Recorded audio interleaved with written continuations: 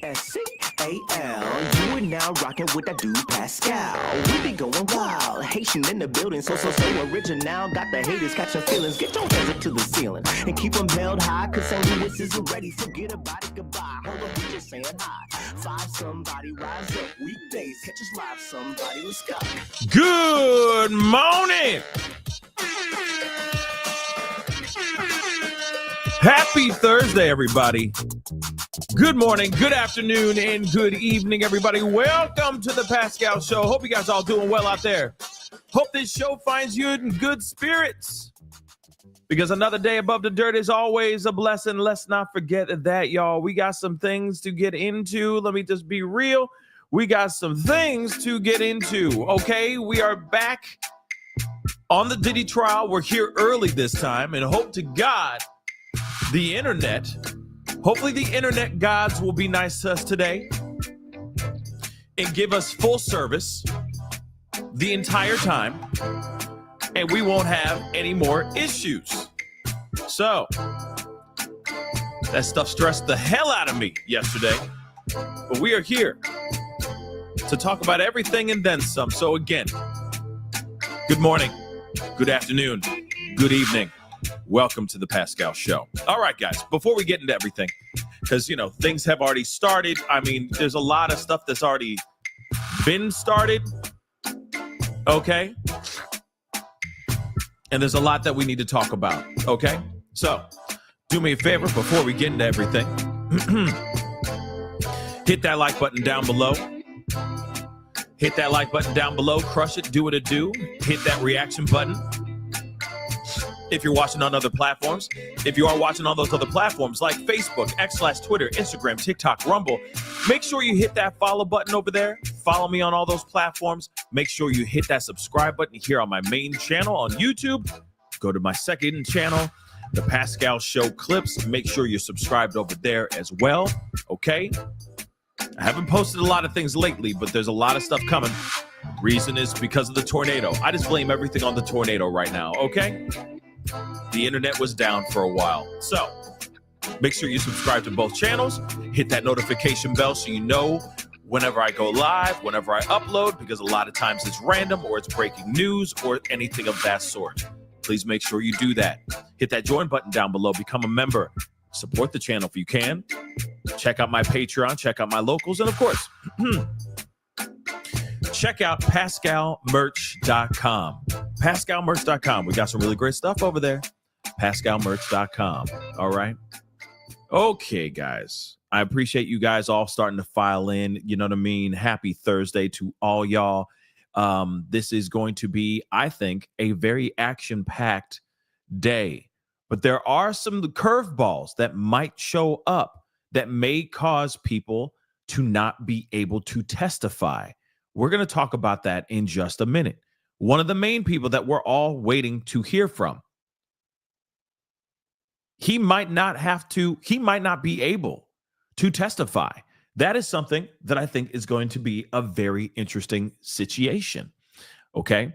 So, yeah, we got to talk about that for sure. But nonetheless, if you guys are a little late to the party, I'll give you guys a quick recap on what happened yesterday. So, there was a Homeland Security special agent that came in. He testified. He continued his testimony. He was basically talking about all the things that they retrieved from Diddy's homes during the raids. There was a lot of substances, a lot of party favors, lack of a better term, lots of lubrication, oils, ointments, etc., baby oil, candles, high heel shoes, lingerie, you name it. He had a lot of stuff, okay? Diddy has a lot of things in his closet. Sorry, guys. That just, see what I'm saying? I just start talking and it's just writing itself. All right? But anyway, a lot of things in his closet that just came out. Literally. You know, we already know about the nut juice on the chesticles. We already know about all that, okay? Which is, that's a little zesty, right? Isn't that zest? That's zestfully clean. I mean, it's not clean. That's really That's just nasty, but it's very zesty, right? That's very zesty. Okay. But other than that, he had a lot of other things, personal items, etc. But one thing is for sure, lots of toys, lots of the lingerie, lots of high heels. Okay. Lots of just different things for these freak offs. And then the other things I just told you about. So he gets off the stand, okay? You can't stop at gets off. You got to finish the sentence because that sounds weird too. But he gets off the stand, okay? And then they bring in Dawn, I forgot her name. Dawn Hughes? I think it was Dawn Hughes. Anyway, they bring her in, they talk to her. And honestly, she never examined, she never cross-examined or anything, not cross-examined, but she never sat down with any of the victims, didn't sit down with Diddy. So she just gave her expert commentary on why victims stay with their monsters, right? Which, of course, I will say this. I think that is a very important piece of information for the jury, because I think a lot of people with the jury are going to look at that and go, well, why would Cassie stay? If she had many opportunities for her to just disappear, for her to run away, why would she stay, right? And I think it explained fairly decently well on why victims stay with their attackers, okay, for lack of a better word or lack of a better term, okay? So I think that was important to hear. But it was interesting when the defense came up and said, so have you analyzed any of these people? Have you done any evaluation on Cassie, any of these victims, anybody, Cassie's mama, anyone in regards to this case? And she says, I have not evaluated anybody.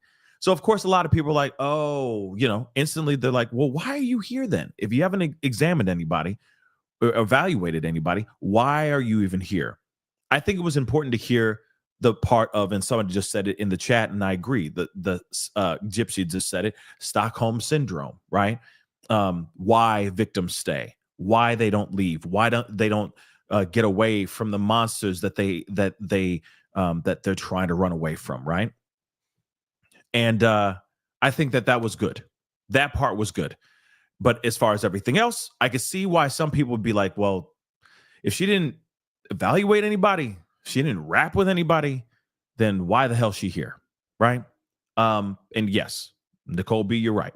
It was a non-bias breakdown, just a very textbook explanation on why victims stay with their attackers. And that's it, right? So still, no matter what, good to hear that information. I'm glad that it was done. Okay. Now, just going back to the special agent guy, just really quick. And I know this is going to make a lot of Diddy going down people, okay, team Diddy going down, okay, or team feds feel some type of way when I say this. Just because they found a whole bunch of bottles of baby oil, Astroglide, etc., throughout his entire home or in various places in his homes, plural, does not mean that is a crime. Now, it's a crime for him to go, and definitely it's a crime for him to have substances, party favors, stuff like that. Oh, let's not forget pew-pews with serial numbers sawed off or, sanded off, right? Or cut out. Those things are bad. But is it really racketeering? Is it RICO charges? That's the main thing. He's not on trial for having, for the possession of these weapons with the, it's not for these weapon charges. They're going after him specifically for RICO and racketeering, which says he has a team of people doing things for him. He has an enterprise, and they're doing everything at his call, in his ruling, right? So I know a lot of people are looking at that and saying, hey, wait a second. Just because he has a whole bunch of lube doesn't mean a damn thing. Doesn't mean that he's out here. Okay. It doesn't mean that he's racketeering. Doesn't mean any RICO. He could get charged for the substances, that he's ingesting that are illegal. He could be in trouble and get charged for the weapons he has in his possession, but that's not what he's on trial for. And that's one thing that a lot of people are starting to push. Wait a second. Is the prosecution really doing their job?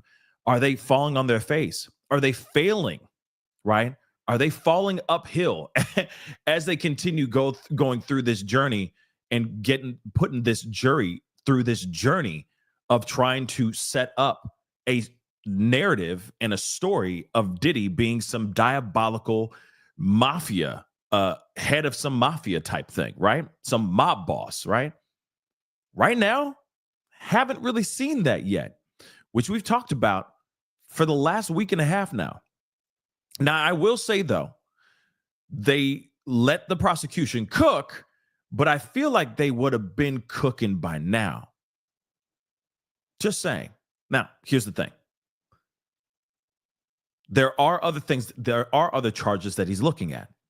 Arson, okay, extortion. Those things are really happening. STing. Now, STing, people are still sitting here saying, well, wait a second. Has he really moved people around? Has he moved S workers across state lines, etc.? From my understanding, from what we heard, at least in a sprinkle so far, he is, Cassie even said they would have these parties in various areas. But it has not been zeroed in on whether or not those people were locals.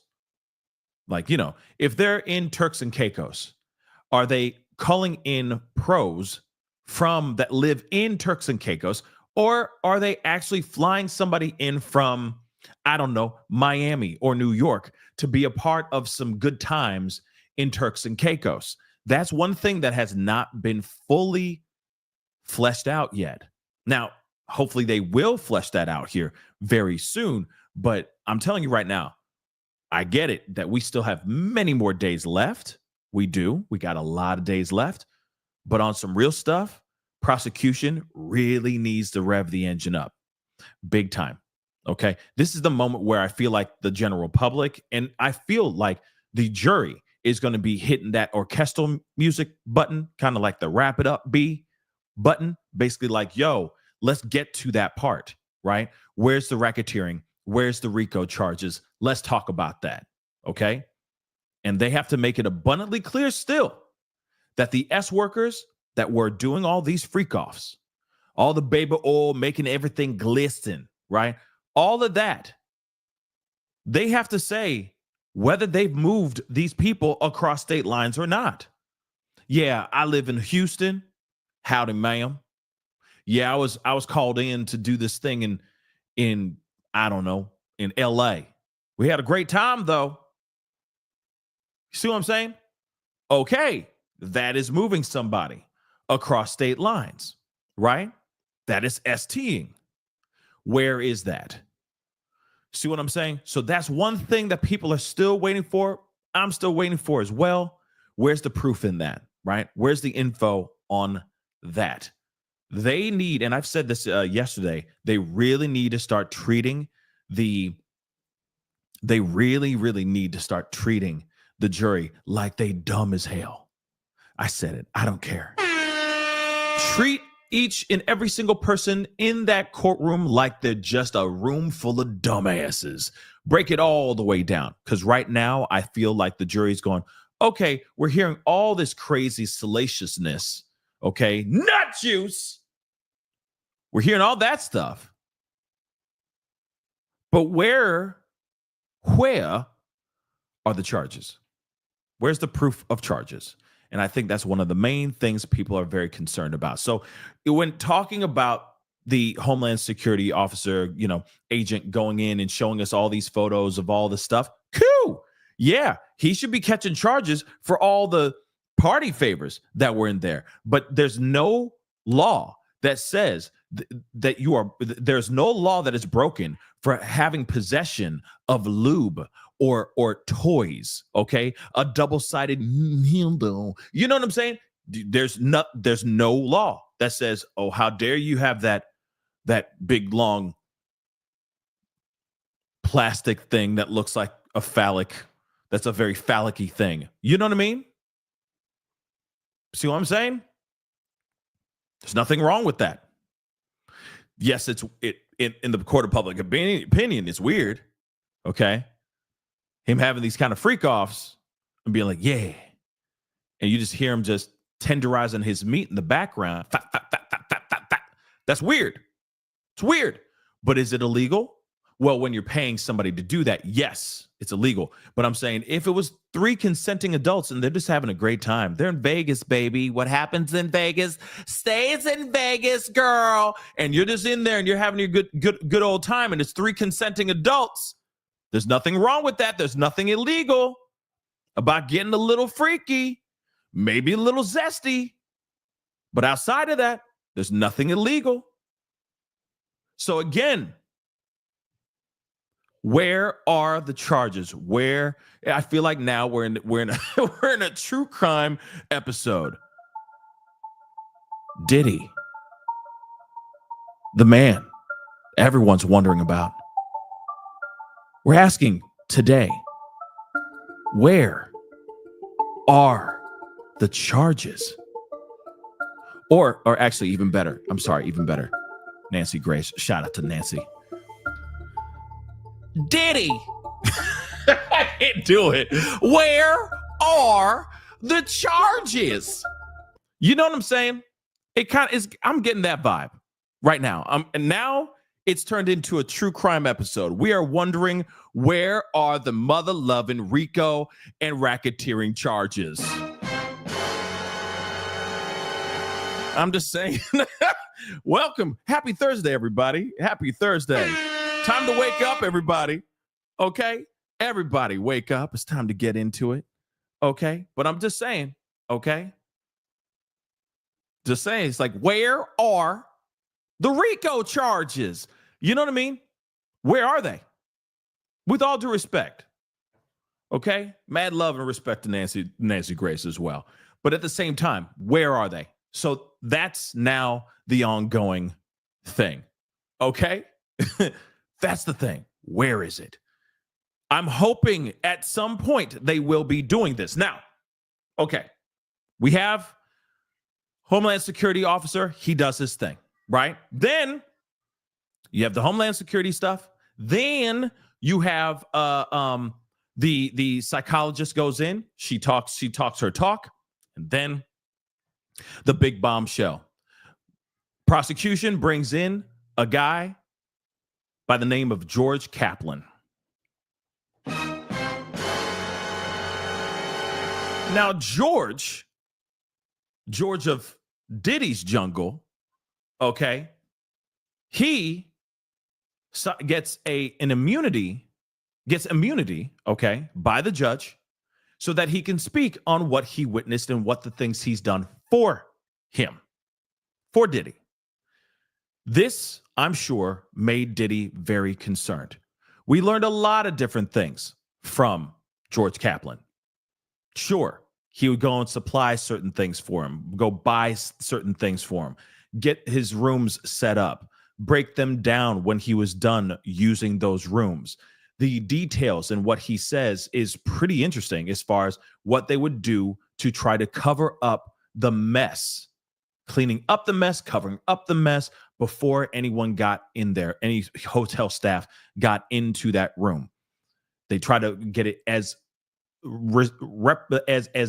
clean as possible before any hotel staff walked in there, because they were concerned about them being like, oh, Diddy was in here, and people taking photos of all the stuff that would be strewn all over the hotel room during these freak-offs. So we got some very interesting things coming from George Kaplan. They didn't finish their conversation with George Kaplan. So they're now doing part 2, day 2 of his testimony right now as we speak. I'm telling you right now, though, unless he says something else, says something more, I'm still waiting to hear about these racketeering things. And also, I will say this too. I want to know why he is so scared to speak without immunity. Yeah, think about this. He walked in, he looked like he wanted to poop himself. Okay? Dude was crappling in his pants. Real talk. Okay? Scared out of his mind. He said, I'm pleading the fifth unless I get immunity. And then he gets immunity. And now I'm going, okay, fine. So then what's the stuff that you're so scared of talking about? And I hope to God that the prosecution, the feds, the government actually ask him questions that would answer my question, right?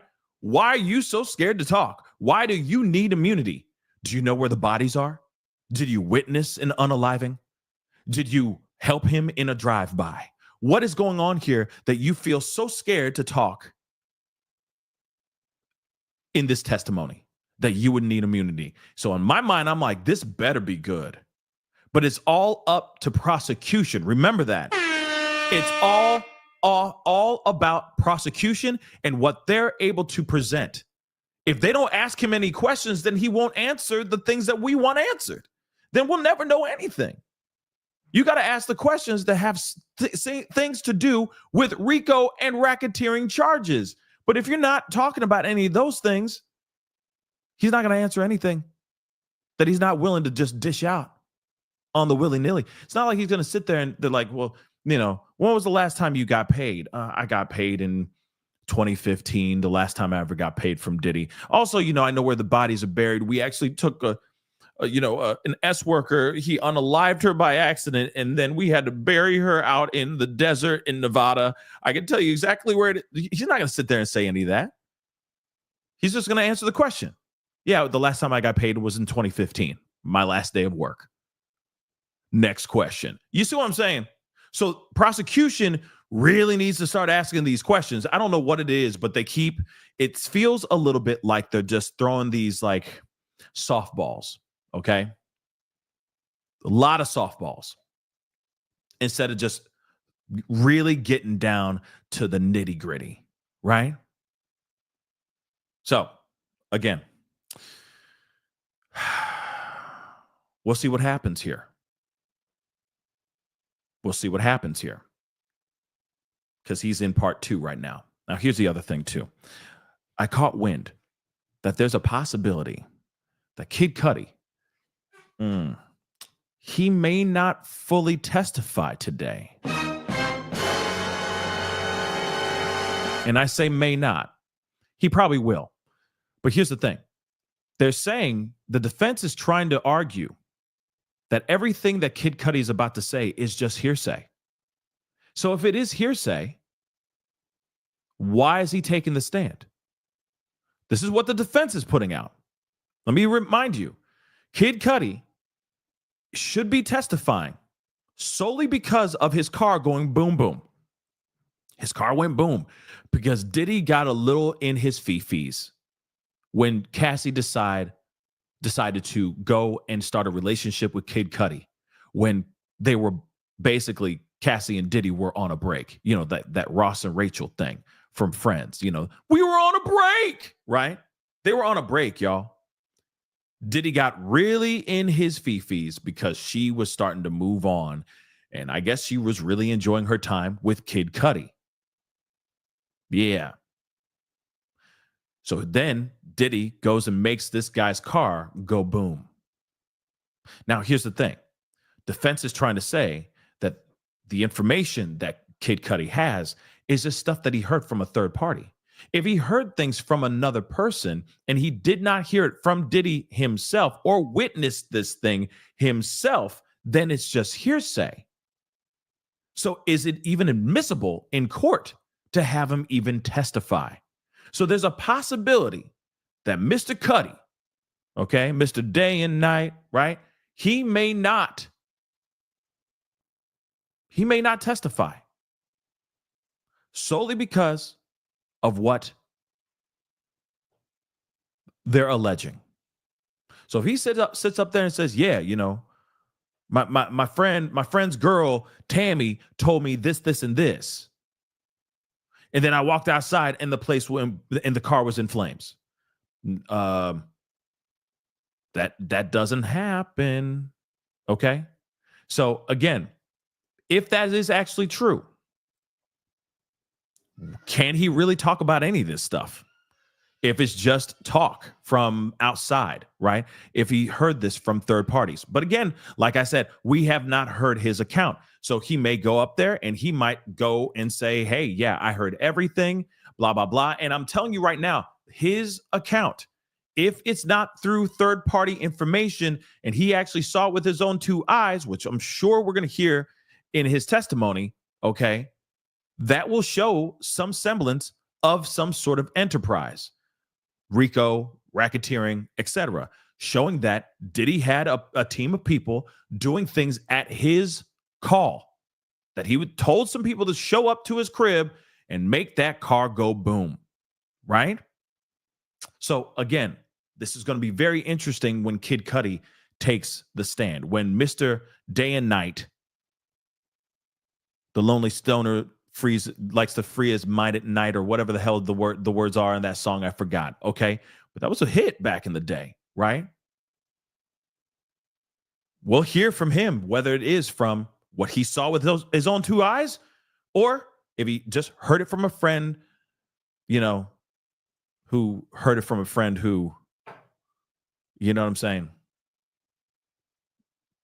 I'm sorry. Trying to throw out another song, but that's an old song. Okay. All right. But anyway, we're going to see what's going on. All right. But then nonetheless,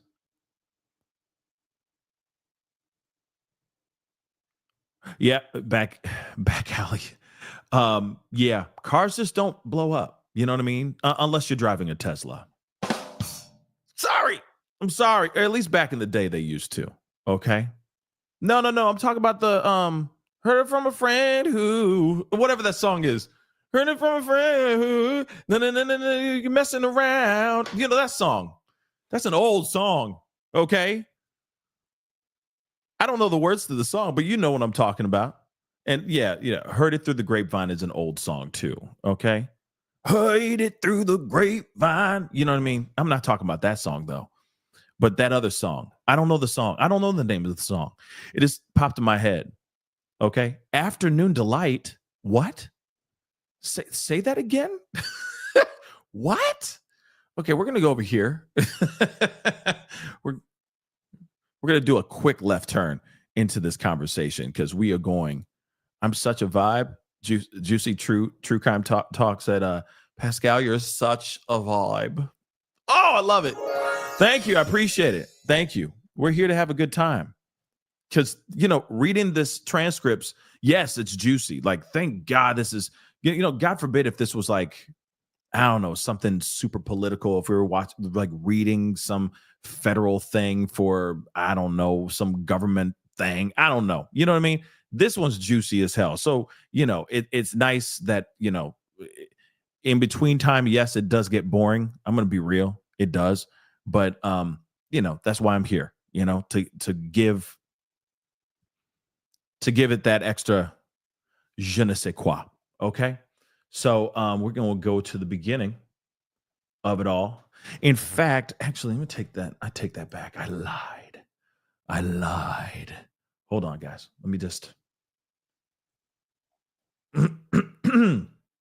Here we go.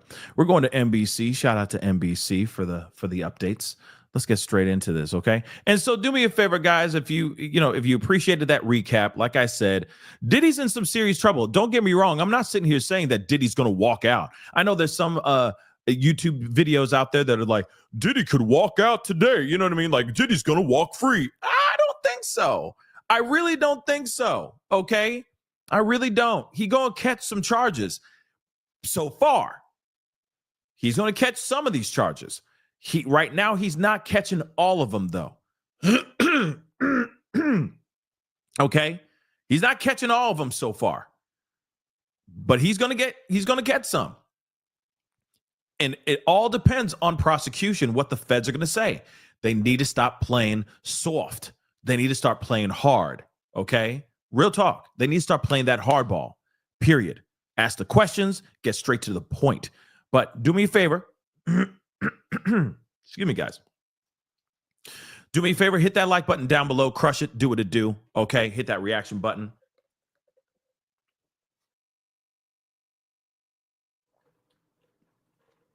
Hit that reaction button if you're watching on other platforms. And of course, subscribe. Okay? Please and thank you. Okay. George Kaplan returns to the stand. Uh-oh. So his former assistant working for Diddy has returned to the witness stand to continue his testimony, and prosecution is questioning him right now. Okay, court is now in session. So isn't anybody seeing this? So former assistant says Cassie cried for help during incident with Diddy on private plane. So George Kaplan, his former assistant, told the court today that he witnessed a physical altercation between Diddy and Cassie in 2015 during a private plane ride to Vegas. So Kaplan testified that he was seated at a table on the plane and that he heard glass shattering behind him. He then saw Diddy standing over Cassie with a whiskey glass, who was on her back with her legs out, trying to create space. So he heard a scuffle as Cassie screamed, "Isn't anybody seeing this?" before hearing more glass crashing, Kaplan testified. The former assistant said he was only 23 years old at the time. He told the court, and security did not intervene. He said Diddy came up to sit at the plane's cabin, but told Cassie to stay in the back, where the bedroom was located behind a partition. So I will say this. This is trash. I feel like that's the worst excuse. It sounds like the worst excuse ever. So you got Diddy attacking Cassie, and Cassie's sitting there going, "Isn't anybody seeing this?" Because, of course, she's getting viciously attacked once again by Diddy. And what is the security and even his personal assistant doing? Not a damn thing. Okay? They're not doing anything. They're not doing anything, guys. Not a damn thing. All right? Now, the other part.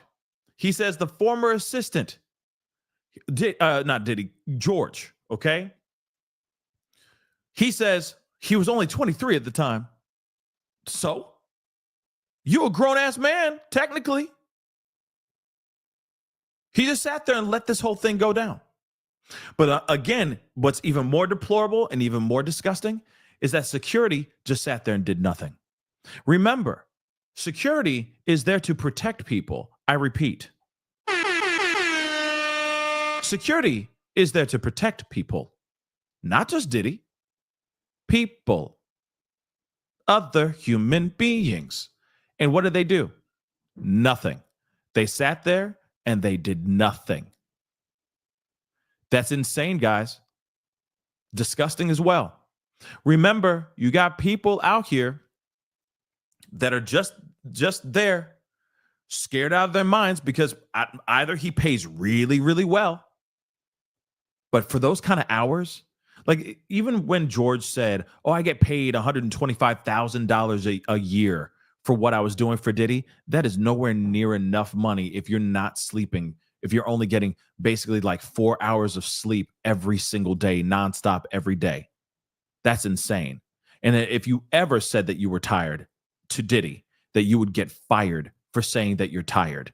That's insane as well. But then on top of that, $125,000 and you're witnessing a woman getting attacked viciously anywhere, including on private planes, flying to God knows wherever they're flying to, right? To Vegas or wherever the hell they're flying to. And you're witnessing things like this. And you're sitting there going, "Oh no, I don't want to do anything because he pays me so well." I'm sorry, I'd quit that job immediately. Okay? No one did a damn thing, guys. Once again, and you can't tell me security, come on, y'all. Come on, y'all. Did nothing, guys. And don't worry, we're going to be looking at inner city press, and and all the information over there as well. So Ventura's bruised face needed immediate attention. So the witness said he once had to rush out of Diddy's home to buy health and beauty items to cover up nasty marks on Cassie's face. So Kaplan recalled in an incident in LA in 2015, another one, by the way, when he said he saw a visibly upset Cassie with markings on her right eyebrow, under her right eyebrow. That prompted Diddy to order him to go to get over-the-counter lotions and other remedies to mask the discoloration, George told these jurors.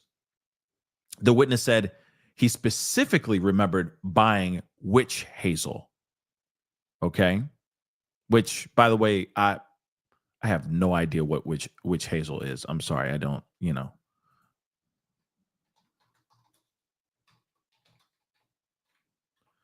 Let's find out. What is it used for?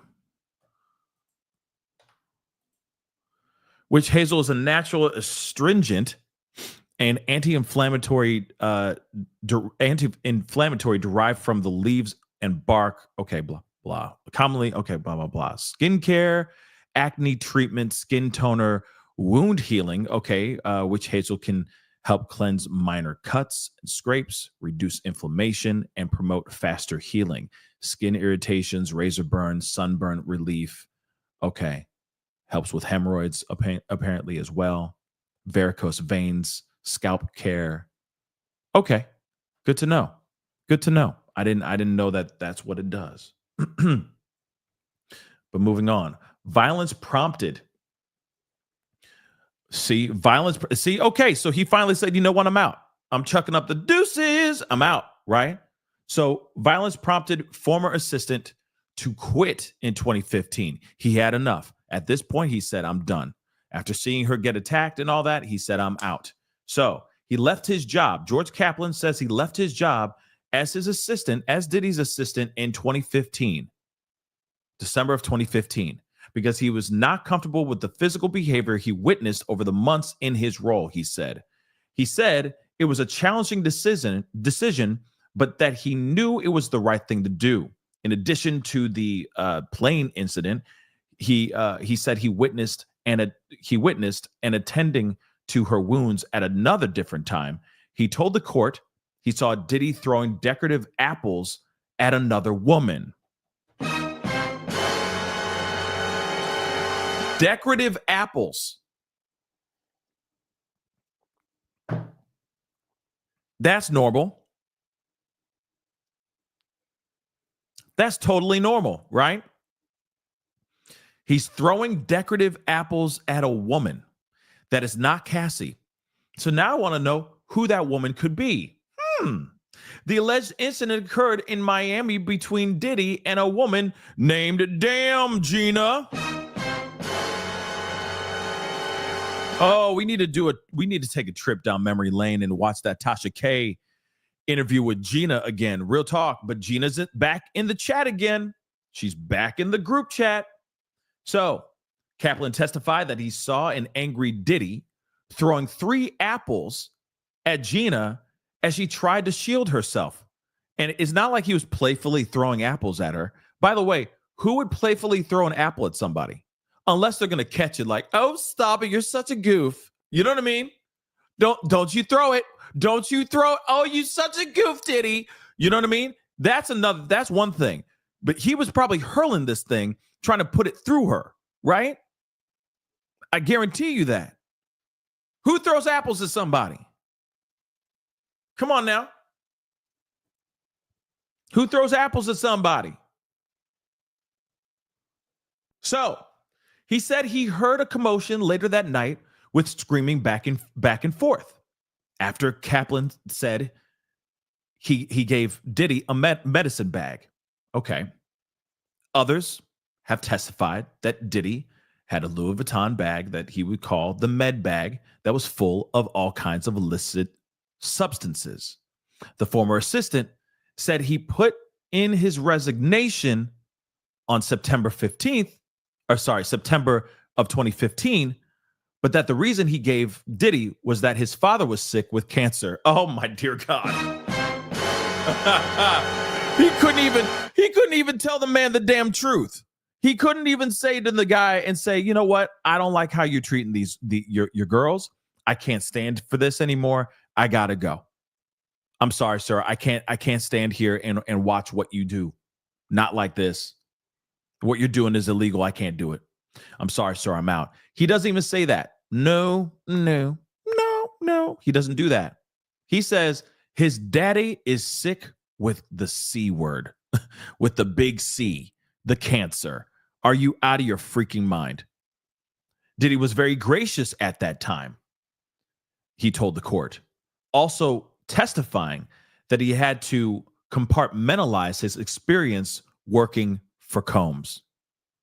Now, here's the thing. We got to break this one down because this is insane. So this Diddy was throwing apples at Gina, one of Diddy's girlfriends or one of his girls, okay? So he saw him throwing apples at Gina, okay? This is after he had given Diddy his medicine bag, his notorious medicine bag, okay? That's filled with all kinds of narcotics. Either Diddy lost his mind because he got hella zooted, or there was a fight over the stuff that was over the fact that he had the bag full of substances or something like that, right? So they're screaming at each other, Gina and Diddy. He grabs apples and starts throwing them at Gina as she's shielding herself. Okay. This was the moment where the straw broke the camel's back for George Kaplan. This is the moment when he said, I'm done.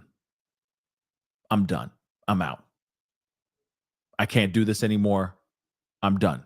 But instead of him going to his former boss and just telling him the truth, he says his dad is sick with cancer. So he straight up lies, not only because he doesn't want to get in trouble, it's also because he doesn't want to get in trouble.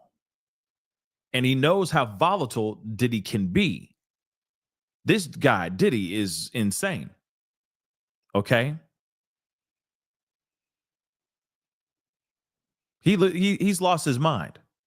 And you remember, his anger, he's very moody. Like violently moody, right? His mood swings are violent. One moment he's happy, one minute he's sad, angry, you know what I mean?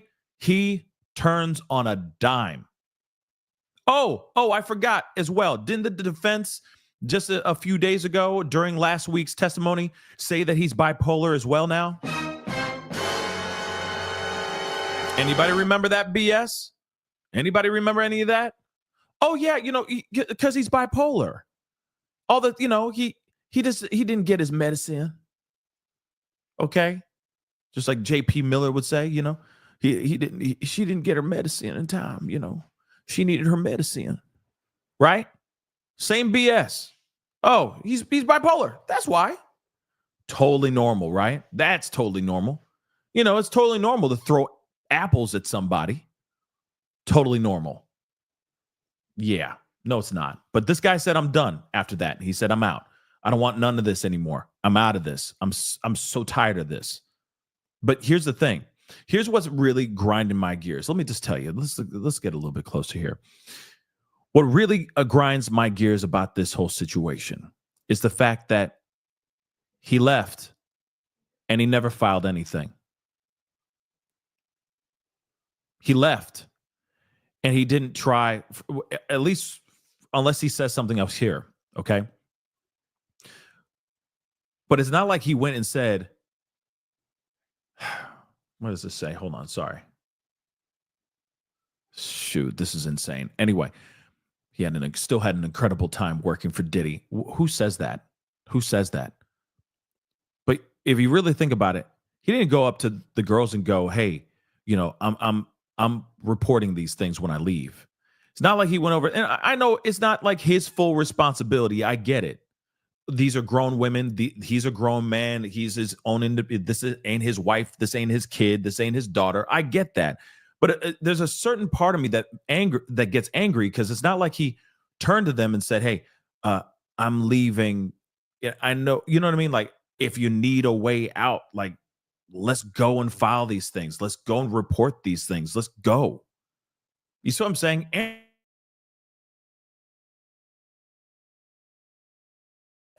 after the whole Suge Knight situation, right? He said, I've had enough. I can't do it no more, right? So again, it's so messed up. They've witnessed all this craziness and they've done nothing. You know what I mean? They got out, but these girls are just there, stuck to endure this type of treatment from this volatile individual. No one came to their rescue. That's so insane, right? Just doesn't make any sense.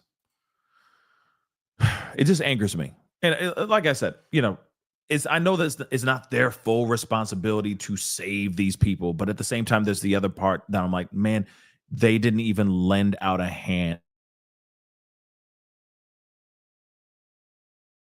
Wanted, and no one stood up to this guy that we know of right now. I'm waiting to see someone step up. You know what I mean? I'm waiting to hear someone go, you know what? We've had enough. Keep your hands to yourself, bruh.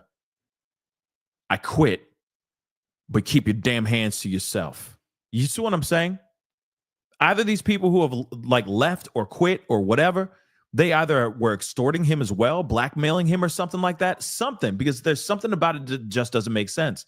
You mean to tell me all these security guards didn't, they just left and that's it? Like, that's weird, y'all. And I get this, the being scared, like the classic ones that said, they were scared of him, Pascal. They were scared. I mean, I get it, but at the same time, why would you be scared of? See, that's one thing that's so weird to me. You are, like, for example, if you're a security guard, bodyguard, whatever, like the person that's hiring you should be intimidated by you, not the other way around. You're the one guarding his body, right? You need to be as intimidating as F, right? So again, it just doesn't make sense. Oh man, I quit, but I'm not messing with Diddy. I'm scared. You know what I mean? No. And I'm not talking about like Gene Deal and the others that have spoken, that have stepped forward and have been speaking out this entire time. But I'm just talking about the other ones because there's plenty of others that make you wonder, why have they not stepped forward and said anything? Or stopped his hand from striking somebody. You know what I mean? Don't do that, brother. Mr. Combs, don't do that. You see what I'm saying? All these people are standing on the other side of the door, listening to Cassie screaming, right? As she's running around the room, dodging him, throwing things at her, or putting his feet or fists on her. You see what I'm saying? That's crazy, guys. That's crazy.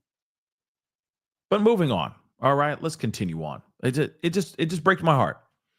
That's all. It just breaks my heart. Hold on, let me just check something real quick.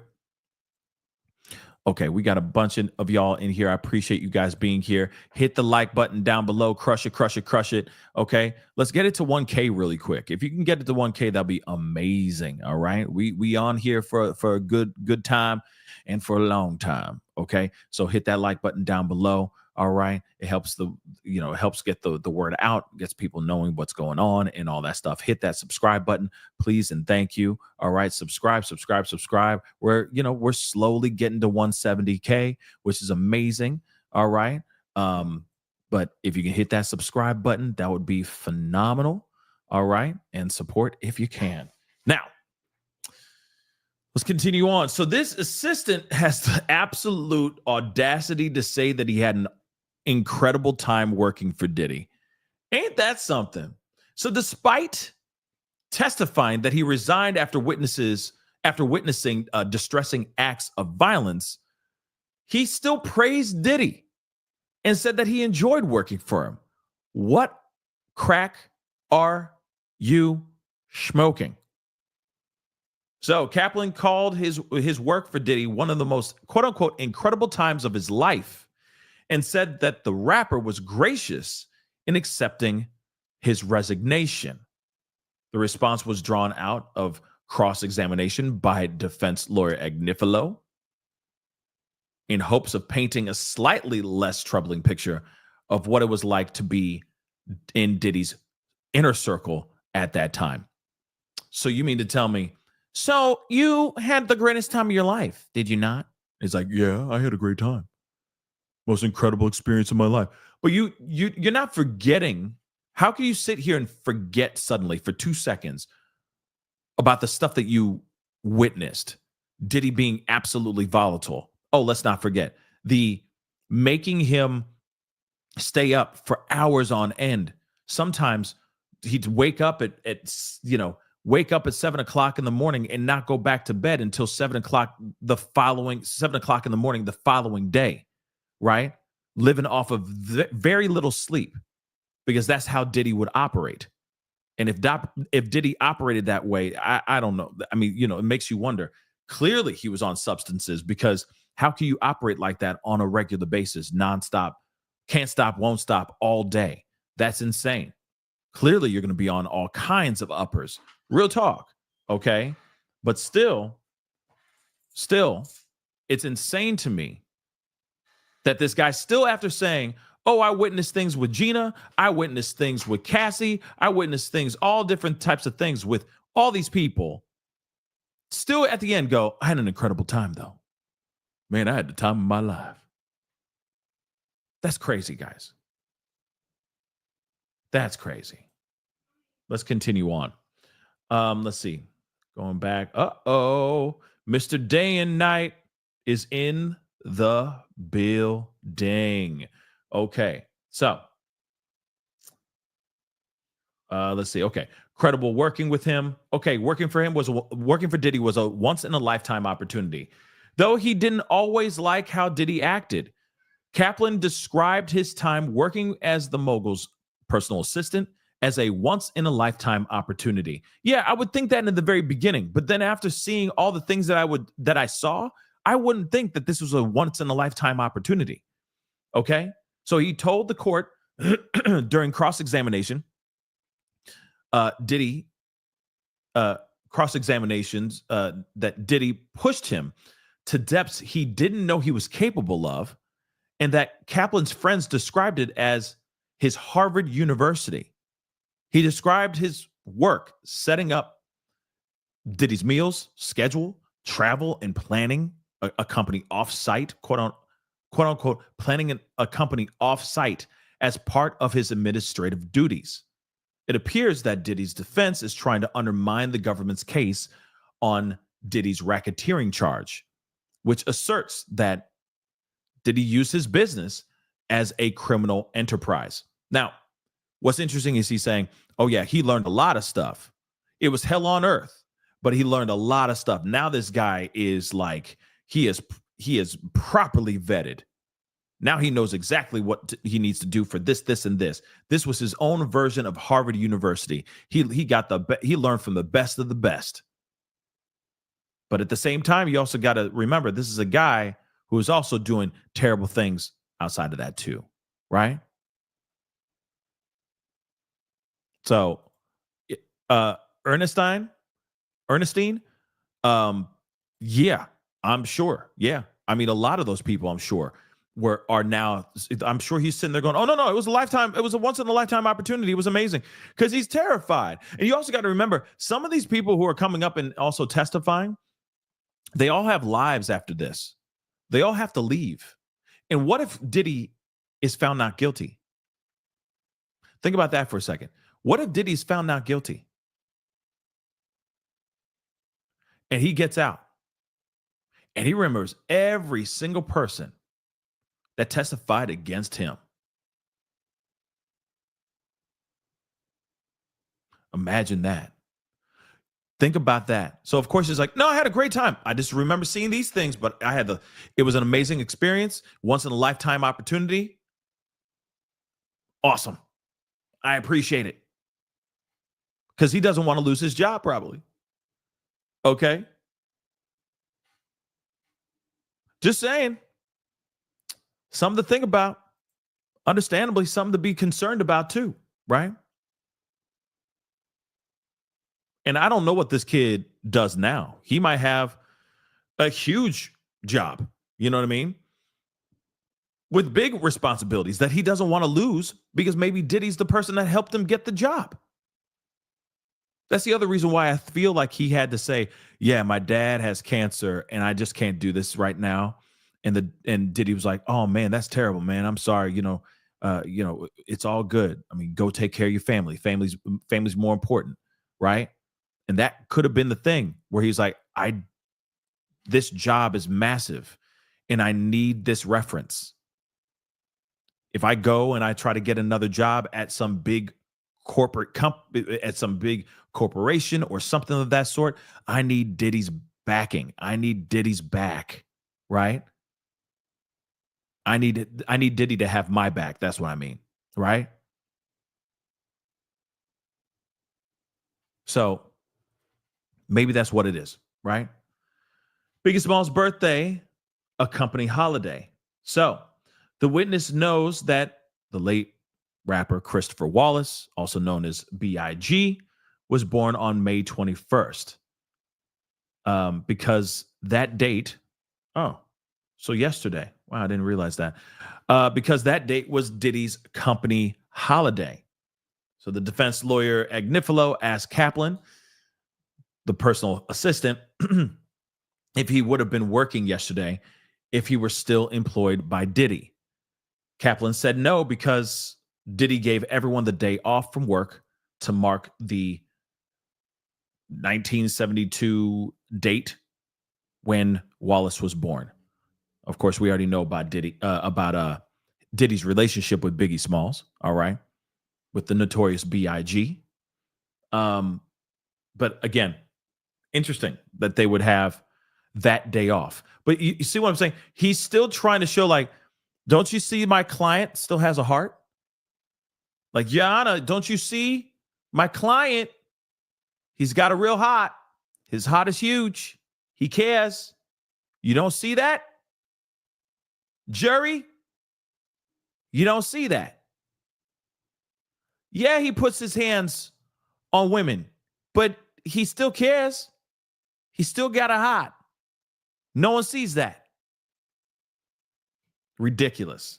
Assistant doesn't remember if he told security about Apple throwing incident. So his former assistant doesn't remember if he told Diddy security about a violent incident involving Diddy pelting decorative apples at a woman.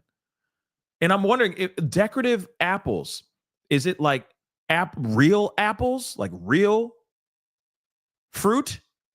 Or are these like made out of styrofoam? Are these made out of glass? Are these made out of like, the concrete? Like, what kind of decorative apples is he talking about? Is this made out of glass? What is he talking about, right? Decorative apples.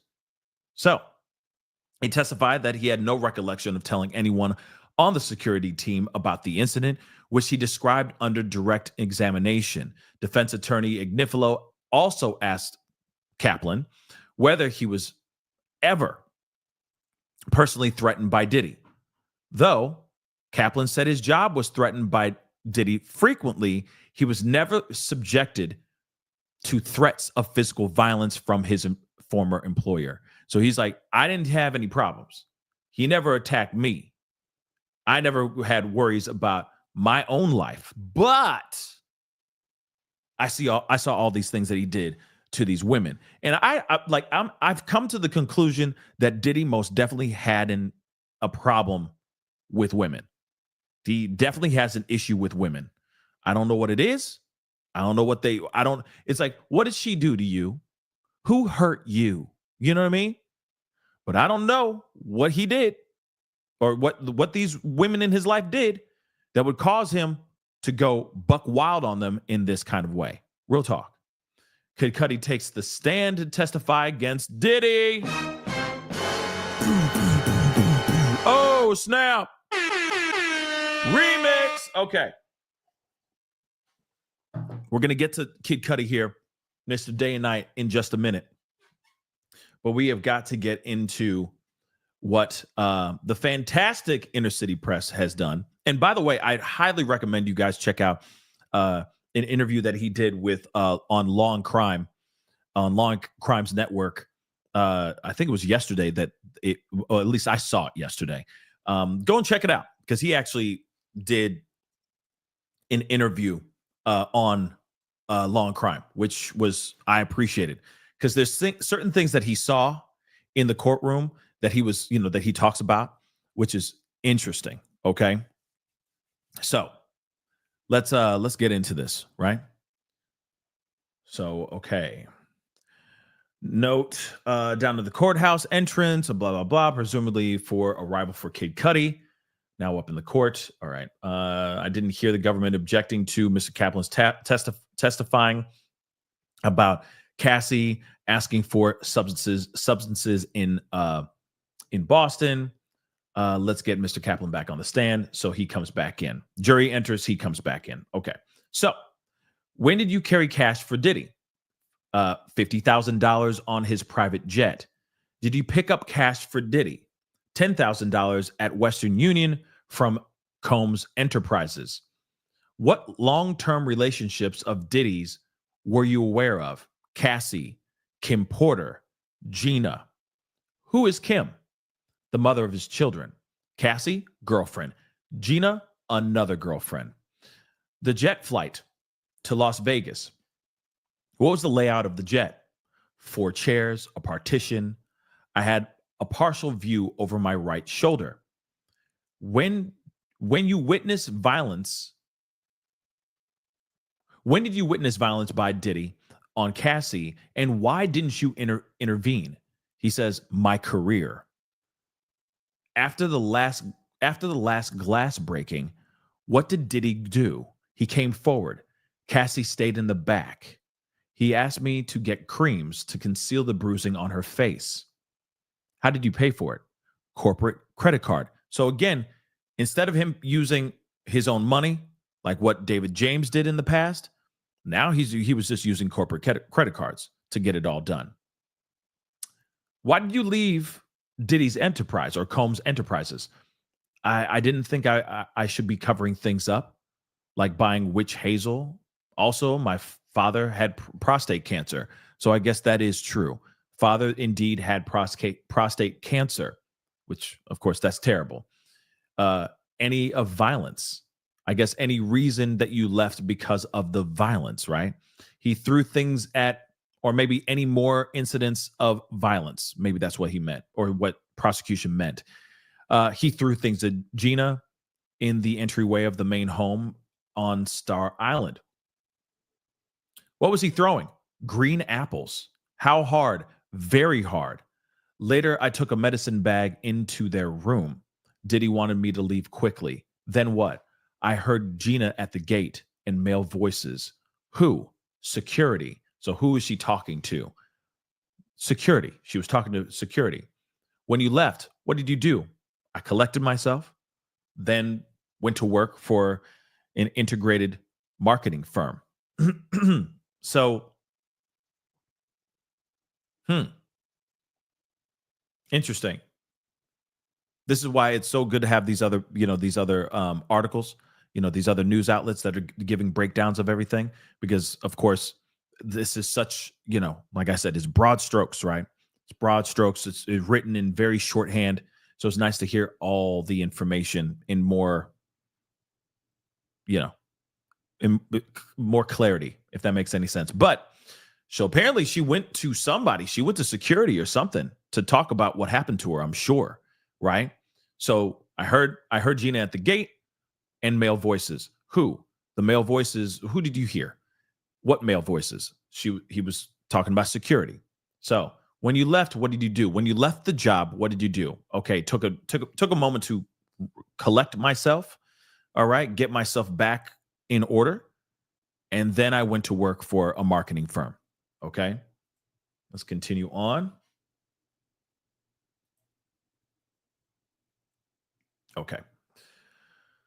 So, why did you work for Diddy's enterprise or Combs' enterprise? This is what cross-examination said. Defense. So, he was an incredible entrepreneur. I have learned from him. So, I learned a lot from him. What did Brian do as COO, ensuring profitability of each unit? I was an employee when Revolt TV launched. So tell me about it. We were on the 6th floor of 1710 Broadway. Everyone was there. It was momentous. Diversity was important to Diddy, right? Specifically for African Americans. What did Blue Flame do? Marketing for Ciroc. What is Diageo? They own Johnny Walker and others. Diddy set up a marketing entity for Ciroc. Your job. What was that again? For example, Diddy would say, we're going to leave the house. He meant 3 to 5 minutes. I had a checklist for the bags and toiletry. It was a bad look in me, or it was a bad look for me if something wasn't there. Is there a binder near you? I can't read that. Okay, so it says, or I think it's like, can you read that? Is there a binder next to you? Can you read that? It says Southern District. Okay, I'm handing you something to refresh your recollection. Take a look at it as long as you want to. So, Agnifilo continues. You ran an offsite training site, I guess, maybe, or something like that, training program. A graduate from Harvard Business School. Also, Kenny Burns. Oh, Kenny Burns is in the chat. Uh-oh. Kenny Burns is in the chat? Okay. Anyway, I remember. You were effective, right? I worked hard. I don't know how you'll answer. Was it good or bad? Complicated. He didn't need to yell at you when you brought 2 waters, right? I worked hard. Okay. Who was Biggie? A huge rapper who unfortunately passed away. Wasn't Biggie's birthday a holiday at Combs Enterprise? Yes. Was it a creative environment? Absolutely. It attracted all kinds of creative people, lawyers, musicians, advertising people. Lawyers are creatives? Okay, that's a new one. But anyway, I'm just playing. I'm playing. You guys are creative too. Okay. Yes, you are. Okay, moving on. A few specific questions. You used a corporate credit card, correct? Yes, we did. How did he pay?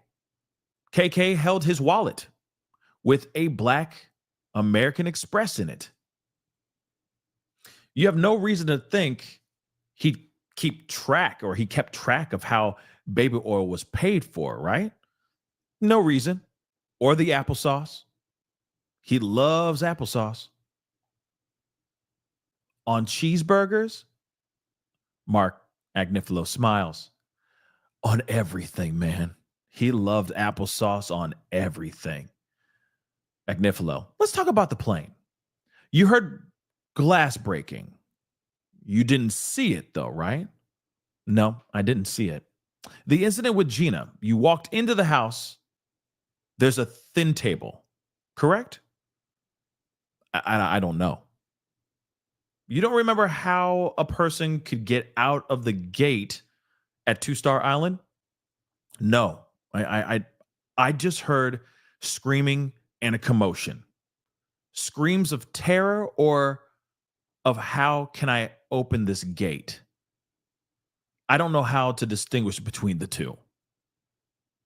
So he threatened your jobs. But did he physically threaten you? No, he didn't. You talked about Kim Porter. How was she different? His respect for her. They had incredible kids. Thank you. When you set up the hotel rooms for Diddy and Miss Porter, there was no baby oil, right? George says, lotions. You express caution about hotels while you clean the room afterward. Hotel staff would sell photos. Everyone wants a payday. Let's go back to that. When you set up the hotel rooms for Diddy and Miss Porter, Kim Porter, there was no baby oil, right? He says, no, just lotions. Now, here's the thing. He said just lotions, y'all. Now, I know a lot of people are wondering and have always been thinking that there's a possibility that Kim Porter was a victim of these freak-offs as well. What if there were certain girls that he had that were specifically for the freak-offs, and then he had his main squeeze, his main girl like Kim Porter, that he wanted to bring babies into the world? That was his main girl. No, she was untouchable. No one messed with her except him. That was his true and one and only. But these other girls, they're out here performing for me. You know what I mean? These other girls here, Gina, Cassie, etc., this Jane Doe that's allegedly going to be taking the stand at some point.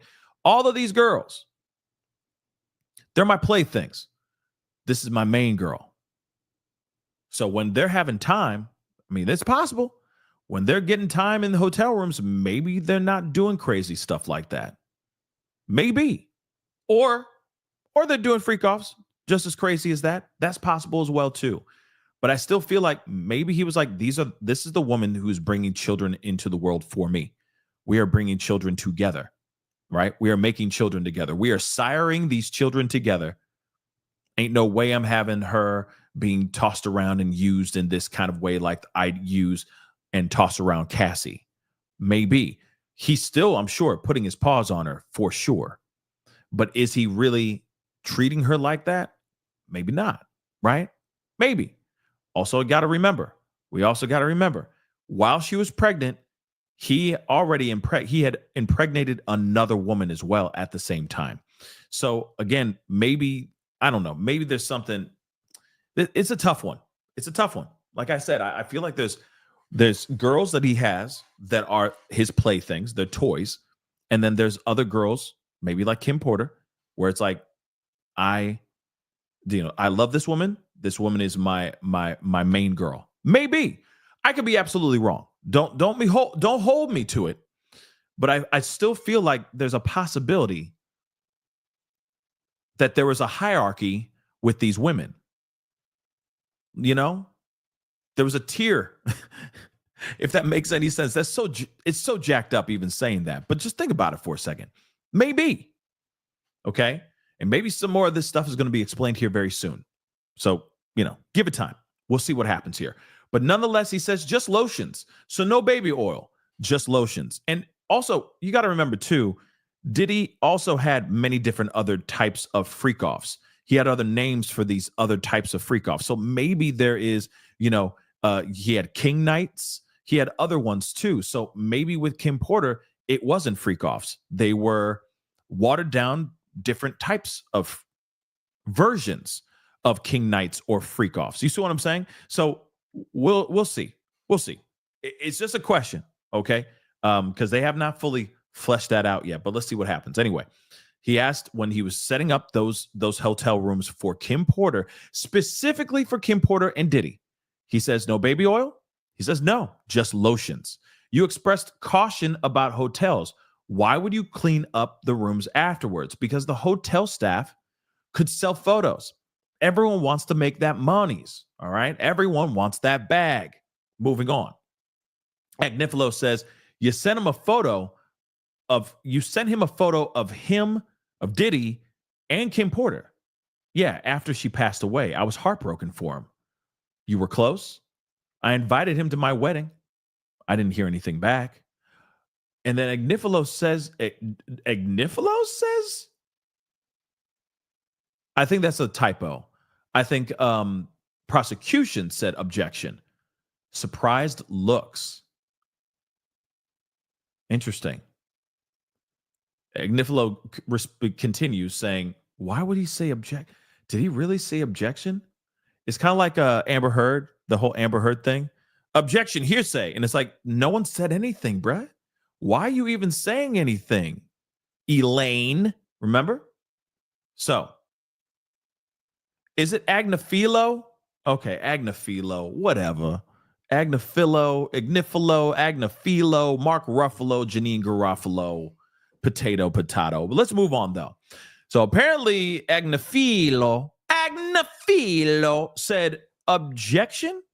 That's a little weird. But anyway, he's surprised looks. So then Agnaphilo continues on. And he says, you respected him though, right? And then, of course, Kaplan says, yes, I did. Definitely respected him. What is this photo of? And they're looking at stuff. And of course, he says, it's me, it's KK, and DIDDY at the airport. He had just got the jet. That's why there's champagne. So he just bought a new jet. They took a photo in front of the plane, and they're having some champagne. Okay, champagne. Anyway, you're happy there, right? No, refresh it. It's that I was glad I found the mascara in the back seat. Huh? Okay, that's weird. Hopefully they'll explain that somewhere. No, refresh it. It was that I was glad that I found the mascara in the back seat. I don't know what that's all about. Moving on, though. Agnaphilo says, they found you and subpoenaed you, right? I had to retain counsel right away. No further questions. Judge says, redirect. Prosecution says, which incidents shook you? The plane with Cassie and the apples with Gina. I felt guilty. I didn't do anything after the incident with Cassie on the plane. But you didn't see any injuries? People can be injured without injuries being visible. The tonality and tension with the apples he threw at Gina, it was just disturbing. It was troubling. You told KK, Miss Coram, about both incidents, right? You didn't just keep that to yourself. Yes, I did tell her.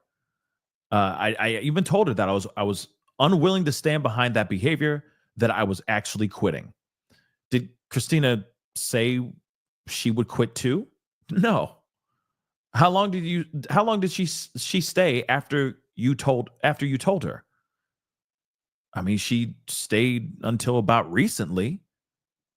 So in other words, she didn't quit. She was can't stop, won't stop until just recently, guys. Right? So then no other questions. So they go to the next witness.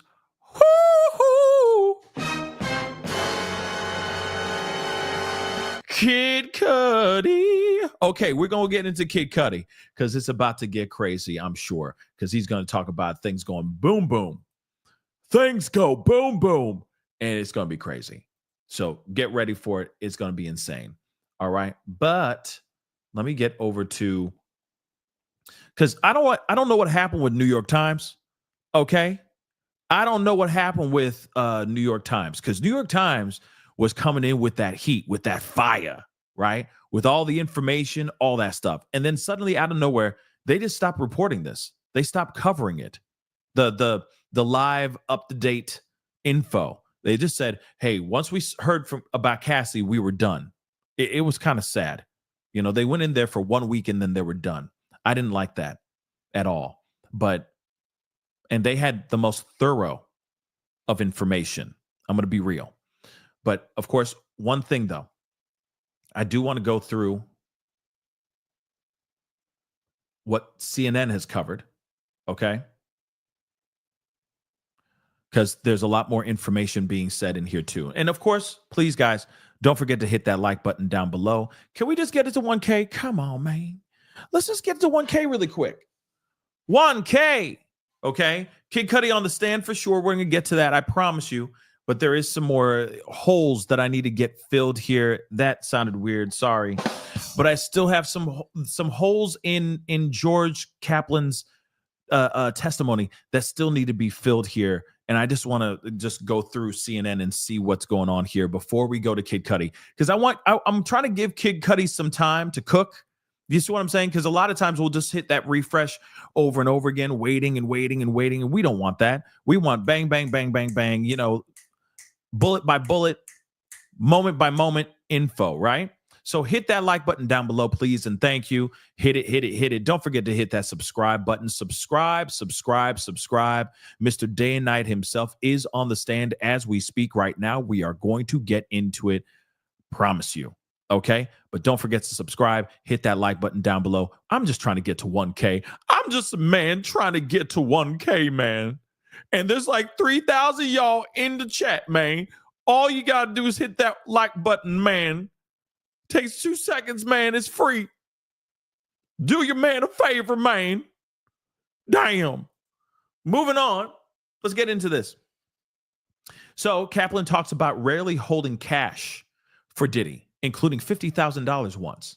So Kaplan infrequently carried cash for Diddy, but one time in 2015, his security staff asked him to hold $50,000 while they were on his private jet. The former executive the former executive assistant to the music mogul testified. Once they landed, he handed the money to other security personnel after they landed. Okay. So Combs also had him get $10,000 cash from Western Union a couple times. Okay. So Kaplan would give the cash to Diddy after he picked it up. Kaplan previously testified that he started at the Combs Enterprise in 2013 as an executive assistant to the chief or to the COO, and then was promoted about 10 months later to Diddy's executive assistant. So the ex-assistant testifies under, we already know about all that, but anyway, he testifies truthfully and allows for this testimony to not be used against me. Okay. He is speaking under immunity. But by the way, what we've heard so far, and they were done with him afterwards. Remember, we did not hear anything really that bad yet. So again, what was incriminating? Him flying with money in his pockets?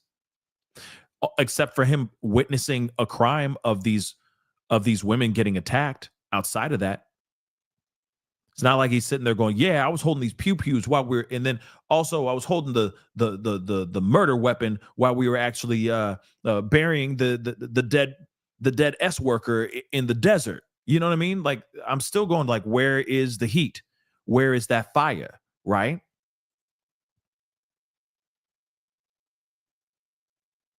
So again, very interesting, but we'll see. Unless, and maybe somebody can explain that to me too. Maybe about the $50,000 or the $10,000 cash via Western Union. Is that a crime? That's something that would be new to me. Getting $10,000 cash in Western Union, getting that wired to you via Western Union. Is that a crime? And maybe I'm asking a very dumb question, but like I said, I'm not a lawyer. I just play one on TV. All right. So Kaplan said he witnessed this Diddy being violent to Cassie, okay, on a private jet. So he said he witnessed Diddy being violent to Cassie one time in late 2015 on a private jet. He testifies he heard glass break, and then when he looked back, he saw that Diddy was standing over Cassie, who was laying on her back with the legs extended up as if she was trying to create space between both of them. So she had her hands and her feet up, trying to be like protecting herself. Clearly, she didn't want to get hit. She didn't want to get attacked by Diddy, okay? She was trying to get as much space away from him. He was holding up a whiskey rocks glass in his hand, okay? So he said he looked away, and a few seconds later, he heard her scream, "Isn't anybody seeing this?" Then Kaplan said Diddy later went to a different area of the plane and told her to stay in the back, apparently in the bedroom where the bed was. Some of his staff, including security and management, were on the plane, but nobody went to check on Cassie, he testified. Okay, there was a tremendous commotion and stumble, and then the glass crashed. That's what he said, okay? And then he said he didn't even call the police about the incident as well after the fact. So he says he saw Cassie with injuries at Diddy's home after testifying about one occasion in which he saw Diddy be violent to Cassie, on a private jet. He talked about another time he saw Cassie with visible injuries at his home. Diddy had called George to come over an intercom system to meet him in the master bedroom, where he directed George to pick up over-the-counter products like witch hazel. This is what George said. George also said he realized that the products would make an anti-swelling agent. To get to Diddy, he passed Cassie, who is crying on the bed with her head in her hands. She had visibly bruising on her face.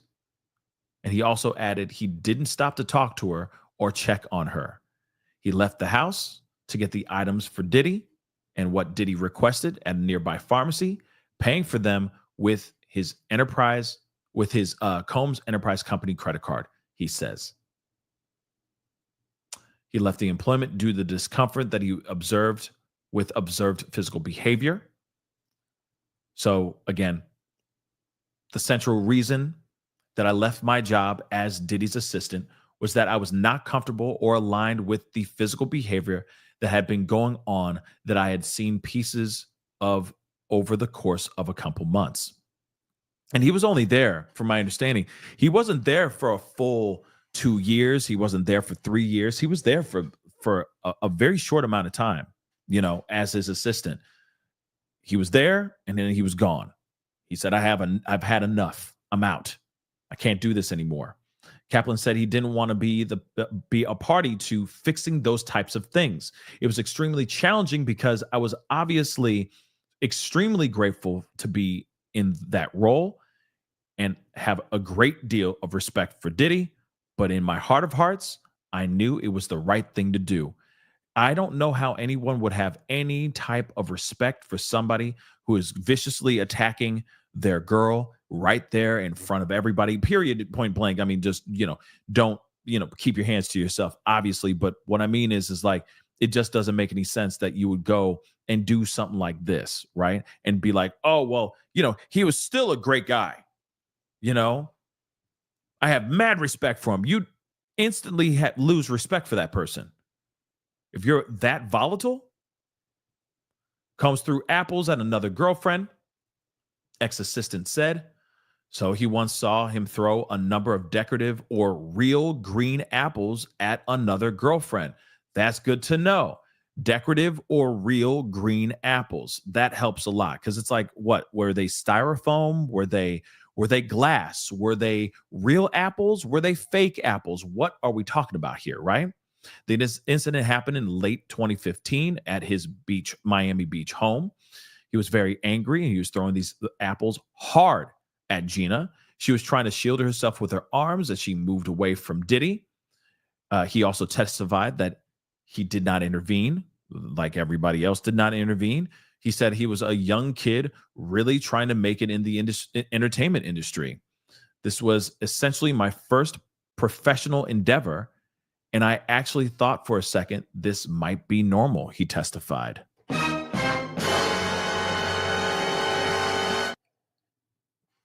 That's crazy, by the way. That is crazy. Kaplan left Diddy's employment after incidents cited father's illness as reason for leaving. So, a former executive assistant to Diddy, all right, he gave notice in September of 2015, and then he finally left in December of 2015. So he spoke with KK, Diddy's former chief of staff, after the apple throwing incident, and also told her about the private jet incident involving Cassie. She was sad and disappointed, she said. That might have been an act. You never know. He said he told Quorum that this was going to be the last straw for me, and I was going to see my way out of this role over a period of time. So George told Diddy that he was leaving because his dad was sick. Diddy was extremely gracious, he said. He said he last saw Diddy before the pandemic. And George kept in touch because I liked Mr. Combs and wanted to continue having a relationship with him. What's interesting about this, excuse me,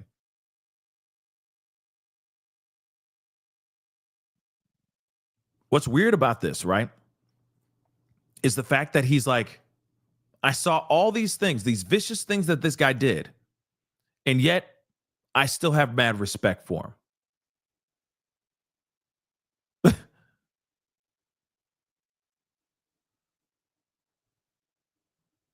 You know what I mean?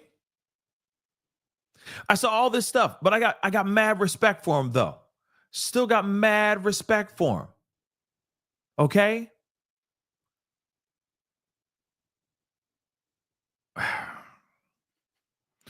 You know what's wild to me is what people will do for fame, what people will do for success. These are all people that will sit here,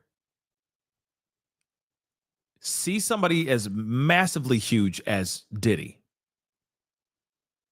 and instead of doing the right thing, which is like reporting it, stepping in front of Cassie, in between them, between him and Cassie, or stepping in between him and Gina and saying, yo, what the hell are you doing? Stop. Right? Instead of doing that, they look the other way. And then even after that whole experience, one of the main reasons why you resigned from a job that you wanted so badly, you suddenly forget all those things and say, oh no, it was an amazing experience. It was a once in a lifetime opportunity. It was an incredible time working for Diddy.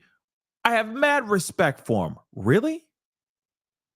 You witnessed him doing these things and yet you still have mad respect. What are you on?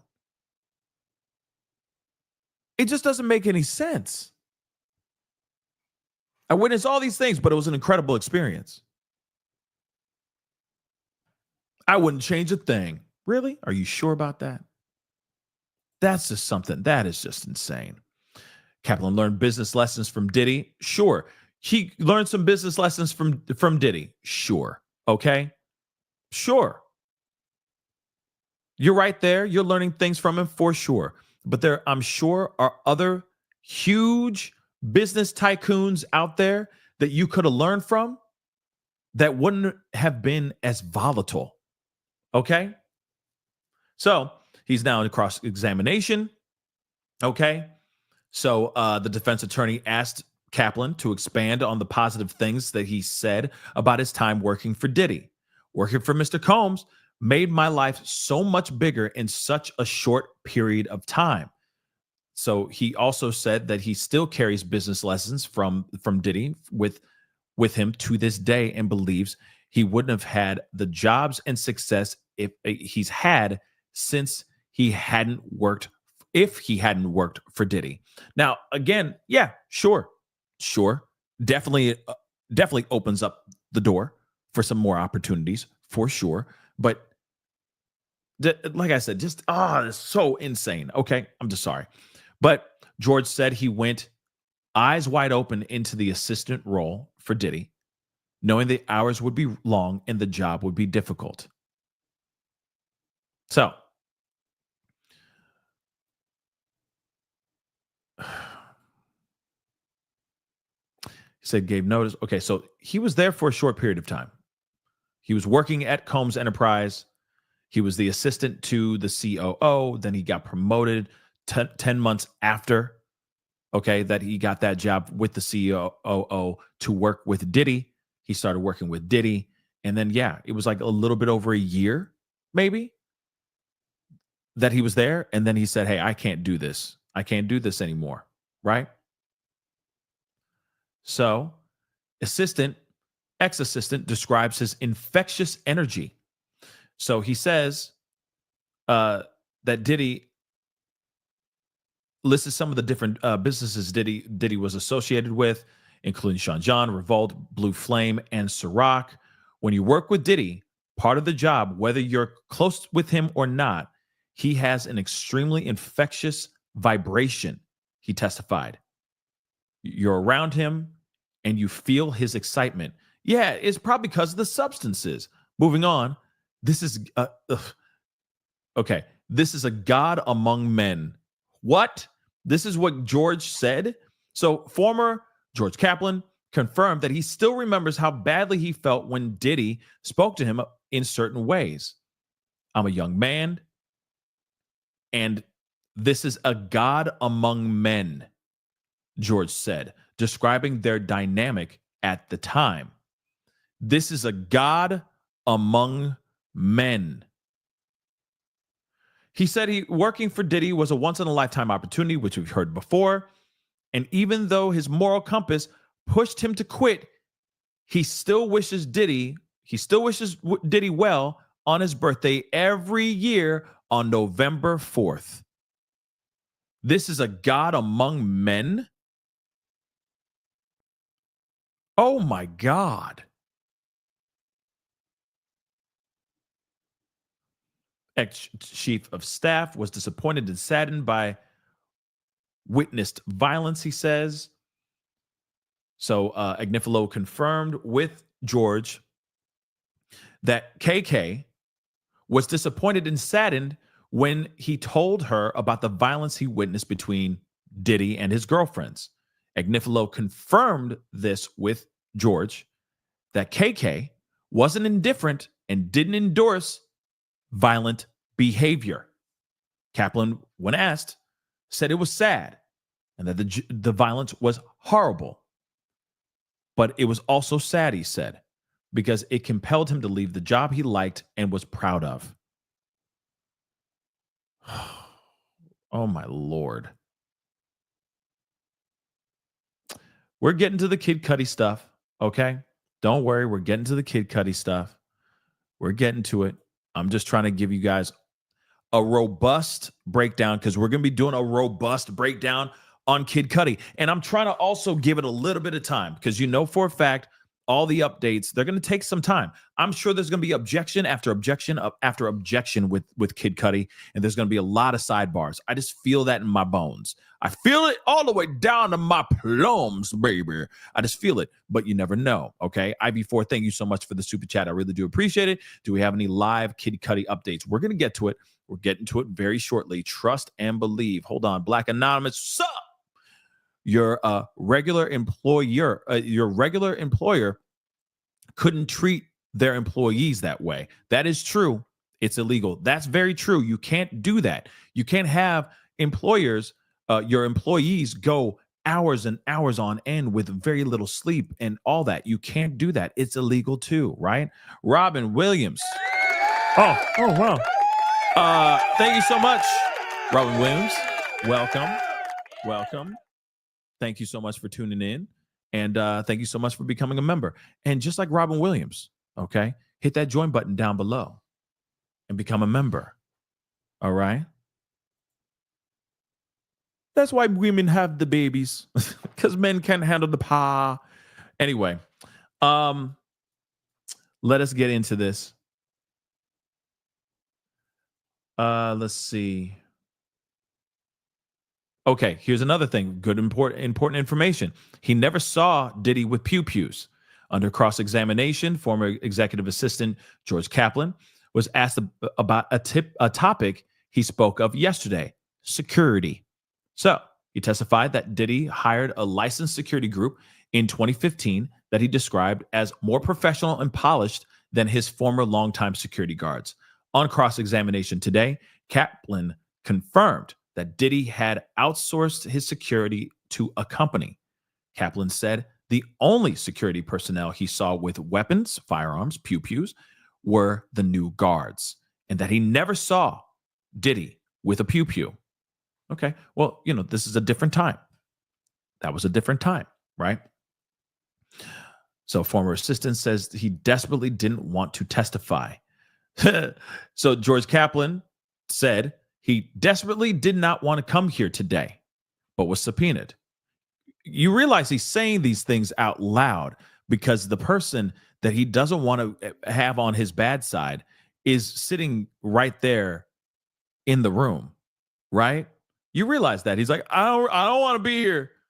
And he's looking right at Diddy, I'm sure. I didn't ask to be here. I was subpoenaed. I don't want to be here, man. Okay, you understand? I like my job. I don't want to, and I don't want to lose my life. I was asked. I was subpoenaed. I got one of those subpoenases. I was made to be here. That's what he's doing. He's scared. Absolutely, he's scared. Come on, y'all. Man is just shaking in his booties. Why? I don't care about, and just like that, I don't care about Sex in the City. Moving on, guys. We got Kid Cudi stuff. We're going to get straight to it here, too. Hamburger. It's going to be crazy, guys. Okay. Wait, hold on. Yep. So one thing he said, the incident, one last thing, and then we're going into Kid Cudi. All right. The plane incident and the Apple incident shook Kaplan tremendously, he said. During the cross-examination, he said, well, I guess he is finished and prosecution is now back up for redirect. When asked by prosecution, Kaplan said the plane and Apple incident shook him tremendously. Prosecution asked why the plane incident in which Kaplan the plane incident in which Kaplan said he witnessed this violence between Cassie and Diddy in late 2015 on his private jet shook him up if he didn't see injuries on Cassie afterward. He said, in my heart of hearts, I told myself I knew what was happening, and I felt an element of guilt to not be stopping it. So people can be injured all the time without injuries being visible. That's very correct. The Apple incident, okay, between Diddy and one of his other girlfriends scared him as well. The tension had anger in the room. The tension and anger in the room was scary. And I had never seen or been a part of anything like this. So prosecution returned the conversation. Kaplan says he had about the incidents I guess the incidents that he had. He returned to the conversation Kaplan says he had about the incidents with KK. All right. I think the words I used was, I was willing to stand by this behavior. He said his understanding was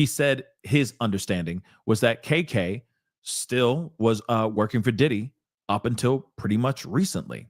Okay. So we're going to get straight into Kid Cudi. All right. This is going to be interesting. Kid Cudi's stuff is going to be, I'm sure, crazy. All right. Time to get into the Kid Cudi. Oh, my damn. All right. So, again, let me get some water here really quick.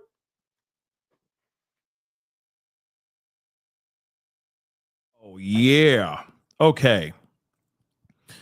Oh, yeah. This is going to be interesting. So, Kid Cudi takes the stand to testify against Combs. So, Scott Miscudi, or Miscudi, maybe? Miscusi, but known as Kid Cudi, has taken the witness stand. The rapper had a brief relationship with Diddy's former girlfriend, Cassie, in December of 2011 that prompted a threat of violence and blackmail from Diddy. She testified last week.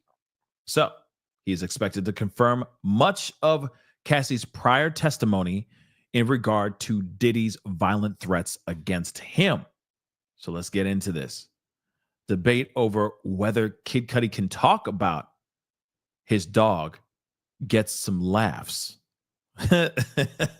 What? Earlier this morning, before the jury was seated, the attorneys had some humorous debate over whether Kid Cudi could testify about his dog's behavioral changes after the 2011 break-in at his home. First off, dogs acting weird now, like they ain't the same no more, man. My dogs ain't the same no more. But then on top of that, the break-in into his home. So his home was broken into. Huh? Defense attorney Brian Steele told the judge that the government wanted Kid Cudi to testify that his dogs were traumatized after being put behind a closed door in December of 2011. Prosecution argued that observations about the dog are relevant to the break-in. He's not going to testify to what the dog thought, the judge said, eliciting laughter from the courtroom. Kid Cudi can testify about the dog, the judge decided, but only in broad terms, as Johnson noted that the dog is, quote unquote, no longer with us. Oh, in the arms of an angel. You know what I mean? God bless you. R.I.P. Fido. Moving on.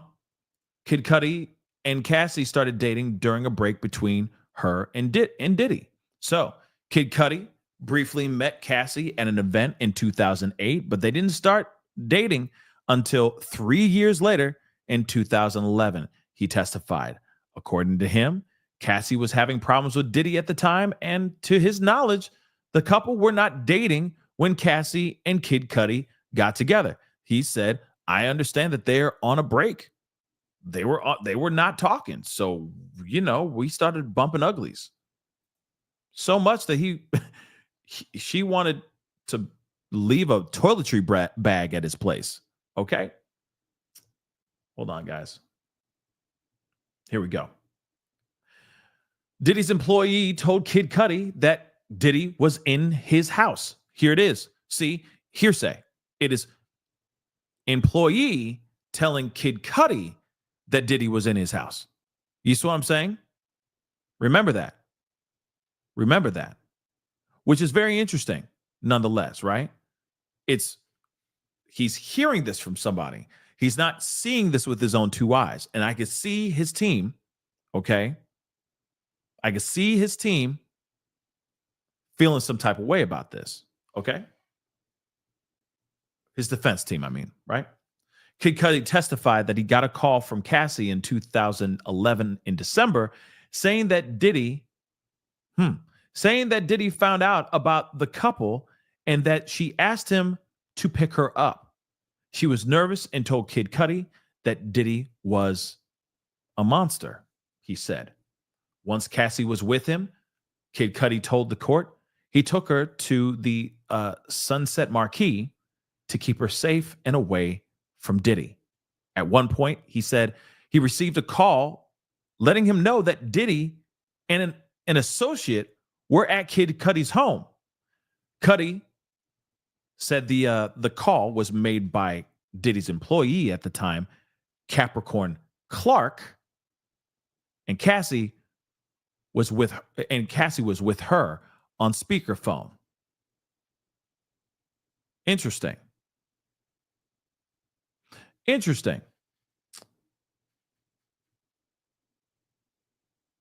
Wait a second. So she calls him on December 2011, right? Saying that Diddy found out about them and she wanted to be picked up by him. She was nervous. She told Kid Cudi that Diddy was an absolute monster. So once Cassie was with Kid Cudi, and this is what he told the court, he took her to Sunset Marquee to keep her safe and away from Diddy. So then they say at one point he said he received a call letting him know that Diddy and an associate of Diddy's was at Kid Cudi's home. Kid Cudi said that the call was made by an employee of Diddy's at the time, which is Capricorn Clark, and hopefully she's going to be testifying here soon. And Cassie was with her on speakerphone. That's a little. I'm a little confused about that, but nonetheless,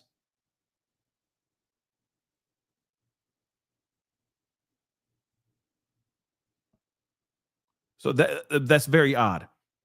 But nonetheless, Diddy was at his crib, so they went somewhere else to keep her safe and keep her away from Diddy. and not his actual home, if I'm correct. Then Diddy goes and shows up at Kid Cudi's house, okay, with an associate, and Capricorn Clark is the one that called to let them know that Diddy was at his crib with an associate. Okay, so that is a little weird, but that is still, it's weird and it's weird, okay? So Diddy allegedly broke into Cudi's home. So Kid Cudi recalled how angry he was when Diddy allegedly broke into his home in the Hollywood Hills. So Cudi said Diddy was remarkably calm when he called to confront him. He said, "What's up?" I said, "Mother effer, are you in my house?" He said, "I am here waiting for you," Kid Cudi testified. But that's interesting. Diddy did confirm on a phone call with Kid Cudi, so that's not really hearsay anymore. He said, "What's up?" I said, "Mother effer, you in my house?" He said, "I am. I'm here waiting for you." Come on now. That's not hearsay no more. He's on the phone with somebody, and that guy's admitting, "Yeah, I just did a little B&E. I just did a little breaking and entering into your crib. Yeah. And I'm waiting for your ass." He told the court he wanted to fight Combs, but reminded himself that he didn't know who Combs might have with him. True. If Diddy was out there at his crib with another person, and dude is sitting there going like, "I'm here waiting for you, baby. Where you at, man? Come on, homie. Come on. You gonna go and try to stoop my girl? You stooping my girl? How dare you stoop my girl? That's my girl, man. I'm here. I'm in your crib. Yeah, man. I'm waiting for you, bro. Let me know when you here, bro. Pull up." That's crazy. and Kid Cudi's like, "Man, I am about to beat his." Wait a second. He got somebody with. I don't know who that person is. I don't know who he's with. Apparently, he's with somebody. I ain't with. I'm good. I am good. Good. I'm gonna stay over here at this hotel, and I'm gonna chill. Do whatever the hell you want to my crib. I'll be right over here. Thank you very much. God bless you. Okay. Moving on though. Molotov cocktail set Kid Cudi's car on fire.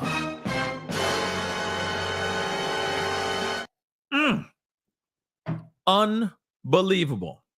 Kid Cudi's car caught fire in his driveway one day in 2012 while Cudi, my good God, said he was about 45 minutes away from home. So there's not much he can do about that.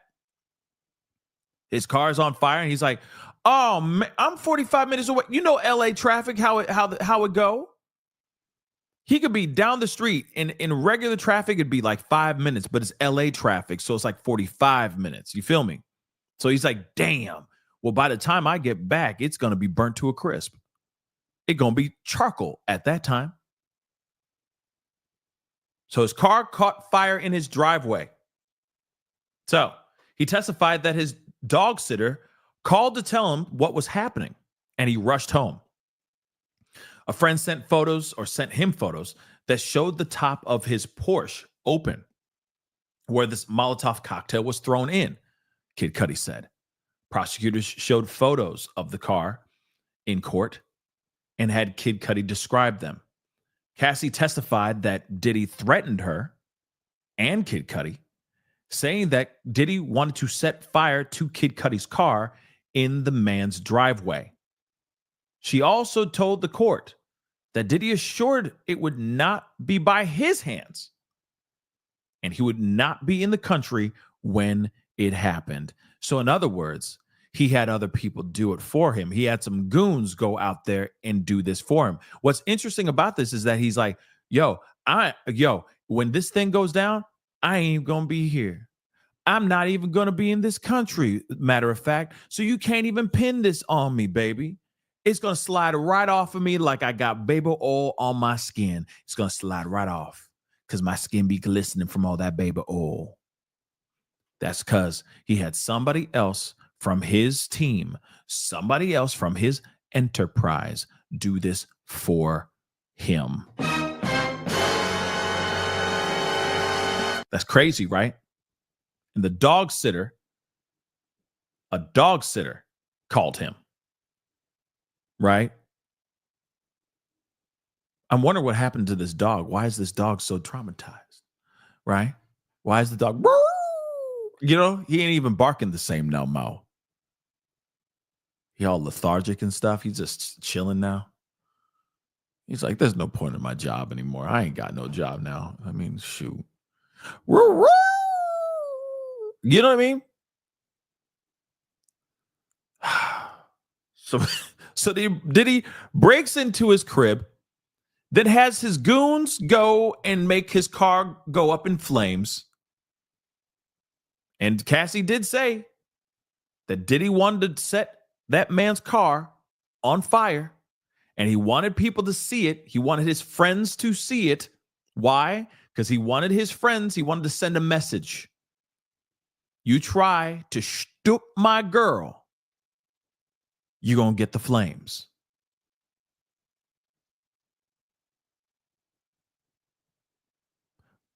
But he's even more diabolical because he wasn't even in town when this whole thing went down. And I'm sure Kid Cudi gets along with a lot of people. So why would suddenly, out of nowhere, somebody go over there and just set his car on fire just for ish and giggles? No. Diddy was in his fifis, and he said, I want everyone to understand to never touch my girl. She's mine. Okay? Just a quick reminder. Just a quick reminder. I'm still a savage. Whatever I want, I get. Whatever I want, I fucking get. Remember that? Little trip down memory lane. Yeah. Anyway, moving on. Combs calmly listening to, Kid Cudi's testimony. So Diddy appears to be calmly taking in Kid Cudi's testimony without showing much emotion. At times, he sat back in his chair at his defense table with arms and legs crossed, while Kid Cudi described wild confrontations with the defendant. Diddy wore we don't really care. He's wearing the same stuff he's wearing every day, looking like a black Mr. Rogers neighborhood. Okay, let's move on. Kid Cudi is comfortable and matter of fact in his testimony. So Kid Cudi doesn't appear to be nervous or stressed at all on the witness stand, answering questions with a very matter of fact tone. The rapper seems comfortable, and is speaking in a conversational manner as he relays his past interactions with the diddler.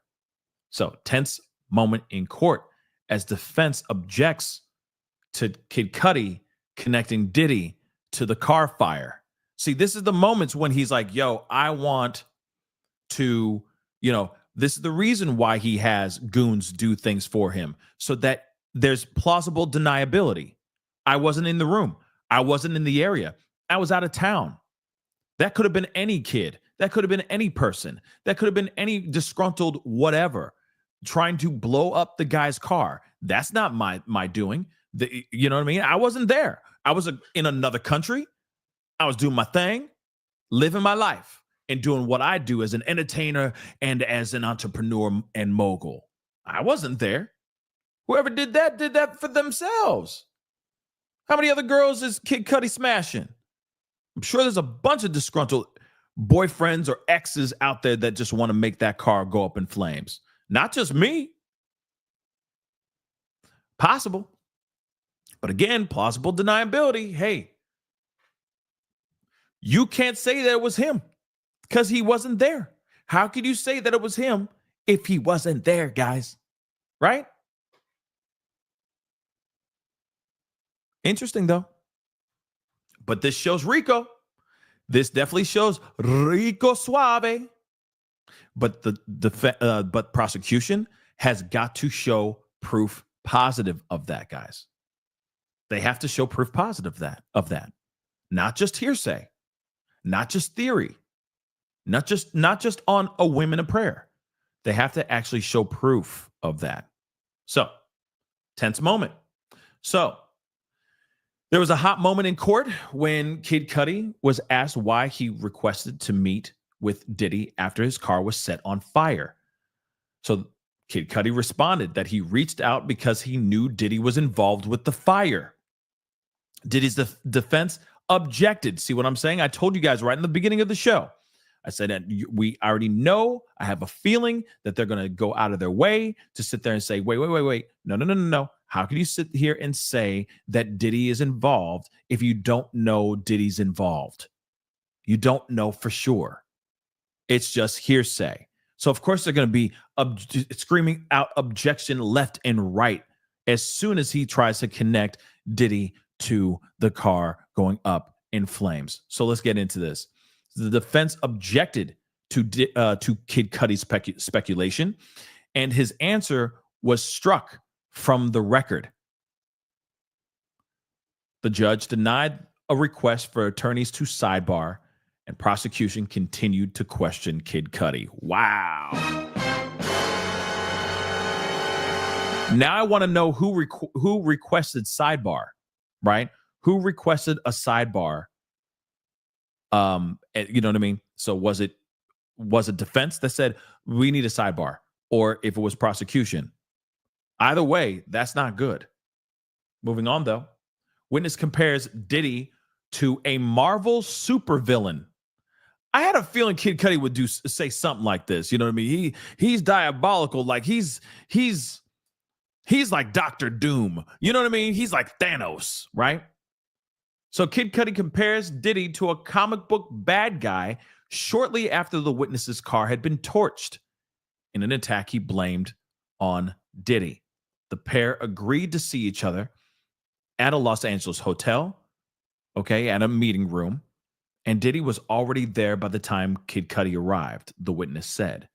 Combs was calmly looking out the window with his hands behind his back, looking like a Marvel supervillain.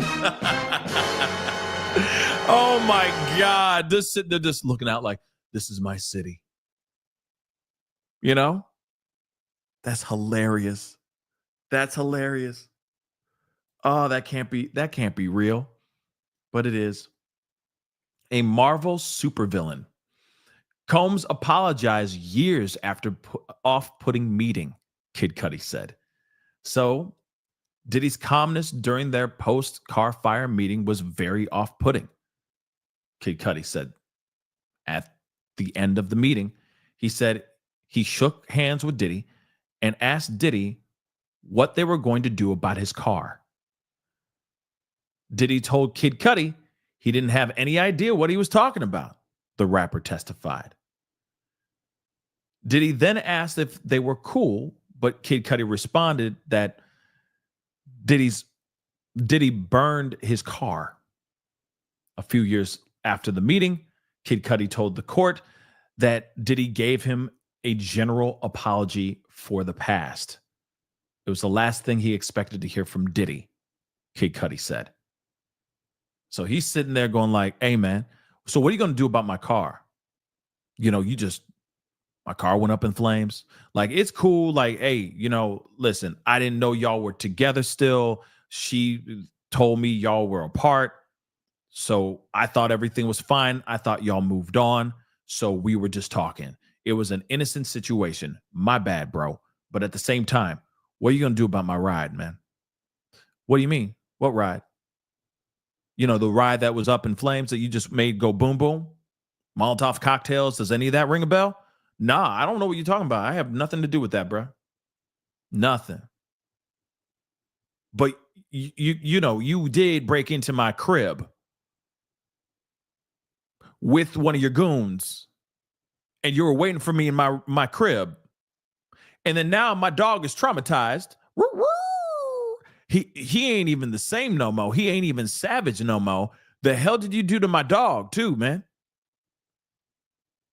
I don't know what you're talking about with that ride, bro. But I'm sorry I broke into your crib. My bad. That was uncalled for. I shouldn't have done that, homie. We good? I mean, I guess we cool. That's crazy. The intimate life of Cassie and Kid Cudi ruled to be out of bounds. So the judge appeared to shut down defense efforts to get into the deeply private details of Cassie and Kid Cudi's relationship. What do they need to know? What do they need to know? You see what I'm saying? What do they need to know about any of this? Was their baby? Oh, did she try to do freak offs with you? I mean, sure, I guess you could ask that. Sure. But really? Was their baby? Oh. So, Diddy's attorney, Brian Steele, okay, on cross, asked Kid Cudi if he and Cassie ever had consensual relations. The government objected, and both sides met for a sidebar with the judge outside of jurors' ears. When the meeting broke up, he went on to another line of questions. Yeah, it's kind of like, what? Did she like it from behind? Like, who cares? Right? Come on now. Kid Cudi and Diddy met over both of them being played by Cassie. Ooh. So Brian Steele's trying to spin it. He's trying to spin it, y'all. Interesting. He asked Kid Cudi about the meeting he had with Diddy, characterizing it as a relationship where they both were being played. That Cassie was playing them, right? Maybe she was playing Kid Cudi because she was trying to find a way to get out. You see what I'm saying? Like, hey, I'm done. I'm done. I'm over here. I'm not with you anymore, Diddy. So I'm going to lean on this man now, too. You see what I'm saying? Oh, my God. This is diabolical. So now they're sitting here saying, no. Both men were played. That's why they were getting along. That's why they crossed paths. They all have an understanding. They're both getting burned by her, right? Kid Cudi agreed with Steele and responded, true, when Steele asked if the person who played both men was Cassie. Steele also asked Kid Cudi if Cassie was living two different lives, to which the rapper responded that she was, yo. What the hell is going on here? What happened here? What? Oh my God. Okay. That is interesting. She did all this. Of course, she was playing both of them because, of course, I'm sure she wanted to get away from him, from Diddy, but also I think she wanted to anger him. I think she wanted to get him jealous. Right? And of course, Kid Cudi's going to feel some type of way too. You got to remember, he started dating this woman thinking that they were done. I'm sorry, guys. We got to call it we got to call it. We got to call it out. All right? So real talk. What she went through is terrible, period. What she went through was terrible. But you also got to remember, she was in a toxic relationship. And I'm not trying to defend anybody here. I'm just trying to point a few things out. In her perspective, think about it. She's in a volatile, toxic relationship. He's out here bumping uglies with a whole bunch of other people, having a grand old time. She's also getting used up like crazy by Diddy, being told what to do. If she doesn't do those things, he puts his paws on her. Maybe this was one way of her trying to regain some sort of power over Diddy, some control over Diddy. Oh, you think you're the only one who can run out? You think you're the only one who can go out and smash other people? I could do the same thing. I could do bad all by myself. Real talk. Think about it. Now, in her perspective, she's sitting there going, F this. I'm getting I'm claiming some of this control back. You're going to go date other people? I'm going to go date other people too then. I'm not going to sit around waiting for you to show me love. You don't even show me love. I'm just a doll for you to use. In comes Kid Cudi. He's nice. He's a sweet guy, whatever it may be. They have some sort of attraction towards each other. She's like, F it. This could be my way out. This could very well be my way out. So let me get out. Yeah, we're on a break. We broke up. And maybe they really were on a break. Maybe they really were broken up. But she's not going to tell Kid Cudi everything, right? Because that's not information he needs to know. They broke up. It's over. She's moving on. But she's also, in a way, trying to show like, hey, Diddy, I got mine too. I can do my thing. I can have a great time. And it's Kid Cudi. It's not just some random dude. So, of course, what happens? This angers the hell out of Diddy, which is exactly what she wanted. She wanted a rise out of her ex-man, and it worked. Maybe it worked too well, because what happens? Dude is showing up to Kid Cudi's crib, breaking into his house, making his car go up in flames. Those are all huge things. He went violent on the situation. His reaction was psychotic because he couldn't handle the thought of Cassie getting in bed with another guy. And all the while, I'm sure Kid Cudi, who's completely out of this, hadn't even gotten the memo, is completely out of touch with this entire thing, believes what he hears from Cassie as to be the truth, says, hey, she fine as hell. Let's go. She's cute. We get along and she likes me. Let's go. Forget it. I'm not listening to nothing. We good. We good.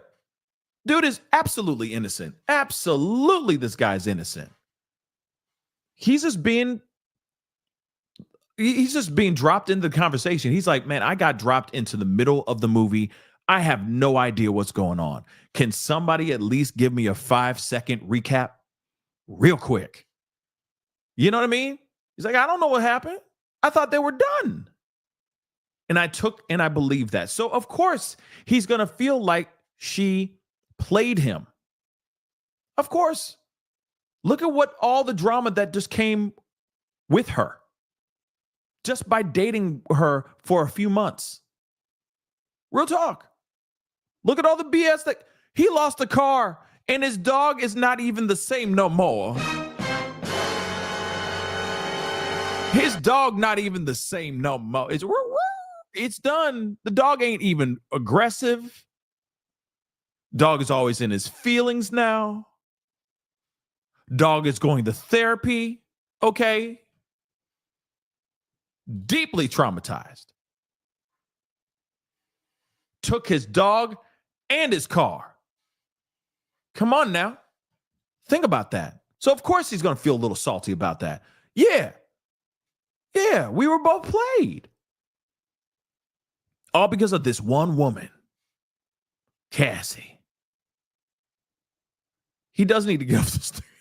He needs to get off the stand. But still, oh, man. Okay? Man. Yeah, I can see it in his perspective, especially when you don't know everything else. If you don't know everything, what she went through and all that stuff, yeah, I'd feel that same way. Yeah, I got played. She played me. She played me and Diddy. But at the same time, look at how Diddy reacted, y'all. Look at how Diddy reacted to everything. He did not handle the situation or the information very well at all. It just got him even more pissed off. And then he did some psychotic stuff. He was threatening this dude's life. That's crazy, y'all. Let's continue, though.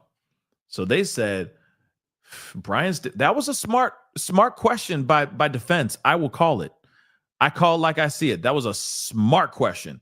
Oh, so you're saying that Cassie played y'all? And he responded, yeah, she played us. She definitely played me and Diddy. And you also got to remember, that's perfect. Oh, that's so diabolical. You want to know why this is diabolical? Because here's the thing. We just heard a massively scathing, jaw-dropping testimony by Cassie for 4 whole days, by the way, right? 4 whole days. Now we got Kid Cudi up here that's saying out loud, yeah, she played us. We were bamboozled, me and Diddy, by Cassie. You don't think the jury's hearing that right now? What do you think is going to happen? They're going to start doing reverse math, re-listen, or remember what she was saying in her testimony, and they might be sitting here going, wait a second, is she playing us too? Are we about to get played? Are we about to get bamboozled? Did we just get bamboozled by Cassie? Is this all a lie? Something to think about. This was a good move by defense. Sorry. Just calling it like I see it. That was a good move by defense. Diggity damn. We got more. Cassie was worried and shaken up over Diddy, Kid Cudi says. After the whole, yeah, we got played by her, she said she was worried over Diddy. But at the same time, understandably, if you are in a toxic, volatile relationship like what she was enduring, yeah, I'd be scared too. Okay? So Cassie was worried that Diddy would go to Kid Cudi's home and appeared to be shaken about Diddy's discovery of her relationship with Kid Cudi. The rapper testified. So prosecution took over the questioning for Kid Cudi after the defense, asking what Cassie told him about Diddy's attacks. Kid Cudi told the court that Cassie informed him that Diddy would attack her and use his fists and feet on her, okay? So he knew about this information as well. Kid Cudi testifies he had to break away from Cassie as drama was out of hand. Like I just said to you guys. Did I not just say that to you guys? Okay? Did I not just say that? That he's like, man, to date this beautiful woman, she comes with a lot of baggage. And this baggage is setting my things on fire. You know what? I'm good on it. I'm out. I don't want this. I don't want this drama, right? And I don't blame him. I don't care. I don't care how fine you are. Okay? This is not the type of life anybody should have to endure. Okay? Especially if you were to fall in love and you were with this person forever. Man, you know that Diddy would make his life a living hell forever. I wonder how Alex Fine was able to live through this, if you really think about it. Kid Cudi said he and Cassie needed to stop seeing each other due to the blowback of the events that seemed to unfold. The drama was too out of hand, and to give her some space, the witness said, of them pumping the brakes on any possible relationship. He couldn't do it anymore. Okay? He could not do it anymore. He was done after that. And I don't blame him. I really don't. Kid Cudi's testimony concluded. Court goes to lunch. So Kid Cudi is off the witness stand and is not expected to return. The judge instructed everyone to go to lunch, and they're supposed to be coming back at 1 p.m. Eastern. Okay, so that's roughly a 45-minute break. Now, again, that's just some crazy stuff, y'all. We got to read the stuff from. Hold on. Oh, this is Kid Cudi stuff. Okay, so we still got Kid Cudi stuff here too. We got to read the inner city press stuff. But again, he's sitting there going, we got bamboozled, we got run amok, we got led astray, all of that stuff. And that's absolutely crazy. But And we're going to get into the inner city press breakdown. And then, of course, we're going to take a look at CNN's breakdown as well here in just a minute. But let me get these super chats here really, really quick. Don't forget to hit that like button down below. Okay. I'd love to see you get to 2K. You know what I mean? Let's get to 2K. Please, please, and thank you. Let's get to 2K. All right. We're trudging through the trial today. That was a very interesting testimony by Kid Cudi. I wonder who's next. After lunch, who's coming in and who's next? That's what I'm curious about as well. Well, maybe we'll find out here shortly. Hit that like button down below. Let's get it to 2K. Don't forget to hit that subscribe button, please, and thank you. Don't worry, we're going through the transcripts here just very, very shortly, but beautiful disaster. Thank you so much, Pascal. You're wild as F. Fido, yes, he's wrestling with the angels. You know what I'm saying? He definitely, the Cowboys and angels. Okay, I'm kidding. Get it because of the chick loves. Moving on, though. IV4, thank you so much. Cassie, no angel, y'all. Let's not get it twisted. You're right. Cassie's not an angel. We already know that. Okay, she was down for those freak offs in the very beginning, and then she realized, oh, damn, I bit off way more than I could actually chew, right? And it got very volatile and very, very bad. Okay, so I get that. 110%. I get it. But at the same time, you got to remember what the jury is listening to, right? What they're hearing. People been waiting for Kid Cudi's testimony. He testified. He did say, me and Diddy got played. So I'm sure that kind of statement is definitely going to make some of the jury take a step back a little bit, right? They might be like, whoa, if they got played, did she play us during her testimony? Like, it was all a lie. You know what I'm saying? So something to think about. Moving on. Wake Up America. Keith Raniere. The leader of the Nixon or whatever it's called. Shares the same lawyer as Diddy. I didn't know that. He lost and he was sentenced to 120 years RICO case. Yeah, isn't that the girl, one of the girls from Smallville? Right? Whatever her name is. The girl from Smallville. She was part of that too. The actress from Smallville. Somebody save me. You know that stuff? Yeah. Yeah, I think she was part of that too, right? And isn't she locked up for a long time too? Right? Yeah. But anyway, at least, that show wasn't bad back in the day. But now when you see the show, you're like, oh damn, you were part of that weird cult. You know what I mean? It's weird. Yeah, Allison Mack. That's what it is. There we go. You know what I mean? It's a little tough. A little tough now to see those shows. It's the same thing as like watching like American Beauty or any movies or listening to any songs by like R. Kelly or something like that. Even Diddy now. Literally, I was at the gym walking in and they're playing Pass the Cavassier. And I'm like, oh, because I'm like, yeah, that song's dope. But I'm like, oh, Diddy. You know what I mean? Or they're playing Air Force Ones. And you're like, oh, snap. Oh, snap. It's tough now. Okay. So let's do this. Todd French, thank you so much. This is the last super chat. We're going to go straight into this transcript. Again, hit that like button down below. Don't forget to subscribe. Please and thank you.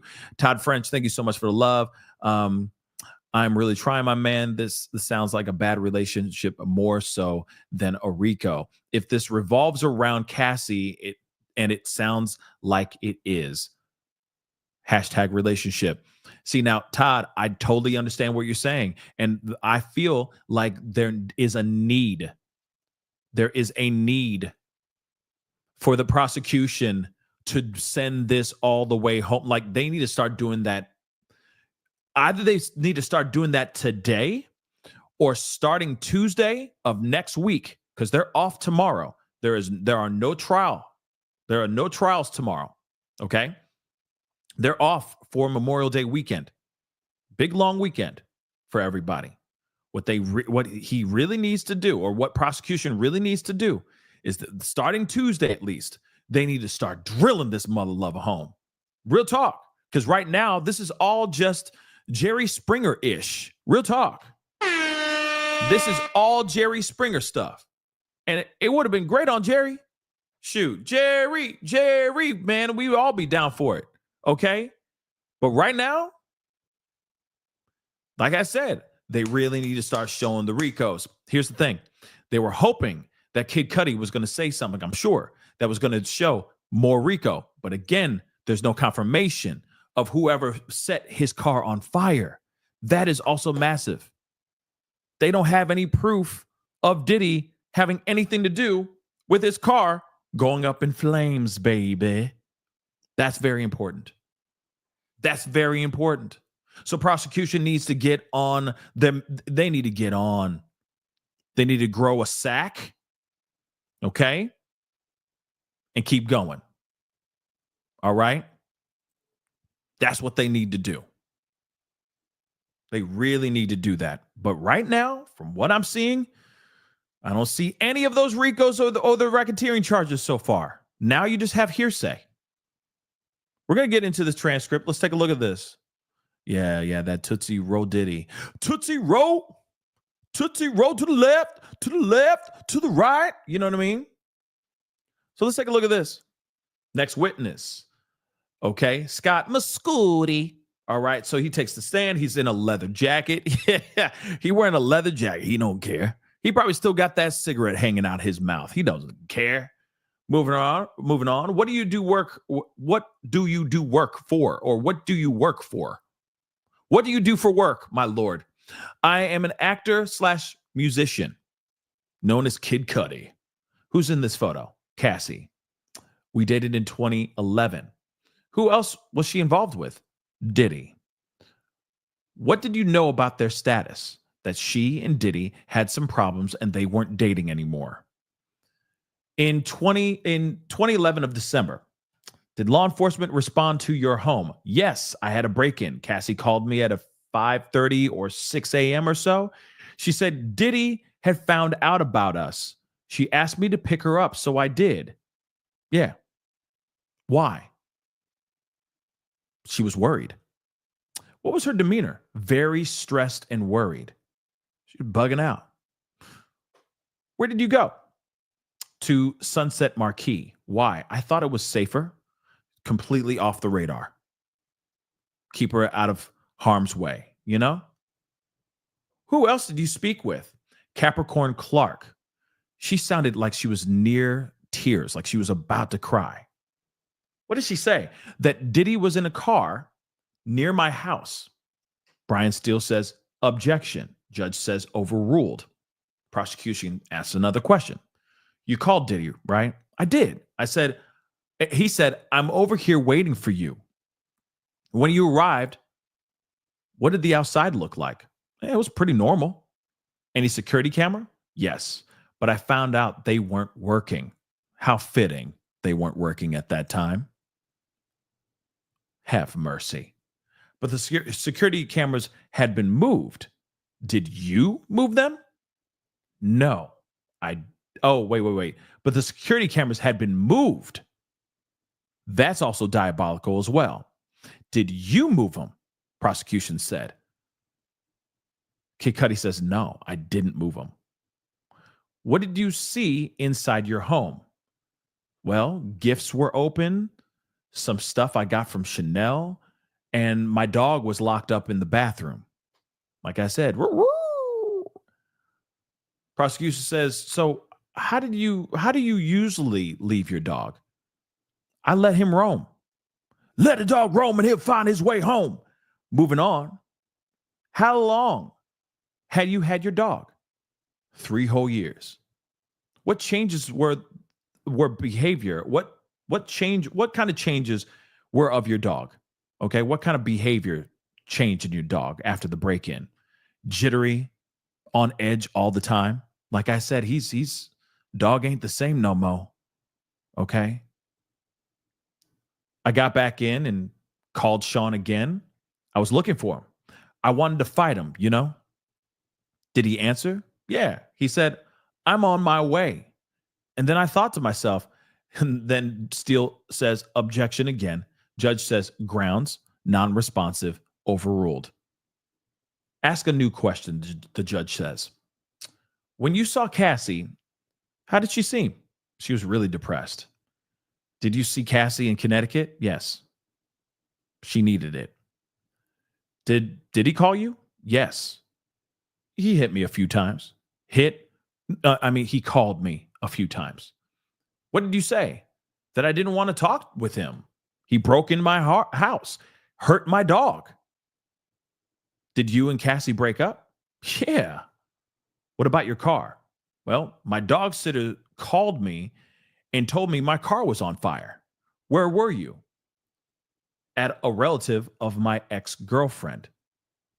I was at their house. Where did you go? To my house in the Hollywood Hills. Let me show you six pictures. Do you recognize it? Yeah, that's my Porsche. That's damage to my Porsche from a Molotov cocktail. Who took these pictures? Chip, a good friend and collaborator. What's depicted here? The hole they cut in the roof of my car to put the actual Molotov cocktail in the car. What was your reaction to your car being set on fire? He says, what the F? Defense says objection. Judge says overruled. I guess they go on to a break. They come back. So they say, will you finish the witnesses of today? Yes. Though the cross of Kaplan was 3 times long that we thought. Okay, 3 times longer than they thought it was going to be going. So jury enters. Then they say, was there damage to your car? Was the damage to your car present before the call from the dog sitter? He says, no, it was not present. Do you think it was an accidental or an intentional attack? He says, oh, yeah, it was intentional. Where did you last see Cassie? At the Soho house. I reached out to Diddy and said, let's talk. This is getting out of hand. Defense says, can we have a sidebar? Do you have an objection? Steele says yes. Sustained. Disregard and move on. Let's continue. Who set up the meeting at Soho House? D-Rock and my manager. What was Mr. Combs doing? Standing there like a Marvel supervillain? And people start laughing. He said, we were homies. You know that's my girl. And then what did you say? I said, I thought you had broken up. Then Diddy offered me some water twice. It was weird. Diddy was being so calm. Prosecution says, what did Cassie say? That we have fallen in love. Things happen. Or things happened. What did you say to Diddy? I said, what about my car? And he said, I don't know what you're talking about. So I walked away. Did you see Diddy later? A few years later at Soho House again. And he said, I'm just sorry for all the BS. I was surprised. So I found peace with it. Wow. For me, I don't know how I could be cool with that. Real talk. I don't know how I'd be okay with, like, you just broke into my home, opened up all my presents, because obviously this is during Christmas time, the holiday season. You break into my home, you mess with my dog, you mess with the gifts that I have in my home, right? Then you make my car go up in flames. I'm not going to find peace in any of that. But see, this is what's wild about rich people. Rich people and their things. Because clearly, okay, if that Porsche got stolen, all right, I have enough money. I could buy 17 of them if I wanted to, 100 of them if I wanted to. You see what I'm saying? Like these worldly possessions that we have. I mean, shoot, like we all of us that are all trying to make $1 out of 15 cents. All of us that are just trying to keep the lights on in our crib, right? We all appreciate the things that we do have. We cherish those things. We look at them as prized possessions.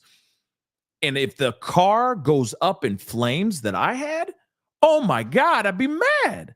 There'd be no, oh, I found peace in that. No, there'd be no peace. I'd still be like, you still owe me a call, mother lover. You know what I mean? Like, he's like, I found peace with that. Are you kidding me? I'd be like, nah, bruh. Where's the check? Give me my check. Where's my monies for the car? And you know for a fact it was one of a kind. This ain't just some regular little old Porsche. This was one of a kind. So you know for a fact this car was expensive. You know what I'm saying? I found peace with it. Come on, man. Moving on, though. See, that's this angers me. People who have that kind of money. This, I want that money. Moving on. I found peace with it. Jesus. Okay. Prosecution says no further questions at this time. So judge says, Brian Steele. So Brian takes over. Defense. I want to ask you some questions about your Porsche in 2022. He says 2012, actually. He goes, okay, my bad. I apologize. You get a call about damage to your vehicle. Any surveillance photos? No, my dog sitter sent me pictures of the damage. Okay. The DNA taken. Are you aware it came back being a female? Oh, snap. Oh, snap. It was a female? So it could be a disgruntled, angry ex. You never know. Objection, no foundation. Judge says sustained. Brian goes back. The defense goes back and says, do you know there was actual DNA results? And then he turns to the judge like, I'm asking that. Can I ask that then? So the judge says, I will allow that. That's fine. So Miss Cudi, okay, Kid Cudi, says, no, I didn't know that. Brian Steele, defense, says, Miss Ventura told you it was over, right? That the relationship was over. She told you that, right? We just stopped talking. Oh, okay. So you told this honorable court and this jury that she basically played you. Am I correct? I mean, you could basically say that she played you, right? Yeah. She played you and you had no clue, right? I had no clue. In 2011, you went on a tour, right? Yeah, I did. 65 locations. He says, yeah. At that time, Diddy was an icon. Is that fair to say? Yeah. I mean, it's Diddy, for crying out loud. You and Cassie had a, spicy relationship, right? You guys got together. You feel me? Prosecution, objection, sidebar. After the sidebar, they come back. Mr. Steele, can I? And he says, no, you can. Okay, you can do that on the redirect. I don't know what's going on. So Brian, defense says, do you want to tell me something? Yeah. Diddy asked about me doing a song with Cassie in 2010. So he goes, oh, okay. Thank you. You believe they left your front door unlocked? Yeah, they did. So no forced entry. No, there was no forced entry. Just presence opened, the door in the bathroom. I'm not belittling this. I'm just asking. You called Diddy after that? Yeah. And he was calm. Yeah, he was very calm. You went to see him. You didn't think he had a weapon? I mean, I couldn't call that. I couldn't call it. I don't know. He could have, maybe not. You're a strong person. That's how you'd categorize yourself, right? Yeah. This crossed the line, though. Cassie told you she was attacked by Diddy, aided by Diddy. Yeah, she did. But she never said she was S-aid. True? No, she didn't. Did you love her? Tell me if I'm wrong. No, I did. I loved her. You got played by the same person who played Diddy, Cassie Ventura. In the 13 years since, have you ever been notified in California that there has been any more action on this car fire? He says, no. Did Cassie have multiple phones? I don't remember. 35-12. If I said it, I said it. So I guess that there was something that was said in a text message or something like that. Maybe him talking about having multiple phones, right? So he says, yeah, if I said it, I said it in the text. I just don't remember saying that. Okay. So defense. Do you know what a burner phone is? Yeah, it's those untraceable type of phones. You can get them anywhere. The trespass. You called a break-in. Cassie Ventura told you she'd been giving your home address. She'd given your home address to Mr. Combs. Yeah, she said that she gave it to him in the morning. No more questions. Thanks. He says, no problem. Holy cow. Can we break this down for a second? This is very interesting. First and foremost, something just crazy just happened that just popped in my head. Not only is it he got played by her, but what are the possibilities of her actually being the one throwing the Molotov cocktail in the actual car to make the car go up in flames? Think about this, because remember, he just said in a little bit ago, and it just dropped, it just went boom in my head. I'm like, oh my God, that's diabolical. Think about this. He said they did DNA. They did DNA on the car, and they found out that the DNA was coming from a woman, y'all. From a woman. So what are the possibilities of, I mean, this is crazy, y'all. What are the possibilities of Cassie actually making the car go up in flames? And it's not Diddy. But she creates this background story of him being like, yeah, he's going to learn today, and I'm going to make the car go up in flames. But guess what? I'm not even going to be in town. I'm going to be in another country when it all goes down. Do you see how diabolical I am? Because my name's Diddy, right? At least this is what prosecution is trying to pose here. This is exactly what they're doing. They're like, didn't Cassie give Diddy your address? Okay. Did she not have a burner phone? Okay. You see what I'm saying? So once you hear all this, and here's the other thing too. Yes, it could be Capricorn. It could actually be Christina Coram that did this too. That's possible. It could be any of Diddy's other chicas that he has, any of his side pieces as well. You got to remember, just because Diddy had Gina, Kim Porter, and Cassie, doesn't mean that he didn't have other girls. Doesn't mean that he didn't have other girls, guys. Remember that. He could have had a multitude of other girls. Plenty of other girls would love to bed him for an opportunity to transcend their careers. So what are the chances of him actually telling somebody else to do that for him? Right? That's possible.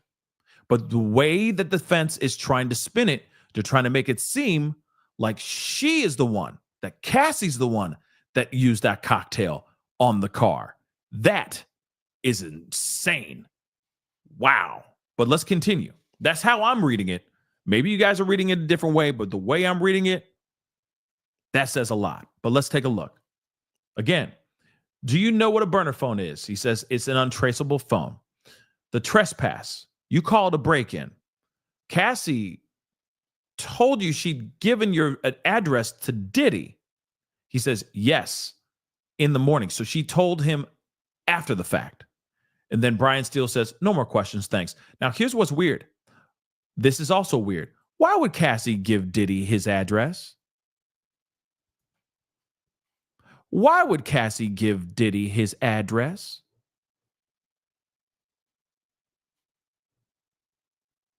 That's weird.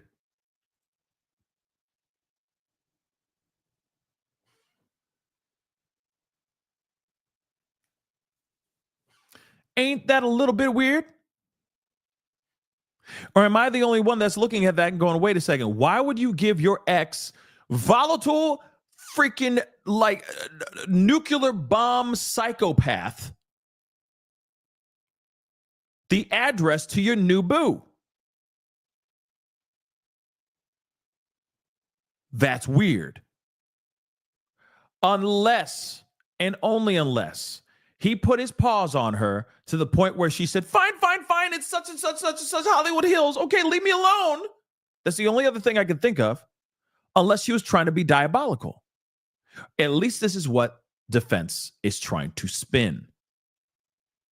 That's why they're asking that. Wait. So I know you call it a trespass, or you call it a break-in, this trespassing thing. I know you call it a break-in.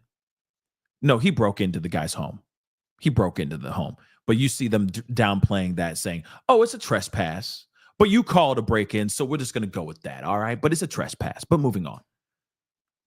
Cassie gave him the address. How would he be able to find where you live that quickly? Because of Cassie. They're making it seem like, oh, she was trying to play him, play them both. She wanted to see if one would go after the other in a way, maybe annihilate or delete one of each other, something like that, right? Start some crazy street beef, right? Nonetheless, that's very interesting, guys. Nonetheless, that's very interesting. So again, maybe he did hurt her so much where she just gave in and said, this is the address, this is where he lives, please stop putting your hands on me. That's possible. Moving on, we're going to the redirect. So, redirect. What did Cassie confide in you about these attacks? That he would put his paws on her and sometimes use his feet. You know, I got to use these code words. So the day of the break-in, was she carefree? No. In other words, was she super excited? Was she hype? For some weird reason, you didn't see an interesting change, a bounce in her step or anything of that sort? He's like, no. What did Capricorn Clark tell you? Diddy and an affiliate forced her into a car to come to my house. So I called the police. How would you describe Cassie that day? Just really shook. She was terrified about him finding out about us. Why did your relationship with Cassie end? It was the drama. It was getting out of hand. I wanted to give space. I needed space. This was insane. What drama? The break-in. For my safety, her safety, my dog's safety. Woo-woo. Objection. Grounds. Speculation. Overruled. Why did you have safety concerns? Because I knew Sean Combs was violent. Your Honor, may we approach? So then they have a sidebar. The meeting at the Soho House, Diddy said, I don't know what you're talking about your car. Did you believe him? Objection. Okay, just rephrase the question, please. What was your understanding? That he was lying. No further questions. Any recross? No, Your Honor. Mr. Cudi, you're done. Well, all right. And he leaves. It is very interesting what they're trying to do. I will say that. It is very interesting what they're attempting to do with Kid Cudi. Now, I get it. There's a lot of things that are still kind of up in the air as far as whether or not Diddy made somebody do that, made the car go boom or not. That the fact that there was female DNA left at the crime scene and it was not male DNA. And even so, Kid Cudi's like, I didn't know about that. I didn't even know about the female DNA. That is actually a surprise to me. And I feel like that would be a surprise for anybody, right? That's an absolute surprise for anybody, for sure. But nonetheless, there's a lot of holes in that situation. But I see what I see what defense was trying to do. Definitely poke those holes, create that plausible deniability. The fact that he said, hey, DNA was female. She had burner phones though, right? They're creating something so that they can create doubt in the minds of the jury. That I think could work. It might be working for them. That might be working. So Wake Up America, thank you so much for the super chat. Diddy's father was an assistant to Frank Lucas. Yes, he was. The character Denzel plays an American gangster. Absolutely. And apparently Frank Lucas took out Diddy's dad. Yeah, that's also part of that story as well. That's why Diddy's dad was never around or was not around. He was iced by Frank Lucas and Frank Lucas's the gang, right? So that's very interesting too. Spacey Stacy, thank you so much for the love. I appreciate it.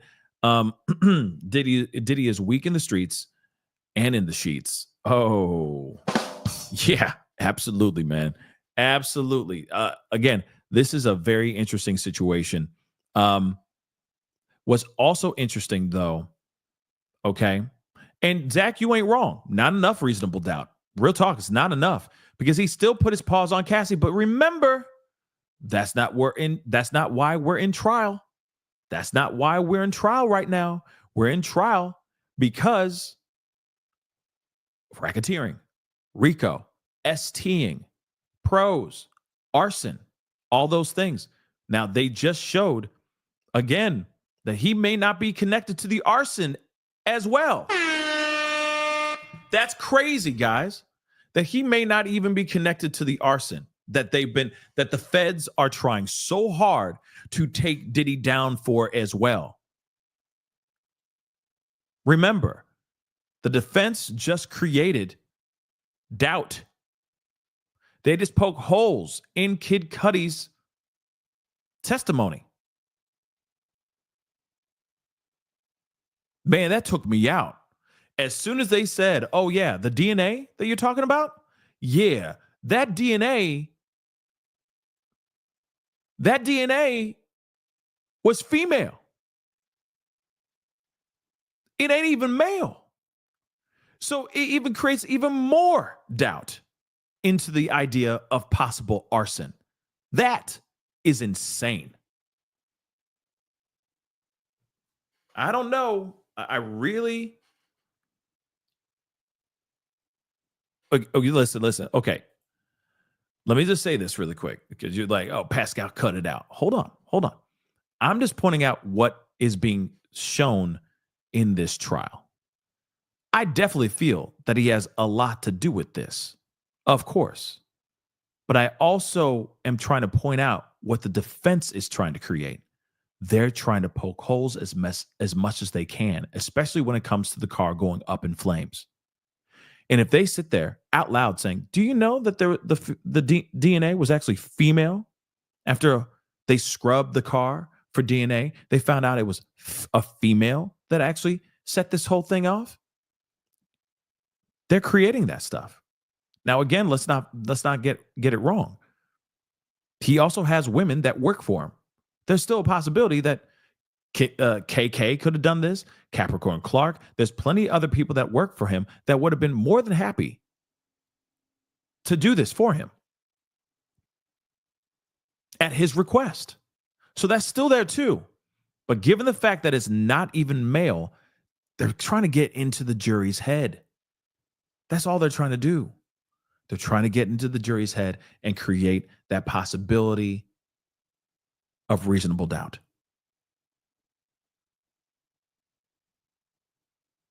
I still feel like there's still a possibility of Diddy having anyone, female or male, go up there and do what they did. But at the same time, they're putting it out there, guys. I'm just calling it like I see it.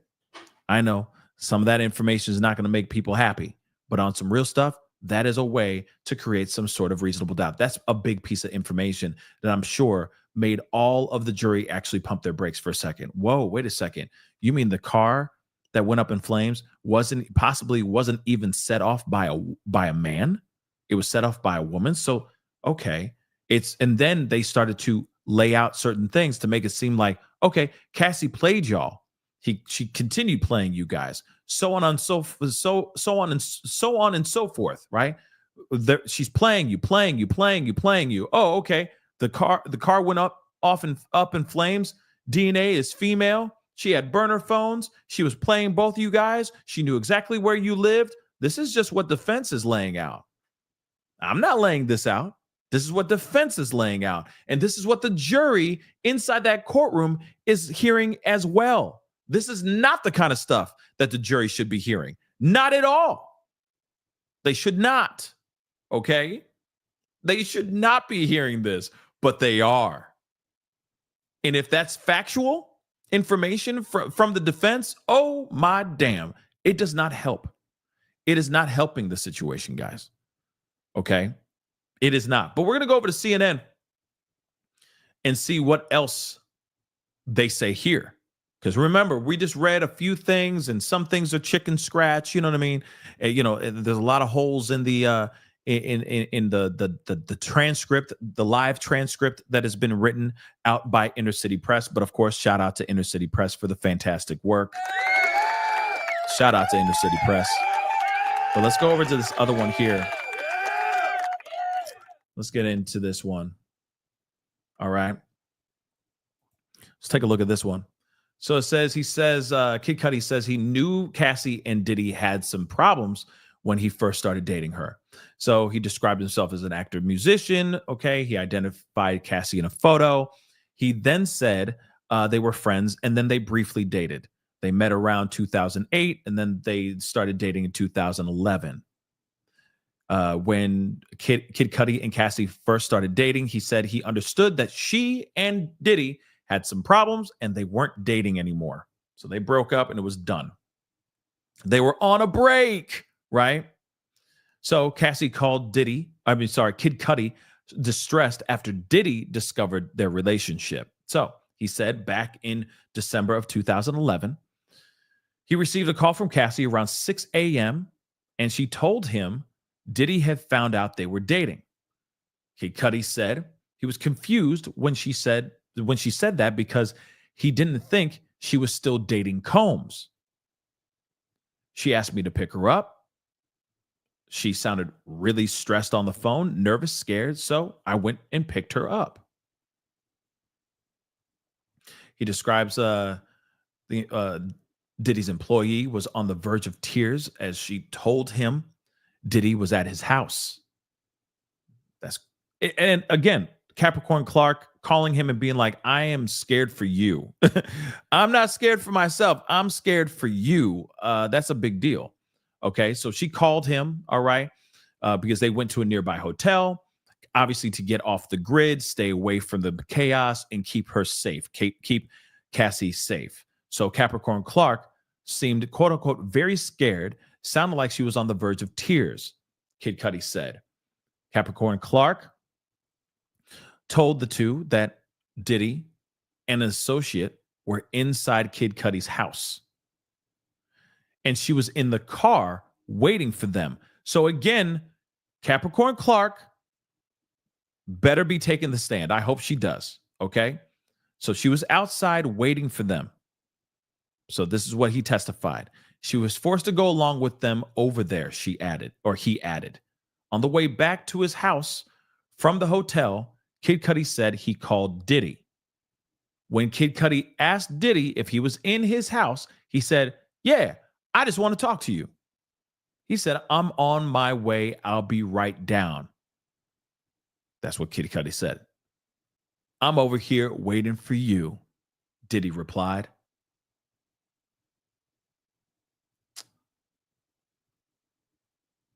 Kid Cudi continued to describe his return to his home in December 2011 after meeting Cassie at a hotel, and after Cassie told him Diddy found out Kid Cudi and she were dating. Kid Cudi had testified that Combs' employee told him by phone that Diddy and an associate were inside Kid Cudi's home. The outside of his home seemed pretty normal upon his return, but he later realized that his security cameras had been moved. Yeah, That's nuts. He had not moved him himself, he says. Inside the house, some gifts he had bought for his family were opened and on the kitchen counter. He said his dog was locked in the bathroom, but he had not shut the dog in there before he left. So the dog was in there just traumatized for whatever he experienced. All right. So he calls the police after the apparent break-in. So after he returned, so he called Diddy asking him where he was. Combs said that he was on his way. I wanted to confront him. I wanted to fight him, Kid Cudi said. Then he decided to call police. He recalled thinking at that time, I don't know who he has with him. I don't know what his intentions are. I don't blame him either. I'd be terrified out my mind as well. Kid Cudi said he filed a police report that day about the apparent break-in.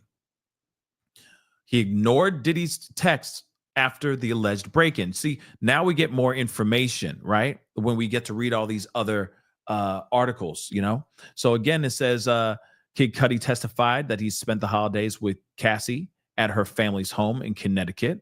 Interesting. Diddy texted him a couple times while he was there.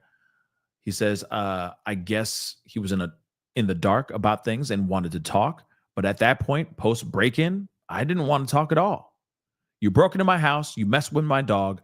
I don't want to talk to you, he said. So they see photos of the car after it was damaged in the fire on the morning of January 2012. So not a few weeks later, right? Kid Cudi said his dog watcher called him from his home to tell him that his car was on fire. He said he was at his ex-girlfriend's sister's home at the time, about 45 minutes away. His friend sent him photos of the damaged car in the driveway before he got there, and the jury was now reviewing those photos. On the witness stand, Kid Cudi described the photo as, quote unquote, the damage of a Molotov cocktail in my Porsche. It looks like the top of my Porsche was cut open, and that's where the Molotov cocktail was put in. Kid Cudi says his Porsche could not be salvaged after the damage during of the following fire. I mean, of course. He said law enforcement found a Molotov cocktail in the driver's seat, but once he arrived at his home, it was just burnt up on the ground near the vehicle. When asked his reaction of the incident, he deadpan responded, "What the F?" Understandably. And then the jury's on a break.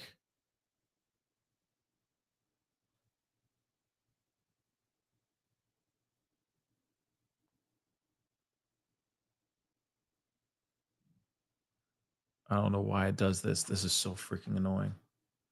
Hold on, guys. Whoops.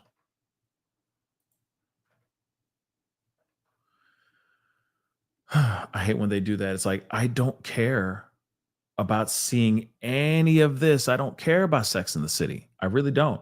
I hate when they do that. So, Kid Cudi reached out to Combs after the car fire.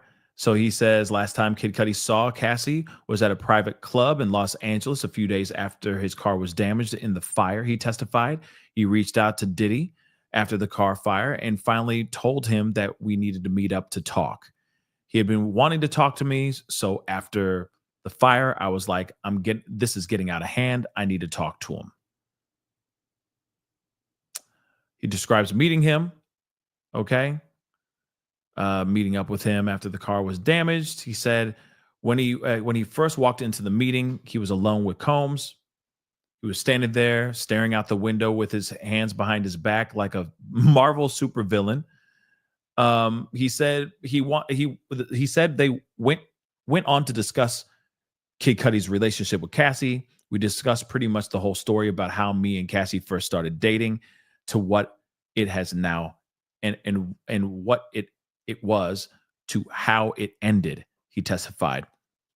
So Kid Cudi said he told Diddy that he had taken Cassie's word when she told him that she and Diddy were over.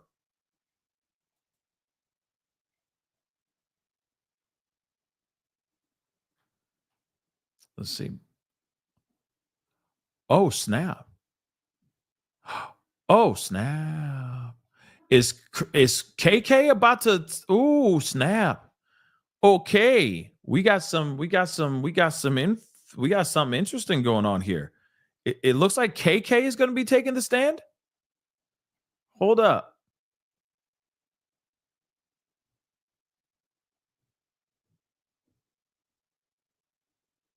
So he testified he was bothered by how Diddy treated Cassie. Brian Steele asked Kid Cudi if Diddy's treatment of Cassie bothered him because he was in love with her. He said yes, it bothered him. Steele also asked to Kid Cudi that during his meeting with Combs, Kid Cudi's understanding was that he and Diddy were in the same position, having been quote unquote played by Cassie, who was quote unquote living a double life. The person who played you and the person who played Sean was Cassie. True? And Kid Cudi said, true. Cassie said Diddy attacked her. Okay. So we already know about this too. She confided in Kid Cudi that he would put his hands on her. Okay. And sometimes his feet. He testifies that Cassie was really shook after Diddy discovered their relationship, that they were together. All right. He said Cassie was really shook that morning, worried about Diddy finally knowing that we had been hanging out and that he had my address and he was probably going to go to my house. Kid Cudi said that he and Cassie broke up in December of 2011 because the drama became way too much. He was concerned for her safety and his own. He said, because I knew Diddy was violent. Then they go off into the quick break, which is crazy. So again, very interesting stuff. So it looks like what we know about KK is KK about to be, oh my gosh. She's been mentioned several times during the testimony, blah, blah, blah, business life, KK, everything in my life, in my business, and my business running. She keeps everything in my life and my business running. This is what he wrote. This is what Diddy wrote. She's been at my right hand for the last 8 years and consistently proven to execute and get ish done. I don't know how I'd function without her. She came under scrutiny earlier this year when she was named as a defendant in 3 civil complaints filed against Diddy. Hold on. Is she taking the stand? That'd be wild if she's taking the stand.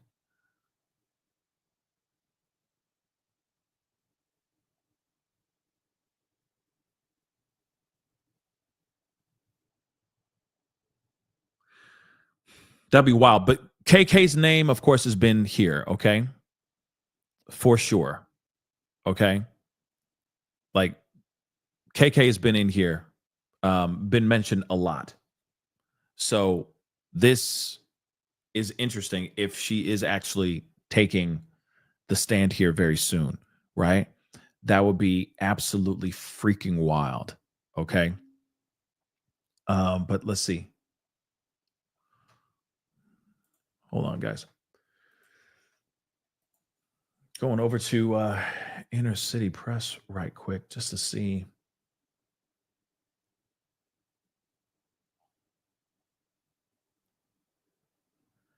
Let's see. They put an exhibit. Okay, hold on.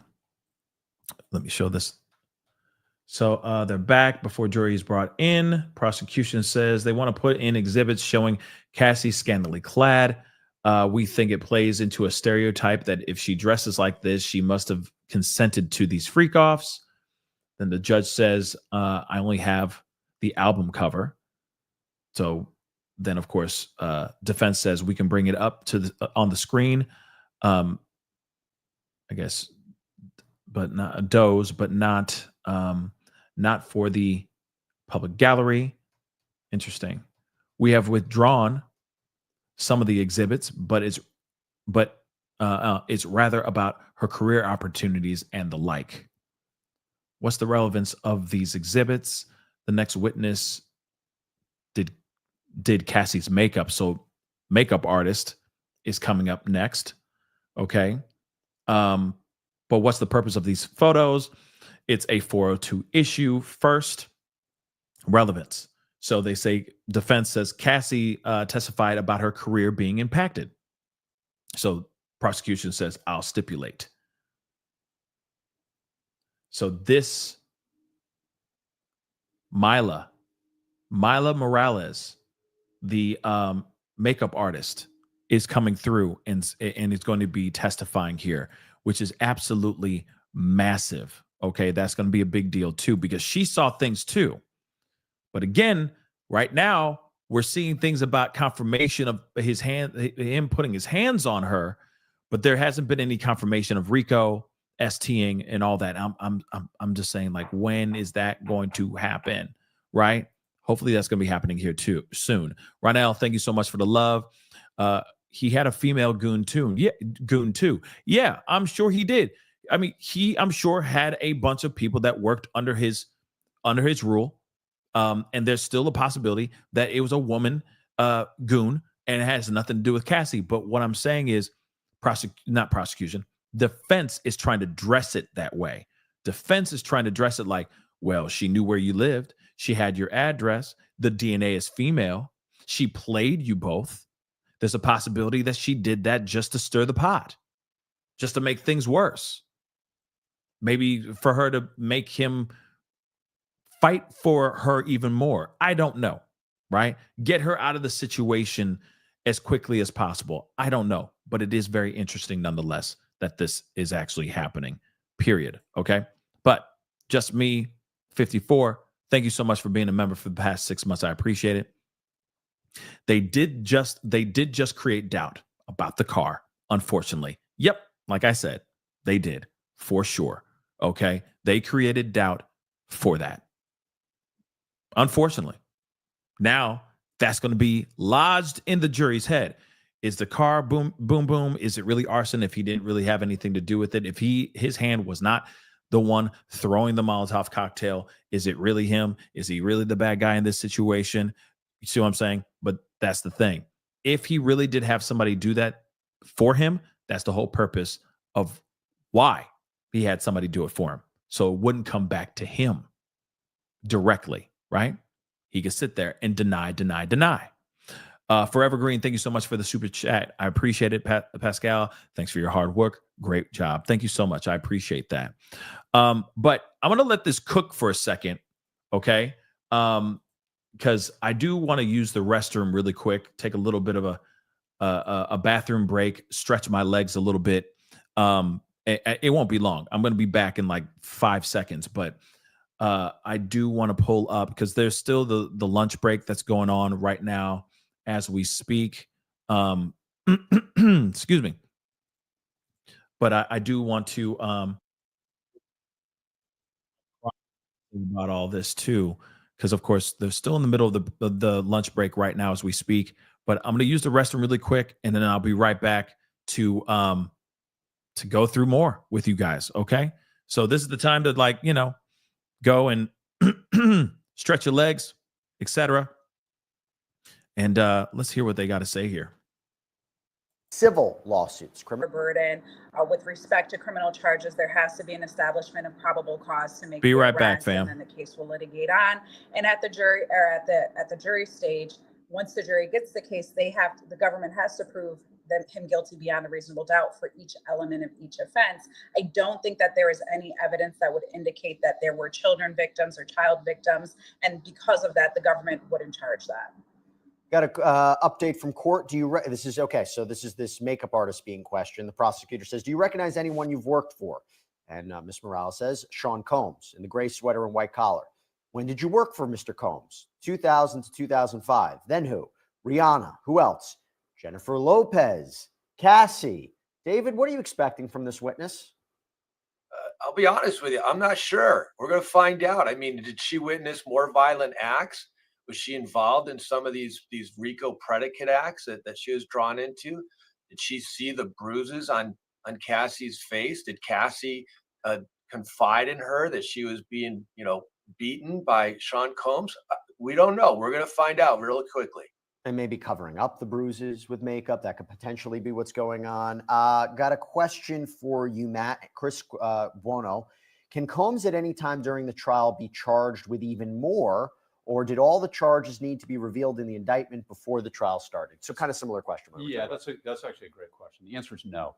Okay, the defense is entitled to notice. So if new evidence comes to light, they would have to, in theory, charge that in a separate case. But like you said, Jesse, that's very, very rare, if not impossible, when it comes to criminal prosecutions, because he has the right to a defense, he has the right to prepare, he has the right to investigate and all that sort of thing. So the answer is no. Safa, question from Lily Gazarian. If the case becomes a hung jury and needs to be retried, will he be released until the new trial begins? I highly doubt that. They've made so many applications for his release, and the circumstances really won't change. They have to prove a risk of flight and a threat to the community, and they seem to have proven that here. And the judge seems to have gone along with the prosecution in the belief that there at least he may not be a risk of flight. However, there may be an issue with regard to being a threat to the community or witness tampering and things of that nature. So I do expect that if for some reason this lands in a mistrial, that he will remain in custody pending the new trial. Okay, I got a new poll update and I got a court update. The poll update is, we put it out, does it matter if Diddy blew up Kid Cudi's car? 81% say yes, 19% say no. I side with yes. I mentioned it before. Goes to arson, one of the predicate crimes for racketeering. Also goes to this overall concept of a criminal enterprise and violence and people helping Combs commit crimes or conceal crimes. That's the allegation put forward by the prosecution. Update from court. Prosecutor asks this makeup artist, when did you work with Cassie? Morales responds, 2007 until COVID. So 13 years. She was like a little sister to me. How much older than her are you? A few years. Did you see her with injuries on her face? 2010 Grammy weekend Prince party. There you go, David. Corroborative evidence. The prosecution is doing a really good job of bringing in other witnesses who corroborate Cassie's testimony. And why is that important? That builds up Cassie's credibility in front of this jury, that she's just not up there saying things that aren't true. Now you have these independent witnesses coming in, backing up exactly what she testified to. Very important. But David, I will say, I think I could feel very confident to say at this point, the prosecution believes that Sean Combs physically abused Cassandra Ventura Fine. The documents, okay, the photographs, the 2016 video, her testimony, Dawn Richard's testimony, Carrie Morgan's testimony, makeup artist, her mother. I think there's a lot to suggest. The question becomes, is it sex trafficking? What do you think at this point in the case? Absolutely, I think it is. Look, he is bringing in, basically male sex workers and paying them in cash to participate in these freak-offs. And you can have debate all day on whether Cassie Ventura, it was consensual or not. I'll always take the position that it was not consensual. She is a victim. She's being beaten and she's being manipulated. And to me, that is absolutely sex trafficking. Yeah, the counter argument is, of course, the defense would say it's just domestic violence. There's not, they're not attaching the physical violence to the freak-offs per se. But I will say this much. I think the two most concrete examples, why am I talking to myself? For two most concrete examples, I think, of sex trafficking, the 2016 tape, right? So he allegedly kicks her, beats her, drags her right after a freak-off or an alleged freak-off. And the allegation that on a plane, he shows her tapes of the freak-offs as a way to intimidate her, embarrass her. And what does he allegedly demand right after they land? A freak-off. She has a freak-off. That feels to me two concrete examples of sex trafficking. Well, that's what the prosecution's theory is, certainly. But remember, there's essentially three incarnations of that. One is it's one of the predicate acts of the RICO allegations, okay? The other is the sex trafficking itself, but as the defense has pointed out, they must establish essentially fraud, coercion, or some form of threat of fear of force. So force, fraud, or coercion. The theory is coercion. She's being coerced to do that for financial reasons and everything else. The third incarnation, if you will, of that is the transportation of prostitutes over state lines. Sure. Those are Mann Act violations. Those carry up to a 10-year penalty each. I think the prosecution's already satisfied that. I do too. What the defense is going to argue is that this is exactly what you said. This is a domestic violence case. And it's the world's most persuasive domestic violence case with the video and everything else. But that is a problem in their relationship, and it doesn't go to advancing this criminal enterprise that they've alleged. That's why they're focusing so much. He's jealous, he's anger, she was jealous, problems in the relationship. I got an update from court. Prosecutor asked the makeup artist, where were you with her? She responds, Beverly Hills. I fell asleep in the room and woke up to a commotion. Cassie walked in, then Sean asking, where the bleep is she? What did he do? Walk into the bedroom, shut the door. I'm sure this is going to continue in a second. We'll let you know what the testimony is. Safa, got a question from Ashley Glass, who's been so patient. She's been asking this question for a while. I'm sorry I didn't see this earlier. Are Christina Coram and D-Rock going to get subpoenaed to testify, as their names are mentioned a lot in this case? And D-Rock, I believe, is one of Sean Combs' former security guards. I expect that the government has subpoenaed them and will use these individuals to testify against Mr. Combs. And one of the things that the prosecution has the ability to do is charge these individuals if they do not cooperate or testify. Specifically, D-Rock and his close relationship with Mr. Combs, working for Mr. Combs and facilitating certain things at Mr. Combs' direction. My guess is that the prosecution will say to him, or essentially testify on behalf of the government. If not, they can go after him, and he essentially could be a key piece of establishing this enterprise. So I do expect that the likelihood of him testifying or these individuals testifying is highly likely. We got another update from court. So continuation of the makeup artist testimony. As I said, she was just talking about how Cassie walked in, then Sean asking, where the F is she? And then he walks into the bedroom, shuts the door. So now she's asked, what did you hear behind the door? She responds, yelling and screaming, both of them. Then Sean Combs left. What did you see next? Cassie, she had a swollen eye and knots on her head. I packed her things up. We went to my house. Okay. I got a question here for you, David. So this is from Fragility G4. Other than trying to discredit Cassie and saying everything was consensual, what else could the defense argue? With respect to Cassie, I mean, they can argue that, look, the whole argument is this was consensual.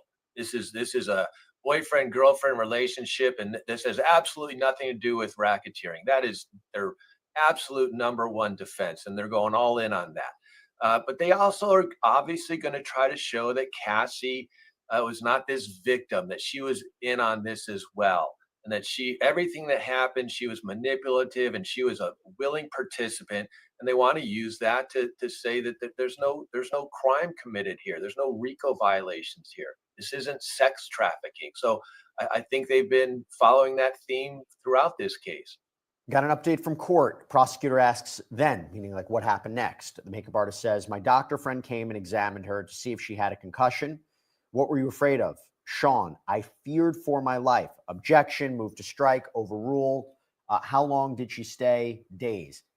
That's important, right? So the idea, the way that I see it, is the more you have a pattern of people who are being afraid, it not only establishes that Sean Combs had this criminal empire, that fear and threats and blackmail were something that he used, but doesn't it also explain why Cassandra Ventura didn't come forward and didn't leave? Well, we had the psychologist who came in the other day and testified, I think, very persuasively about the dynamic of relationships like this, and it's almost like it's an abuse accommodation syndrome where people get in these cyclical sort of relationships. But I think what also is important about how long she stayed, keeping somebody against their will or coercing somebody to stay satisfies the elements of kidnapping, which of course is one of the other predicate acts. Yeah, no, and always have to remember those predicate crimes. We keep talking about it. You wonder if the jury knows what's going on. This is such a complicated charge, racketeering, and I think this case is going to come down to closing arguments and how they properly explain it in the jury instructions. Very, very complicated. Okay, so Safa, I've got a question from DJ Bill. Do you call this a modern day mob crime trial? Not necessarily, and although the RICO or racketeering statute initially was created as a result of mob or criminal activities, the types of charges that we see under a racketeering charge have essentially changed. You know, politicians can be charged with this crime, business moguls, as we see here. So it is not really a mob crime as we know it to be today. It is simply just establishing that there is a criminal enterprise or an enterprise, that there's a pattern of racketeering activity, and the two predicate offenses within the 10-year period that would substantiate the charges.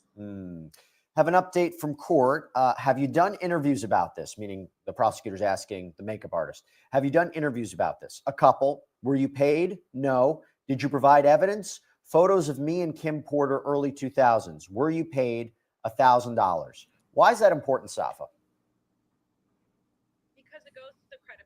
Of this particular witness.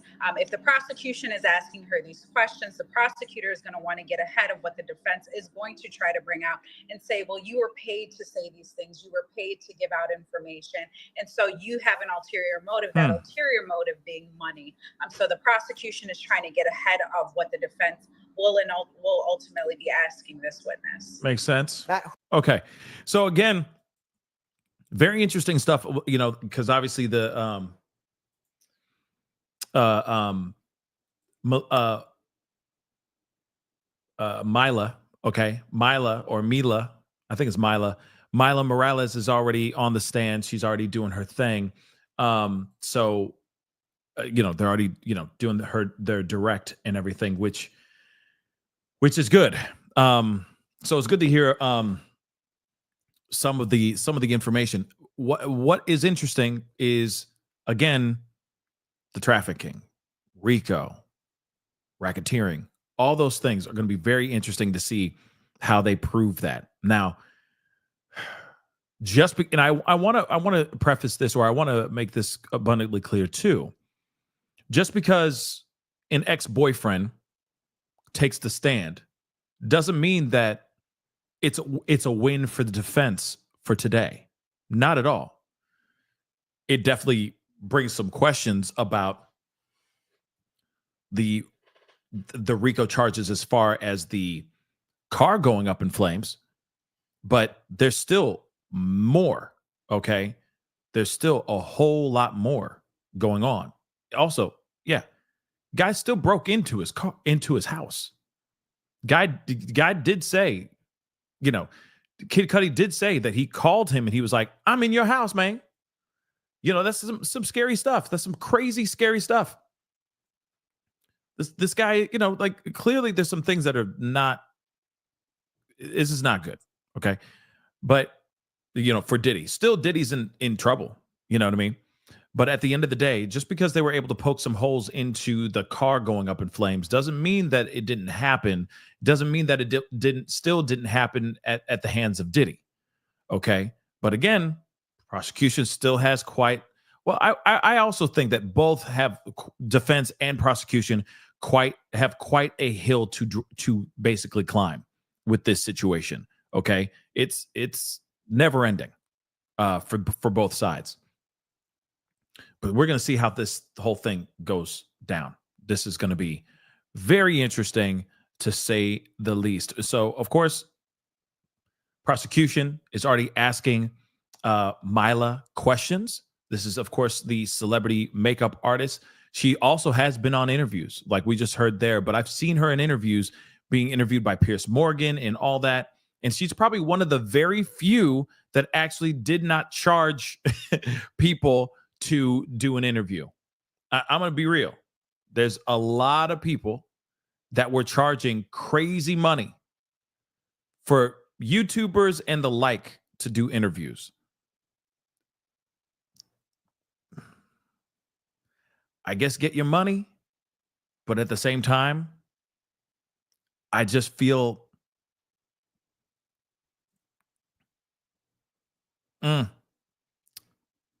it's just interesting, you know, when they're like, "Oh, $1,000 for an interview," kind of thing. It's just, you know, and it's like, okay, if you want your voice heard, you want your story, your side of the story out there, you want people to hear your story, then Okay, then go. Just do the interview. $1,000, 15. Some of them are like $5,000 just to do an interview. That's insane. You know what I mean? It's just insane. That's just my personal opinion. Like I said, make your money, do you, boo boo. But at the same time, it's like,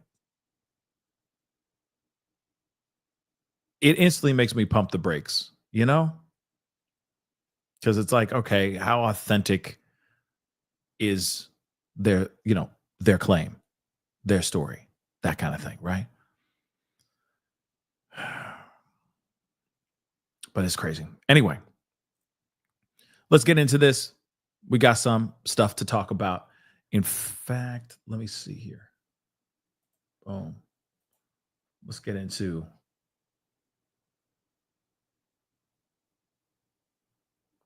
I see now. Okay, I'm glad that we were able to have this. Okay, so first off, just so we can fully understand everything, and again, let me do me a favor, guys. Okay, hit that like button down below. Okay, because I feel like she's going to be the last witness to take the stand today. I mean, they only have like basically an hour and a half left of testimony or of court time today. So, and then they're done for 4 days, and then they start back up next Tuesday because of the holiday weekend. So, please do me a favor, hit that like button down below, crush it, do what it do. Hit that subscribe button. Don't forget to subscribe, please and thank you. Don't forget to do that. That'll be greatly appreciated. Okay, let's get into this. And I appreciate these breakdowns. So, Mila, okay, Morales is taking the stand. She's on the stand right now as we speak. Okay, so she's a makeup artist that Cassie mentioned in her testimony, and is expected to take the stand when they resume after lunch, which they already have. So last week, Cassie told the court that Morales stayed behind to nap as she and her friends went to a last-minute party at Prince's home. But Cassie rushed out once she saw Diddy, whom she said she didn't speak to before going to the party. According to Cassie, Diddy tracked her down and then attacked her in another room while Morales was in the vicinity. Cassie told the court she then stayed with Morales for a few days as her injuries healed. That's a big deal. So government calls out the sexual stereotypes conveyed in specific spicy photos, okay, of Cassie. That's what they were alluding to, okay, when we were talking about it before, and the judge was like, oh, well, all I'm seeing is a cover to an album here, right? So apparently they wanted to put up more stuff to make Cassie look even more, trying to make her look like a hussy, guys, all right? So prosecution accused defense of prompting stereotypes, sexual stereotypes, by handing over topless photos of Cassie.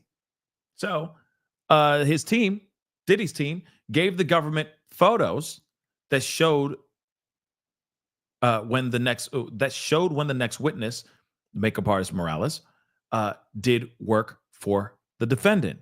Several of those pictures were her, Cassie, topless, which, of course, got prosecution a little upset. We don't want the suggestion of sexual stereotypes that if she dressed like this for photo shoots and in the public, it is more likely she consented to sexual activity. So judge, of course, also questioned whether any of these actual spicy photos were relevant, and the defense responded, it shows she had a full and blossoming career. That's the response. This shows that she had a full and blossoming career. No, you got it wrong. The reason why we're showing you in her, in her birthday suit is solely because she had a full and blossoming career. So he allowed the defense to use some of the images, but not the ones where she had her top off. Unbelievable. Cassie left with swelling and busted lip after going into a room with Diddy. And this is what Mila Morales said. So Yeah, I don't get why they would need to show photos of her in, you know what I mean, topless. I just don't get it. Like, don't show them. Then don't what's the point? They just want to put that image out there to make her seem like she's, that she's a 304. Like some of y'all are saying, oh, she's a 304 for sure. But here it is. That's what they're trying to do. They're trying to make it seem like, oh, no, she wanted all this. She wanted it. She was dirty. She was a freak. Diddy knew it. And Diddy played that freak fiddle as much as he could. And she enjoyed every minute of it. That's basically what they're trying to say here. And by showing those photos, those images, now they'll just be, thank God the judge didn't allow them. But if he was to allow them, all that stuff, that's all the people are going to be seeing, right? In their minds, they're like, oh, okay, she about that life, right? That's what the jury is going to see too. Oh, well, I mean, if she was, scantily clad all the time, yeah, she was real loose with it, y'all. You see what I'm saying? Interesting stuff. Okay. But let's see. Okay. Sorry, y'all. Taking care of a few things. All right. So Morales corroborated some prior testimony of Cassie's, okay, who alleged that Diddy did attack her in a hotel bedroom after spotting her at an unexpected party at Prince's Los Angeles home. The makeup artist told the court that she stayed behind to take a nap on the couch of Ventura's Beverly Hills hotel room the night that she woke up to a commotion later. She testifies that Cassie came in and went straight to the bedroom with Diddy behind her. The couple shut the door to the bedroom, and all she heard was yelling and screaming before Diddy left the hotel. She did not witness what occurred between the couple, but Ventura had a swollen eye, busted lip, and knots on her head after the incident. Mila testified that Cassie stayed with her for a few days after the incident, and a doctor friend came to check on the singer, who refused to go to the emergency room. The incident left Morales in fear for her life, so she didn't call the police, she said.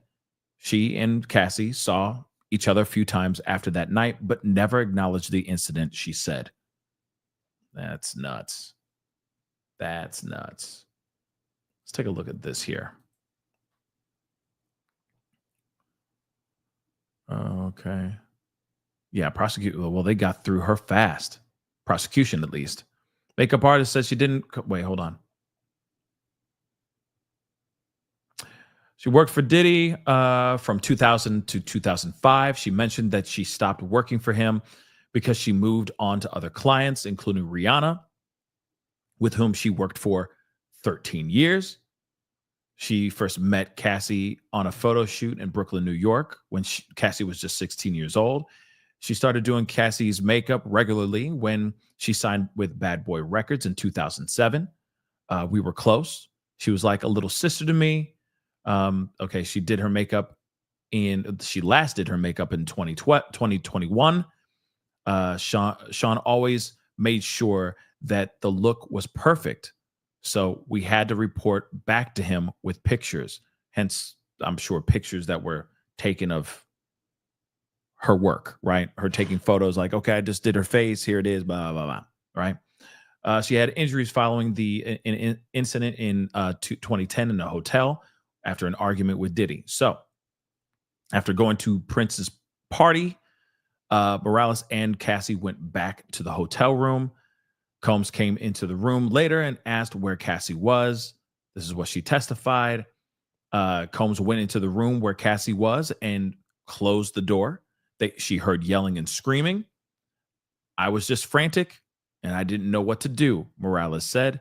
Later, Diddy stormed out of the hotel room and Cassie was found there distraught, she said. She had a swollen eye and a busted lip and knots on her head. Morales testified she took Cassie to her home where she stayed for a few days, and that's what she testified there too. She didn't call the police when she saw Cassie injured because she feared Diddy.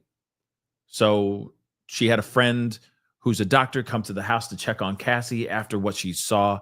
After she saw Cassie with these injuries, doctor examined the injuries to Cassie's face, her stomach, her ribs, and recommended Cassie go to the emergency room, which she should have done as well.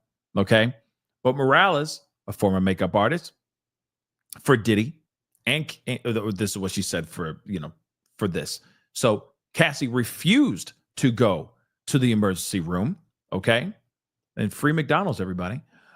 She refused to go to the emergency room, Morales testified, and they didn't call the police. Morales said she didn't call police because she feared Diddy and feared for her life. After the incident, she and Cassie never spoke of it again. Prosecution is done with their questions. That's quick with Morales. So I'm wondering who's going to be next, or if they're going to be wrapping soon, depending on what defense says, right? But moving on, jury sees a photo of Cassie wearing makeup that Morales did. Defense is showing the jury photos of Cassie from a music video with Wiz Khalifa called Black and Yellow. Black and Yellow, Black and Yellow. Okay, so Morales, who is on the stand now, did makeup for the shoot, which we already know.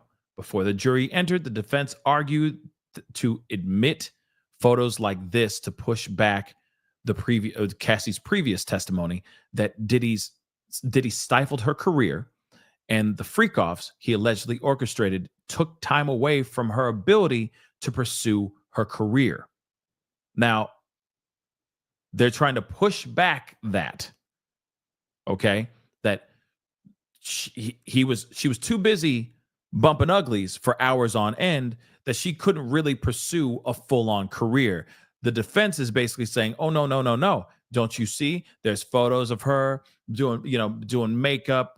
Mila's doing makeup for Cassie for this music video. Here's this photo shoot event. Here's that photo shoot event. You see what I'm saying? They're sitting there going, no. He still was trying to get her out there. She still was trying to create a career. So you can miss me with the nonsense type situation is what they're basically trying to show. That's what the defense is trying to do. She still was a relevant artist. She was still treated as an artist. You can see it from these photos. But she also was viciously attacked. And I'm telling you right now, I don't know how anyone would be able to do any of this, okay? How anyone be able to do a career and bump uglies for 3-4 days straight while doing all kinds of crazy substances nonstop while you're performing. That is impossible. I feel like that's after you get done, you're sleeping for 3 days. You know what I mean? And then next week you're doing it all over again. So how do you have time, right? You're trying to rest, put your whole body on ice. I mean, shoot. And it's not like they had cold plunges back in the day. Did they? I doubt it. And I'm guarantee you she didn't do that either. She just, I'm sure, just rubbed herself with icy hot all day long. You see what I'm saying? With biofreeze or something. Just crazy. So defense told the court they also want to show the injury that Cassie had to that they had to spend time upkeeping her appearance for these work events, not just for the freak offs. So again, they're like, well, we want to show you that she was still working, not just working these freak offs, that they were still making her get her face all done up and all that so that she can do these events, go to these red carpet things so she can still do these movies, still do these appearances and music videos and all that stuff. So miss me with the nonsense. That's what defense is basically trying to say. Miss us with the nonsense that this Cassie was just basically holed up and just there to perform for Diddy at his beck and call, right? So that's very, very interesting. So Morales confirms concern for Cassie in a hotel incident. So the defense revisits the incident in the hotel in 2010. Morales confirms that she did not see what happened between Diddy and Cassie inside the bedroom after he went in. The makeup artist testified that she and Cassie spoke with one of her friends, who was a lawyer, shortly after the incident. So she says, yes, she responded, "You were concerned, right?" And she says, "Very concerned, of course." So Morales confirmed that she continued her friendship with Ventura after she and Diddy had broken up.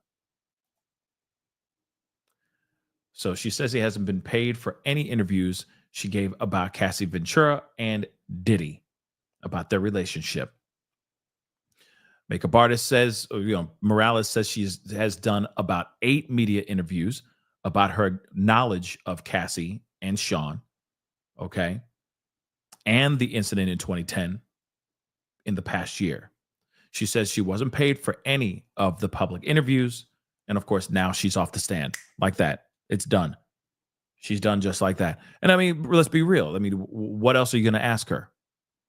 She witnessed some things. She saw the aftermath of some interaction with Diddy and Cassie, and that's about it, right? So she hasn't seen everything, but she's seen enough. And that's it. They're going to be like, okay, thank you so much. And I wonder who's going to be next now. But we'll find out. So let's see. Blah, blah, blah. It's a low-cut dress. Blah, nah, nah, nah. Okay, so they're going on. Okay, Mila. Mila Morales, I'm a makeup artist. Do you recognize anyone you've worked for? Sean Combs in the gray sweater and white collar. When do you work for Diddy? So from 2000 to 2005. Then who? Rihanna. Who else? J-Lo, Cassie. And I would love to hear some more information about J-Lo, because J-Lo was in a relationship with Diddy too. So I'd love to hear about that too, but maybe we will one day. When did you work for Cassie? 2007 until the Rona. She was like a little sister to me. How much older than her are you? A few years. Did you see her with injuries on her face? 2010 Grammy weekend Prince party. Absolutely, I did. Where were you with her? Beverly Hills. I fell asleep in a room and I woke up to a commotion. Cassie walked in, then Diddy, asking, where the F is she? What did he do? He just walked into the bedroom and shut the door. What did you hear behind the door? A whole lot of yelling and screaming. They were both going after each other. Then Diddy left. What did you see next? Cassie, she had a swollen eye and knots on her head. I packed her things up and we went to my house. Then my doctor friend came and examined her to see if she had a concussion. What were you afraid of? I feared for my life. Objection, moved to strike, overruled. How long did you stay? How long did she stay? I'm sorry.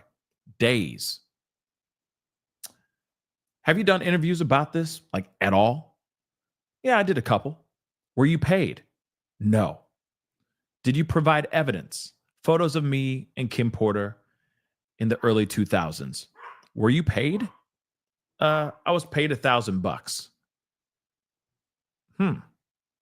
Paid $1,000 for evidence. That's very interesting.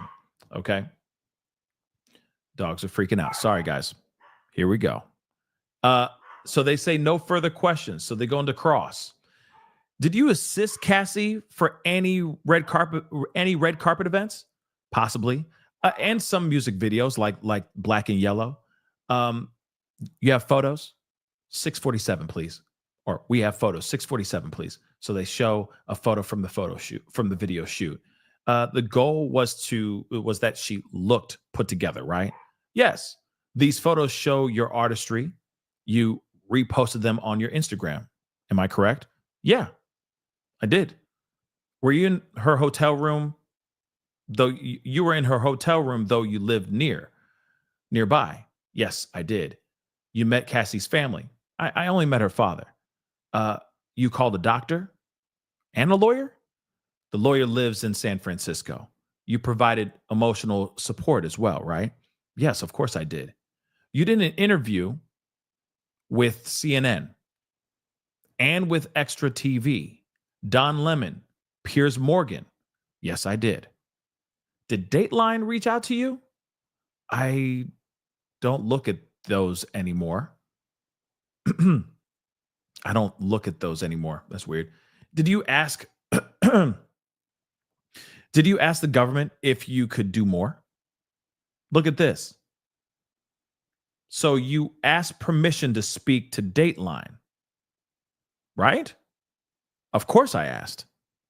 So after the incident, neither Diddy or anyone from his company ever approached you. No one did. For a documentary, you were paid, right? Therapy. For a documentary, were you paid? Therapy. I don't know what that means. I don't know what that means, but okay. For a documentary, you were paid. She says therapy. Hopefully that'll be explained here soon. You sold the photos to CNN for $1,000, right? Yes, I did. No further questions. Next witness. So they're going to the general manager of this hotel in LA. Interesting. Frederic Zemmour. Hopefully I'm saying that right. Frederic Zemmour, right? Man, they're blazing through these. Interesting. Yeah, maybe they paid therapy. Maybe they paid for her therapy. Yeah, for a documentary, you were paid. And then she says therapy. Maybe it's like they paid like my monthly bill for my therapy, my therapist or something like that. I don't know. It seems interesting.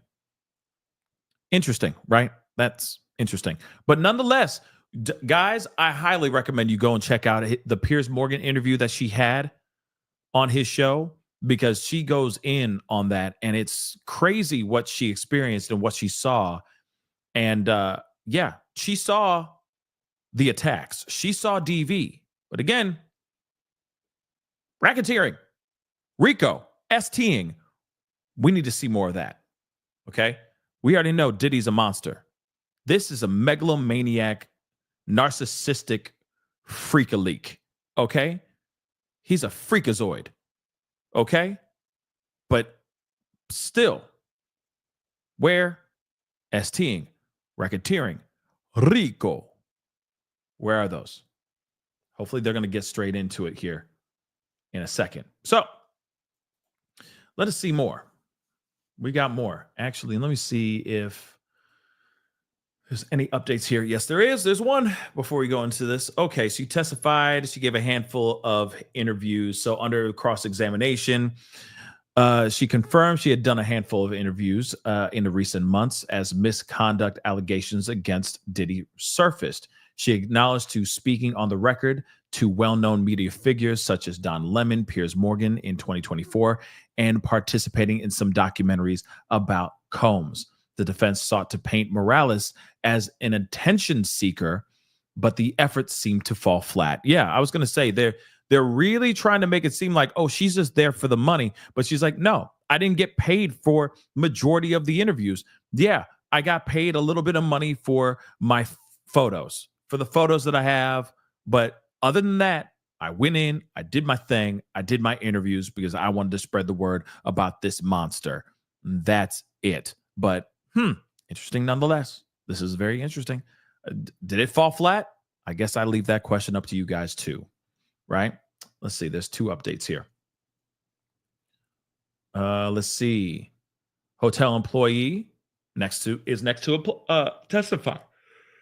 So Frederic, I'm just going to call him Fred. All right, an employee from this hotel in Beverly Hills. He's the 15th witness called by prosecution.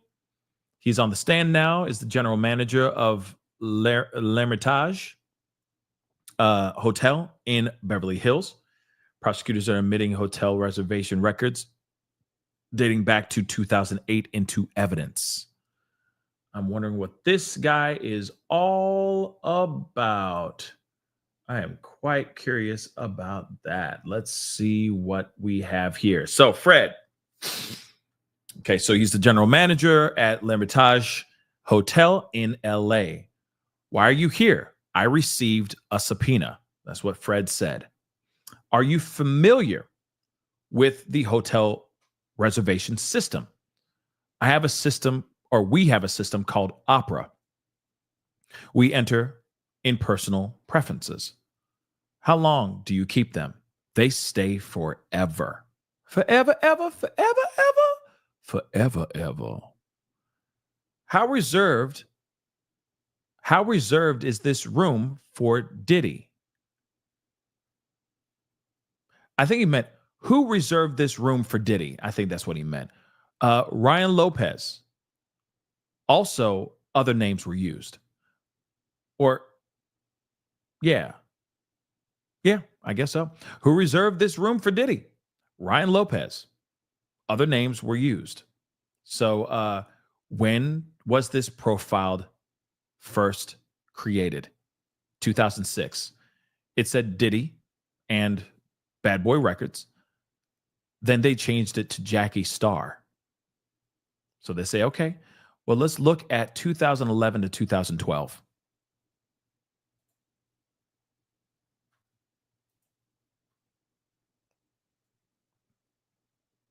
And nothing, and nothing's right now.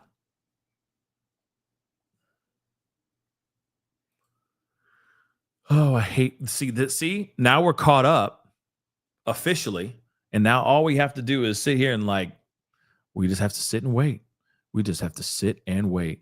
Don't forget to get your butts over to the poll. I got a poll on the in the family chat, pinned to the top of the chat. Please go up to the top, vote. Let me know your thoughts. Let me know your thoughts. Okay. Do you think Diddy had someone make that car, Kid Cudi's car, go boom boom? Yes or no? It's a simple question. Yes or no?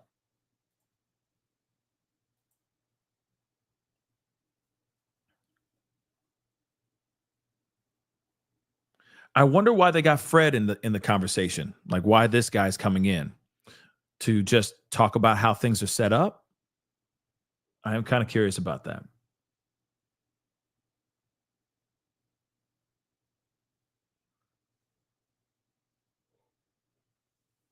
I am kind of curious about that.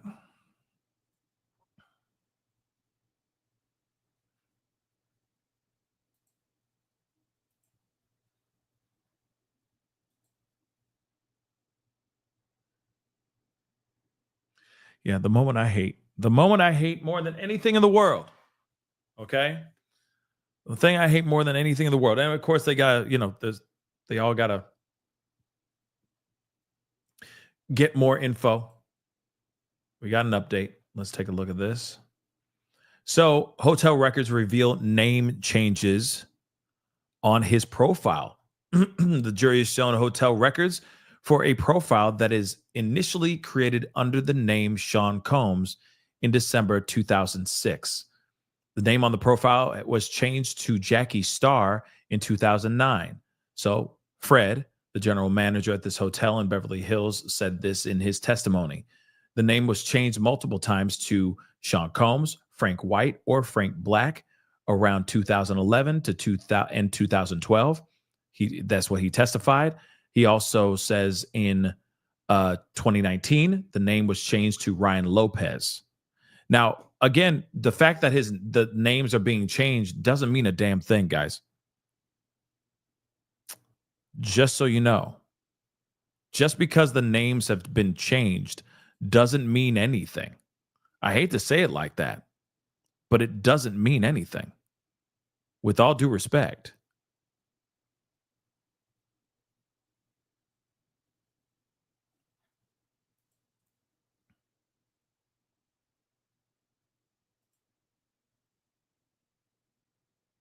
It really doesn't mean anything. Just saying. So again, sure, it's wild stuff, but There's plenty of celebrities that go under different names. But we need to wait, and we shall.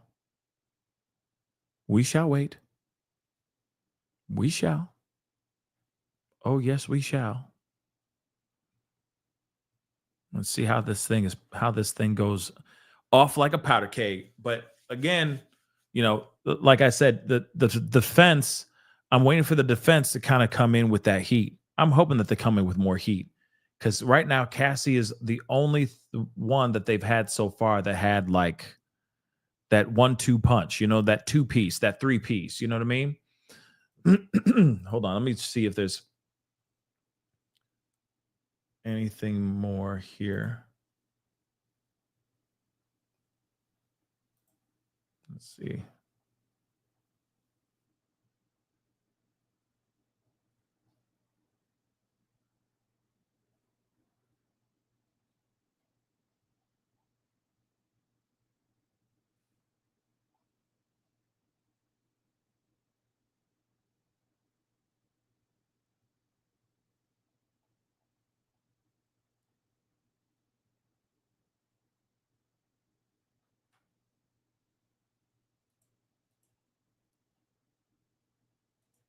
Let's see.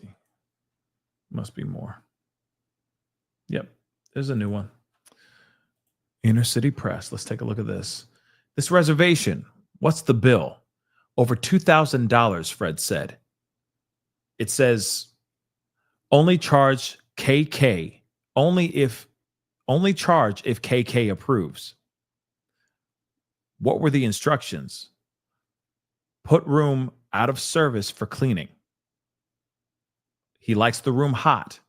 Set it for 75 degrees.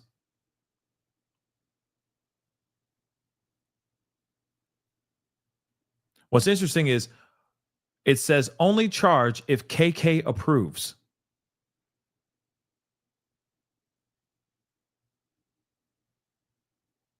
Man, I hope KK gets in here, man. Like, I really hope she testifies. I don't know if she's going to testify. I don't know if she's going to flip. I know that's like the rumor right now. I know that's the rumor. People are saying that she's going to flip. But I don't know about all that. I don't know if she's going to flip. I really don't think so.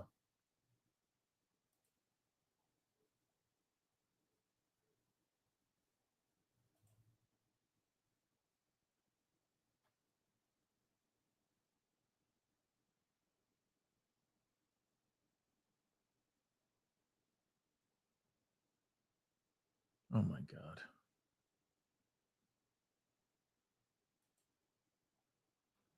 I don't care.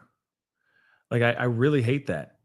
Did they really need to put a whole freaking thing like that? It doesn't help. That's so annoying. Anyway.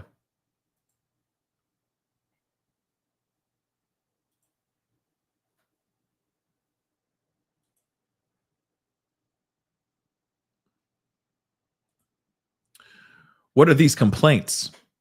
So Fred says candle wax on the carpet, security called.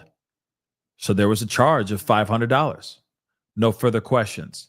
So they say, judge says cross-examination, defense says none.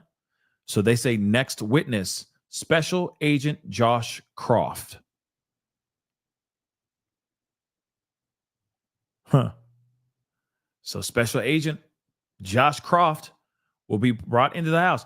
I'm wondering why they brought, like, see what I'm saying? Like, these kind of things. I mean, sure, they're approving charges to the place. Yes, there's damages to the hotel room. So there's proof of that, like, wax on the carpet, stuff like that. So that's going to be a charge of $500 to clean that up or to replace the carpet. I get those things, right? But still, I'm going, okay, why was this guy brought in? Because you'd think that there'd be more like smoking gun evidence, smoking gun info. Now, if Christina Coram approves these charges, then you charge the card.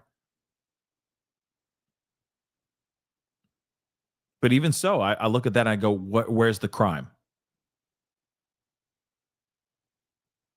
Where's the crime? Right? I think we're all wondering that. So this is a very interesting situation.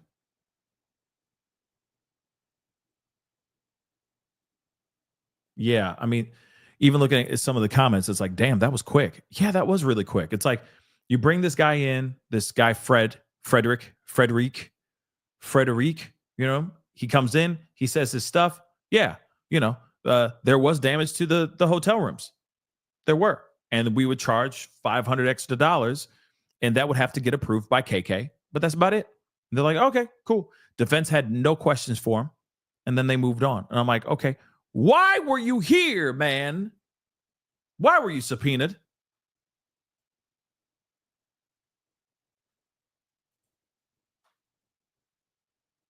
Even NBC is like, there's nothing to see here. These are not the droids you're looking for. You know what I mean? It's like, what? Okay. Nothing burger testimony.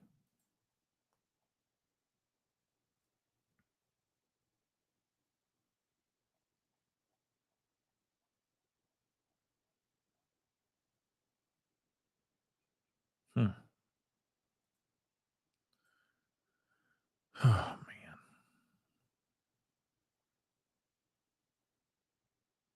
I cannot stand this. We'll just do it like this then. Okay.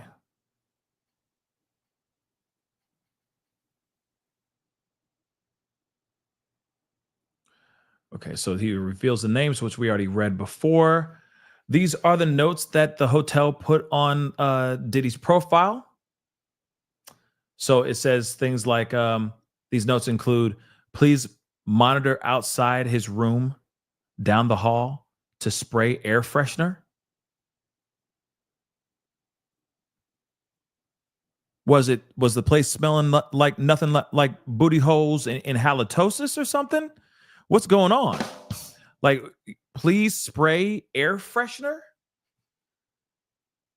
Always spills candle wax on everything and uses excessive amounts of oil. Place the room out of order upon departure for deep cleaning. Please authorize an extra $1,000 when guest stays with us to cover any room damages. Diggity damn. Like I said, like, please monitor outside his room down the hall to spray air freshener because of just, you know, either it's just a lot of ointments and, you know, smells coming out of there, or the place is just reeking of nothing but halitosis and booty holes. I mean, if you really think about it, they're just bumping uglies. It's not like they're taking time to take a shower or anything. All they're doing is just bumping uglies with candles blasting. I'm sure he's got incense. I'm sure he's smoking trees. I'm sure he's doing all kinds of stuff, right? So they get done, right? They conclude his direct examination. So he just wreaked havoc in those hotel rooms. And they're like, you know what? He can keep coming back, but we got to charge him another $1,000. F that.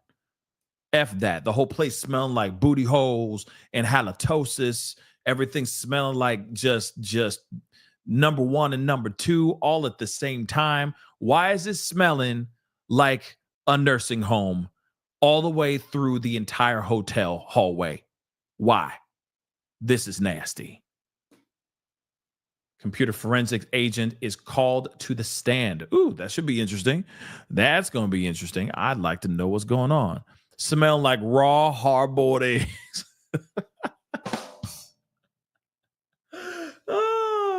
Yeah, no doubt. That's nasty. That's nasty. Okay, but let's go. So they got Joshua Croft to the stand. He is a computer forensics agent for the Homeland Security investigations. Okay. So he's being questioned. He is the 16th person for prosecution, first 16th witness for the prosecution. Let's see what is being said here.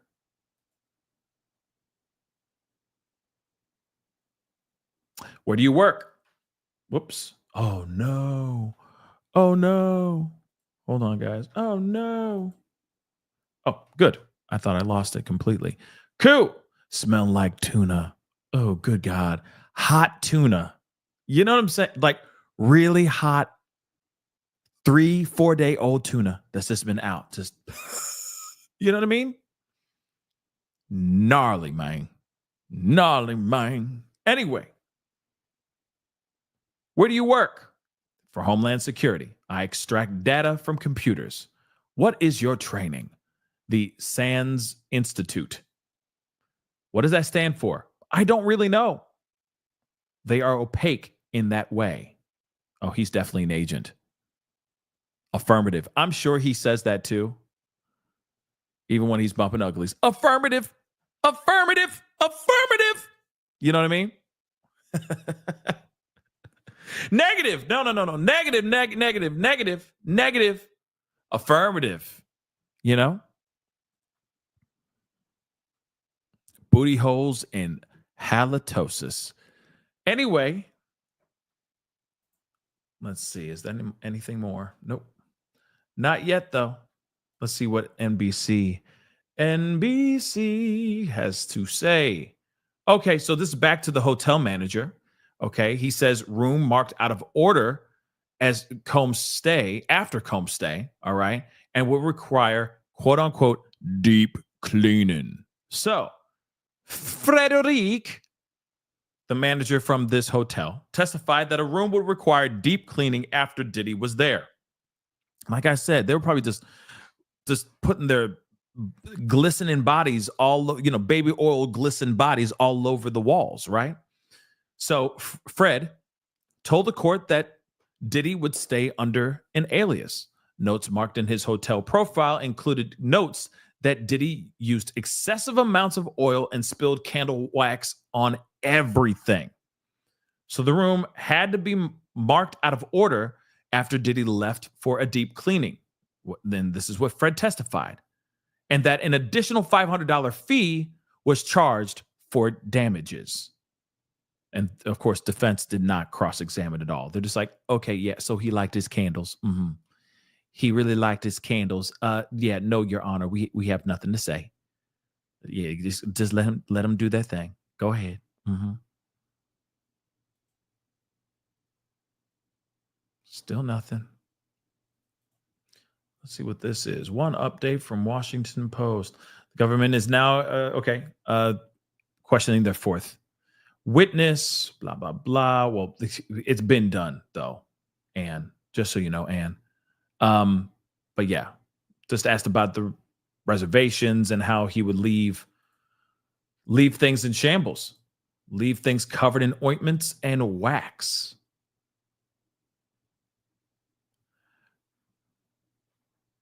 Because, I mean, allegedly they're going to be wrapping in less than an hour from now. So I wonder what this Agent Croft is going to say in regards to like what he's found, you know what I mean? By deep diving into these computers. And you got to remember, they found multiple devices. They have multiple devices. So I'm wondering what they found on these computers and on all these devices, these hard drives, these thumb drives, these SD cards, the CF cards, all that stuff, right? So I'm wondering what's going to happen with that too.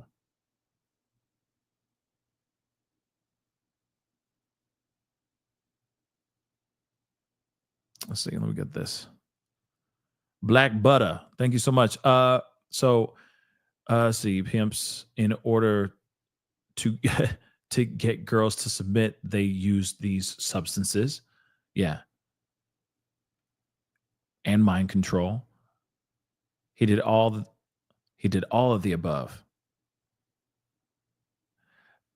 Yeah, I mean, honestly, He did all that and then some. Let's be real, right? And he clearly was taking control over the likes of someone like Cassie. I'm still kind of curious about the other people. Like, you got another victim that's going to be testifying at some point here. I'm assuming sometime next week. But again, they still are going to talk about the things that they were allegedly made to do. So it will be interesting when that all comes down.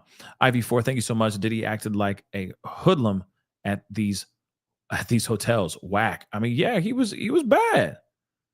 He was bad. And you got to remember, think about this. You can afford it.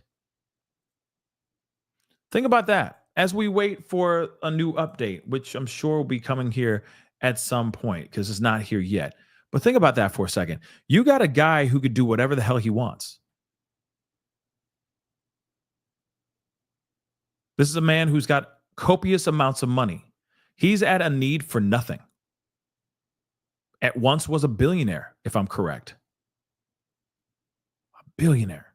So imagine all of our worldly possessions that we are prideful of. Like think about all these songs, right? Or not the songs. Think about all these things that we hold true to ourselves, that we, like we buy our first car, or we buy a car, and it may be like some old Toyota Corolla.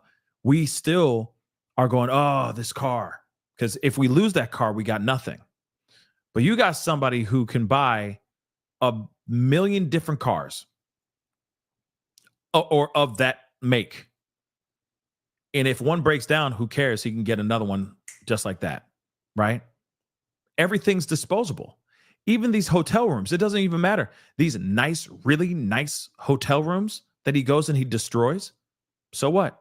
He has to pay another $10,000. Say he got to pay another $10,000 to fix the room because he just destroyed it. So, you know what I mean? Who cares? What's $10,000 to me? That's $100 in my mind. That's the equivalent of $100 in my mind. Just sign the check. You know what? Actually, reach into that fanny pack, okay, into my satchel, and pull out 10 grand and pay it right now in cash. Go ahead. I don't care. See what I'm saying? Somebody like this who can just go and do whatever the hell he wants, and he knows he can just write it off. He can sign a check or swipe a card without worrying about, like, damn, there goes my rent. You know what I'm saying? You don't have to worry about that. So, of course, he's going to treat these places like trash because he knows for a fact he's going to be able to swipe a card and the problem's going to go away like that.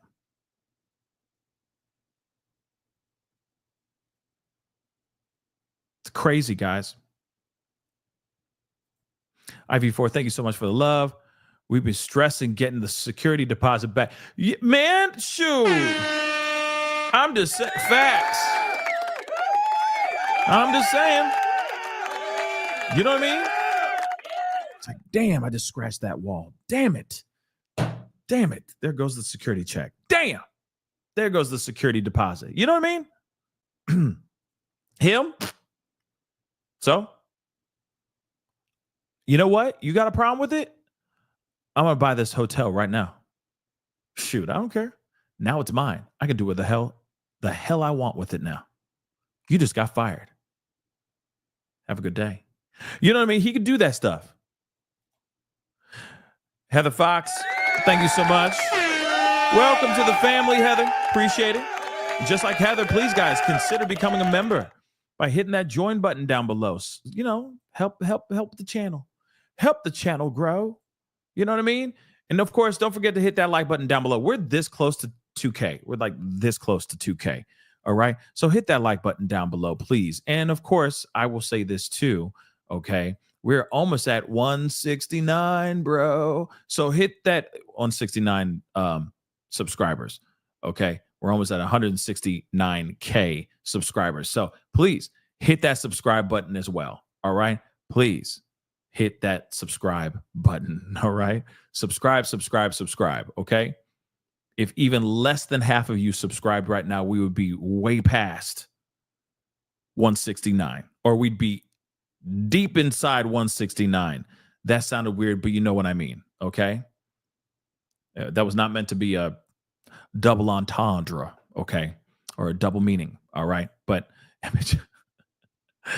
you just got diddled. Like that, you know? You just got diddled. That sounds so messed up, so diabolical. Oh no, something's wrong.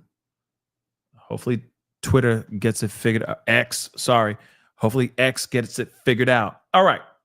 He says, or prosecution asks Agent Croft, what tools do you use?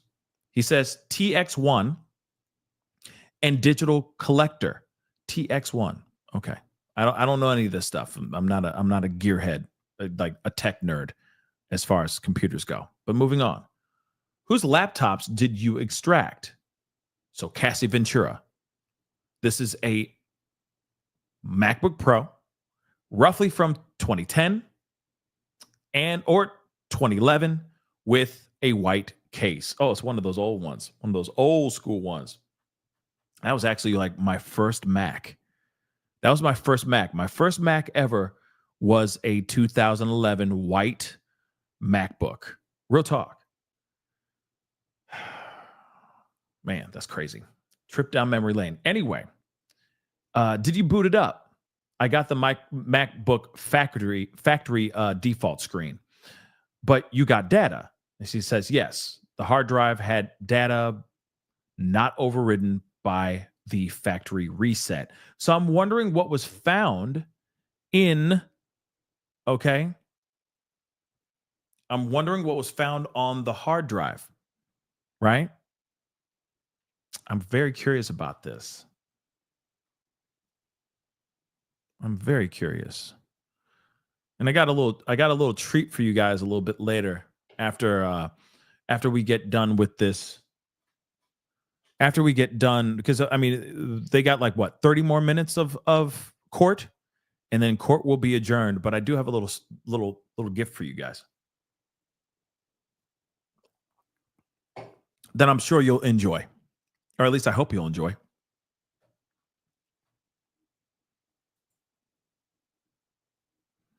So now we're getting into the tech. Hold on.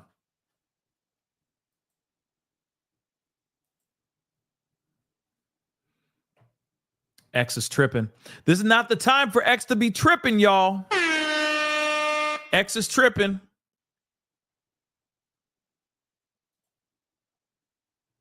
Nothing here. There's something here.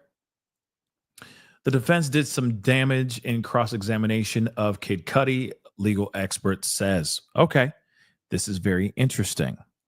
Okay. And the gift that I have, it has to do with, no. It has to do with the case. No, I'm not going to sing to you. I sing to you guys every day. Okay. I'm always breaking into song. All right. Always. All right. So no, I'm not singing to you guys. No, there's just something that I think you guys might really appreciate and get a laugh out of. Has to do with this case though. Okay. It does.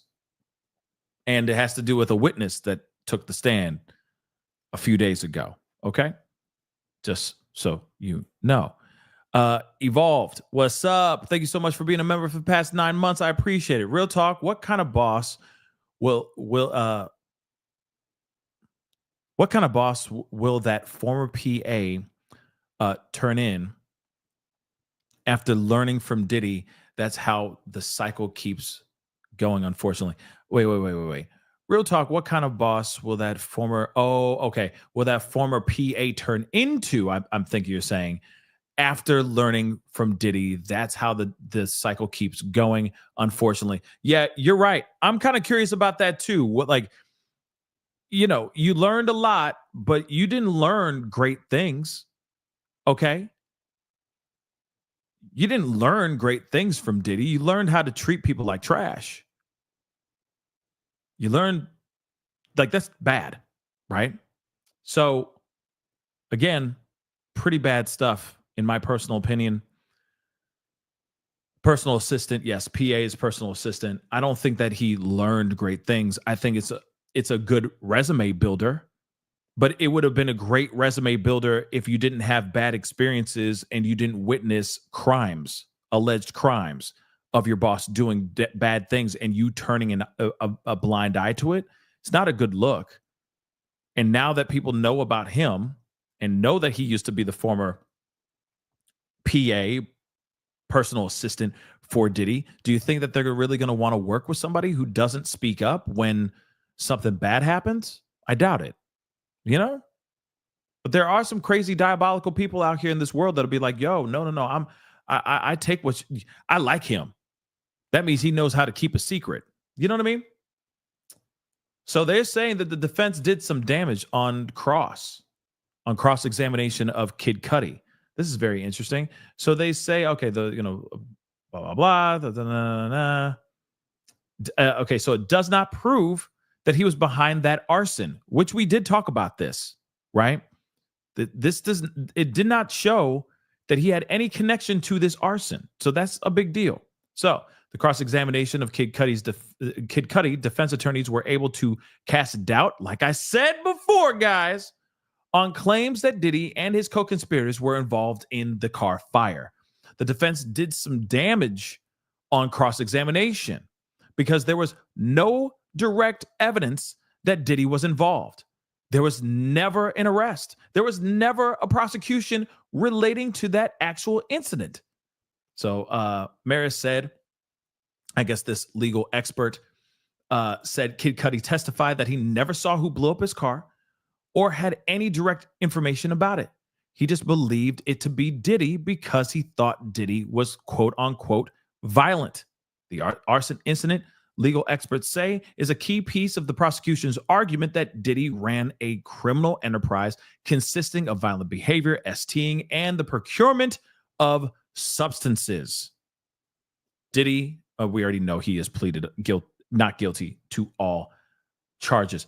Again, that's exactly what I was saying. This does not show proof positive of the said arson. They poked the hell out of holes in that situation. The Kid Cudi testimony fell to pieces. That did not work out. Not at all. And I feel like that was lazy work on prosecution. Yes, I said it. Lazy freaking work on prosecution. Real talk. That could have been better, but we'll see. Yeah, I don't know what's going on with X. What's going on with X, Mang? Come on, Mang.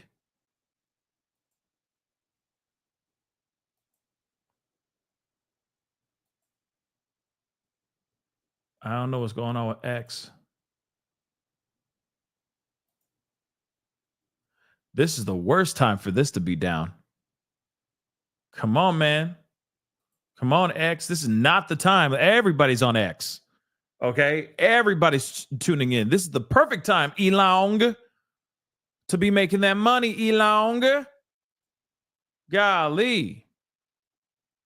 So it says, okay, the hard drive had data not overridden by the factory reset. So what is unallocated space? Something not viewable, something previously deleted. Explain how computers store data. Oh no. Oh, it's going to be one of those. It's going to be one of those. This is the boring stuff. No offense. This is the boring stuff. But within it, there will be some bombshells, hopefully, or some huge revelations, hopefully, and we'll see all about that. But this is. All right. So, something not viewable, something previously deleted. Explain how computers store data. Do you realize how, like, this is when it feels like, well, you have table of contents. A file can be stored in unallocated space.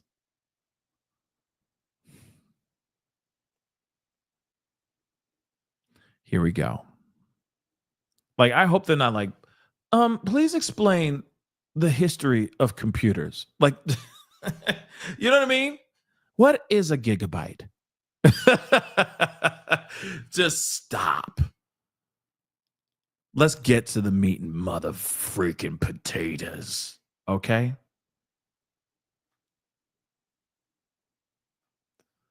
Sheesh. But it's tripping. See? Look at that.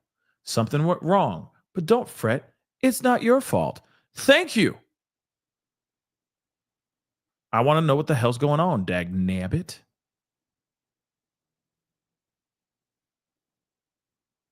Yeah. It's like Angela Bassett, making her the car go off in a thin line between love and hate. Yes. Isn't that from Thin? No, it's not Thin Line Between Love and Hate. What was it? Is it Waiting to Exhale? I'm getting it all mixed up. Waiting to Exhale. Yes. Okay. I was about to say. It's not Thin Line. Thin Line is with Martin Lawrence. But yeah. Anyway, as we wait, let's see what they say here. Data extracted from Cassie's laptops. Forensic agent testifies. Okay, so that he has extracted data from 3 of Cassie's laptops. He said one of the laptops had been set to factory default and another opened to a login screen with user profiles for Frank Black, and a guest profile.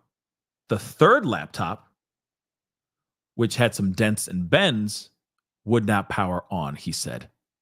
Very interesting.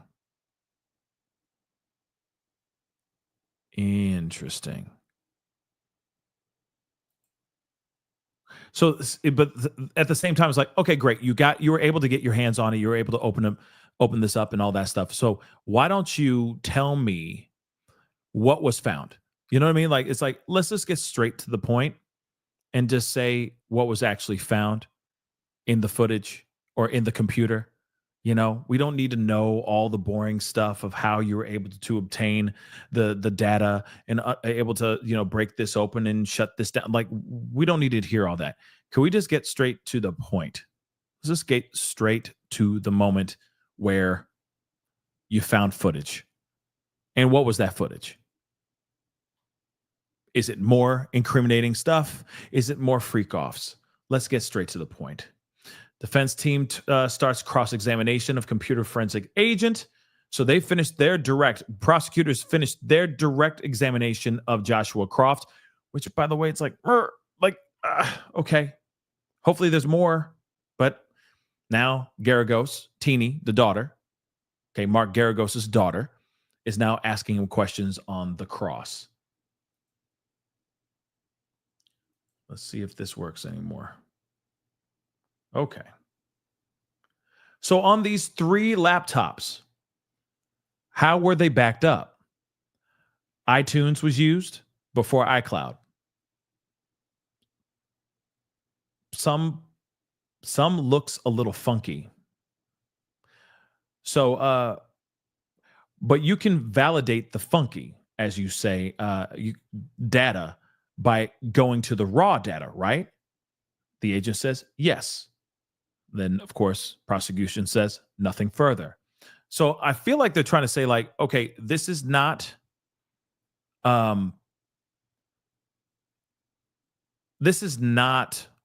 where, you know what I mean? Like, this is not where, I feel like this is the place where they sit there and say, hey, okay, we just want to make sure that the jury knows that all the footage that was found or obtained from these laptops, well, one, probably wasn't very easy to get their hands on that footage from those laptops, but we were able to get it, and they are authentic. Like, there's nothing messed with, there's nothing changed or anything of that sort. Nothing's been doctored or, manipulated. They were able to get them strictly from these laptops. That's why I feel like that's where they're going, right? That the footage that they found was truly from those laptops and only from those laptops. And that's it. So I'm wondering why, or I'm wondering when they're going to start showing that stuff then. You know what I'm saying? Because that is very odd, to say the least. But we'll see. We'll see. Hold on, guys.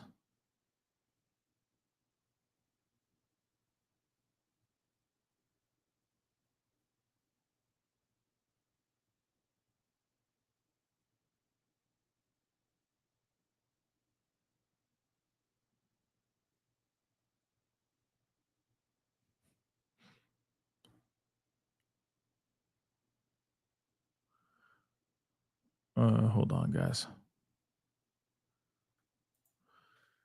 Still waiting for more info.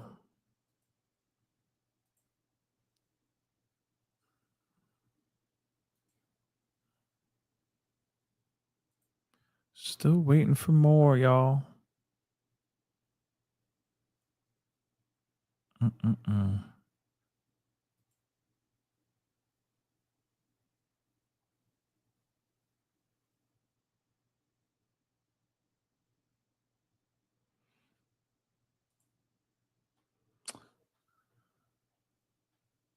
So I am wondering where they're leading to this or why they brought this guy in to do this, but I'm assuming it's because they are going to be showing some of some footage that may have been found on the computer. So they need to cover these tracks first and basically say, hey, guys, this is, jury, the footage that was found and data that was found on these computers are authentic. We found them through these laptops, and we're talking to this guy to make sure you guys know that nothing was messed with. Nothing was doctored and all that.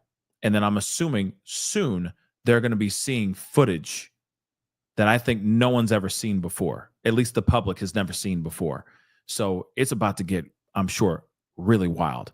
And they even said, I feel like it's about to get funky. Okay. But you can validate the funky data by going to the raw data, right? So in other words, like, this is coming straight from this computer. That you can make sure that this is real and not just some fabricated crap. This ain't AI or anything of that sort, because of the raw data that was found on this computer. Yes, indeed. Right? So now we are going to wait to see what is going on with the defense.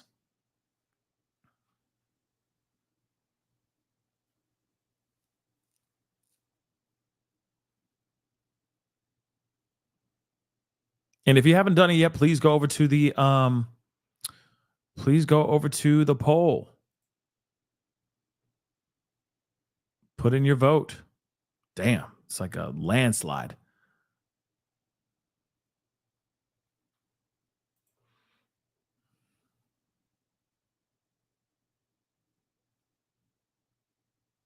Yeah, I might as well do that. Let me play a little bit of this while let me just refresh this one more time. We got something new. Here we go. And then I'll probably put the news thing on while we wait for more updates, but this is getting slow. So one of the laptops, there was a Frank Black profile. The agent says yes. Did you process every file? He says yes. Then the defense says, have a wonderful weekend. So prosecution goes back and says, Frank Black, did you proceed under Cassie's consent? And he says, well, it was under a warrant.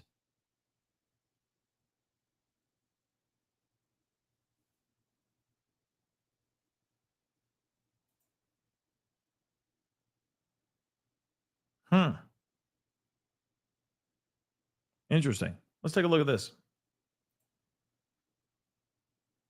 Who do you think is going to testify next in this case? There's a lot of talk, Dawn Richard testified about the fact that, well, her opinion was that Cassie was attacked in front of Usher, Jimmy Iovine, Neo. There's a talk about whether celebrities will testify. There's a conversation about whether assistants will testify and Chef will testify. Who else are you looking for to testify in this kind of case? Well, I'm looking for more of his security. Remember, this is a one-person RICO case, which is, I don't think I've ever even heard of such thing. So RICO, typically what you'll see up to 20 defendants on this type of thing.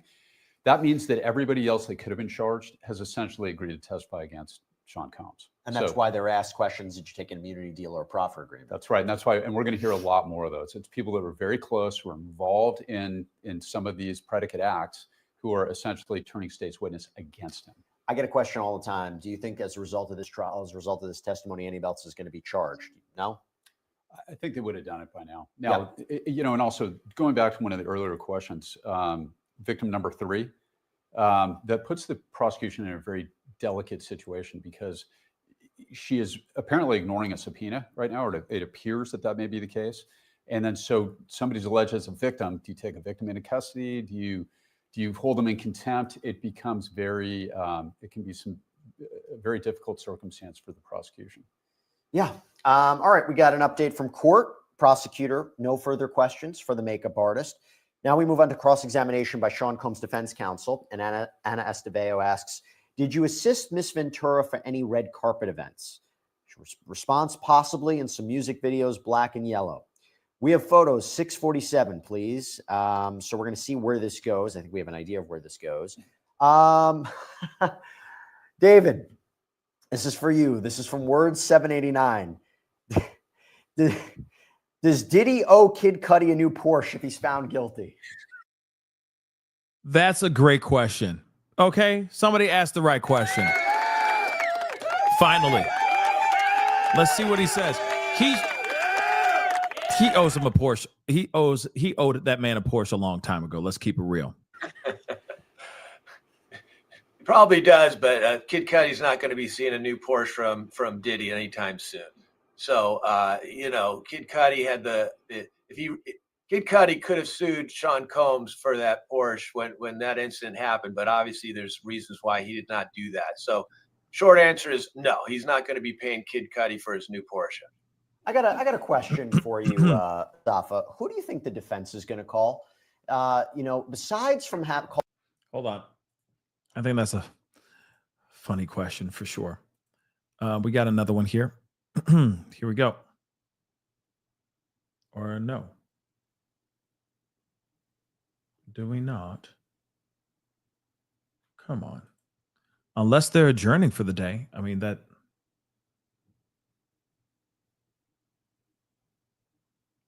I thought there was more. My bad. Yeah, maybe they might be ending early. That is a possibility, but let's take a look at this too. Oh, the jury is dismissed and the trial will resume on Tuesday. So I was right. Wow. And that's it. They stopped right there. Yeah, you know, she didn't give me consent to go through her stuff, but I had the warrants to be able to go through her stuff and retrieve all the things that were deleted. Okay. Interesting. And then they're going to start Tuesday. They're taking the weekend off, Memorial Day weekend. Okay. So the judge gave the jury strict instructions to avoid any and all conversations and media coverage about the case over the holiday weekend. Do you know how hard that's going to be for a lot of these jurors? I'm sure they're watching everything that's going on right now. They're watching every damn thing. Okay? They're watching every damn thing for sure. But I do have a little treat for you guys. Okay? Hold on. I do have a little treat for you guys. Now, here's the thing. We've been talking about this whole case for a little while.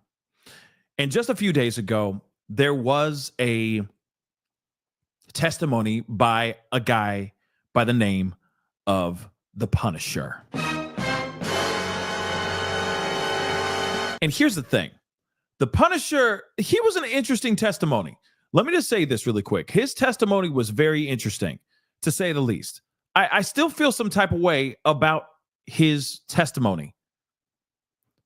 Something feels a little bit like, I feel like he got paid. Okay? I really do feel like he got paid. His testimony seems weird. His testimony seems as if it was like, oh no, we just got together and did kumbaya, with baby oil. And that's it, right? But then all the while, he still was sitting there going, oh yeah, and by the way, my book. I got a book. You know what I mean? I wrote a book. It's called Frozen Meats, or whatever the hell it's called. It's called In Search of Frozen Meat, a story of the male mental health crisis caused by ED. That's all I'll say. And apparently, even and while he was up there testifying, he was sitting there going, yeah, I wrote like 6 pages about my experience with them. Their names aren't mentioned in the book, but they are referred to as a very well-to-do, wealthy, powerful couple. His testimony was weird. I'm still side-eyeing it, but we got the pages from the book. Yeah. Nut juice. Yeah, raspberries indeed. So here's the thing, guys. I'm going to give you a fair warning. I have to use a crap ton of code words because the things that he says in here, have mercy. Just so you know. But this is just for comedy's sake, okay? But also, it's nice to hear what is being said. And no, I didn't order this. I found this online. The pieces, the 6 pages were basically on the internet. So TMZ gave it to us. So I was able to find this, like, bang, and download it. These 6 pages. This is insane. Okay. And he's like, oh yeah, this is all for fun. It's all for jokes, ha ha ha. Right. This is a very interesting telling of a very interesting encounter that he had. And also, by the way he makes this sound in his testimony is different from what he says in the book. His encounter, he made it sound like they were bumping uglies a lot. He made it sound like they were bumping uglies a lot. With a few moments where he couldn't, you know what I'm saying, fully perform. So this is a very interesting thing. So let's take a look at this. Let's take a look at these 6 pages of his experience with Cassie and the Diddler. So, the bootleg boy toy. In the heart of my pill dependency, I had another pure opportunity that became my usual disaster. Because of my lack of effort to fix my situation down there. I got a random call on a Saturday night from a female wanting to hire me. She said, it's my birthday and I'm here with a few of my girlfriends. Are you available tonight? Now, usually I would just give last minute parties away. But when I heard about the location and it was Trump Tower, Central Park West, I knew it was someone with big bucks. So I was keeping this gig. After some scheduling back and forth, I quoted her $200. We confirmed 2:30 a.m. and I showed up with my dance bag ready to put on a show. I knocked on the door and I opened to literally the most beautiful woman I had ever seen in person. I mean, she was flawlessly stunning. She greeted me with this huge, inviting smile. Remember all this stuff here, guys. Huge, inviting smile.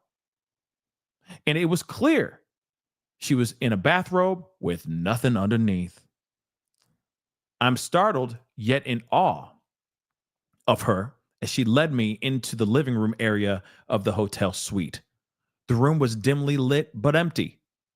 I was expecting a room full of girlfriends celebrating with her, but no one was there. And oddly, all the furniture was covered in white sheets. When I saw this, my mind immediately flashed to that movie, American Psycho, where this monster covers all of his furniture in plastic before he unalives someone. So I had a momentary freak out. I regained my composure, then asked, where would you like me to do the show? She responded that she wasn't interested in my dancing, and my purpose for being there was that her husband had a voyeur fetish and enjoyed watching her in these kinds of spicy scenes. She wanted us to sit across from each other while sensually covering ourselves with baby oil. The goal was to make it look hot and spicy, as hot and as spicy as possible, while her husband watched from a distant corner across the room. Most importantly, we were supposed to act like her husband was not there and not acknowledge his presence at all. Remember that. She asked me to just change into a towel, pointed to a chair for me to sit in, and handed me $800 cash. Now, I was completely blown away and creeped out at the same time. Yes, this woman was gorgeous, but I really felt uncomfortable with the voyeur husband looking from afar. But F it. I was there, and I was definitely not giving back that $800. Just in case things escalated to more than just a body rub, I took a 20 milligram Cialis just to be ready. We sat across from each other to start the scene. And I must admit it was super spicy. She had this huge bottle of baby oil that was just sitting in a bowl of hot water to make it warm. Then she drenched her body in it, limb by limb, rubbing herself all over while biting her lips. She appeared to be fully in the moment.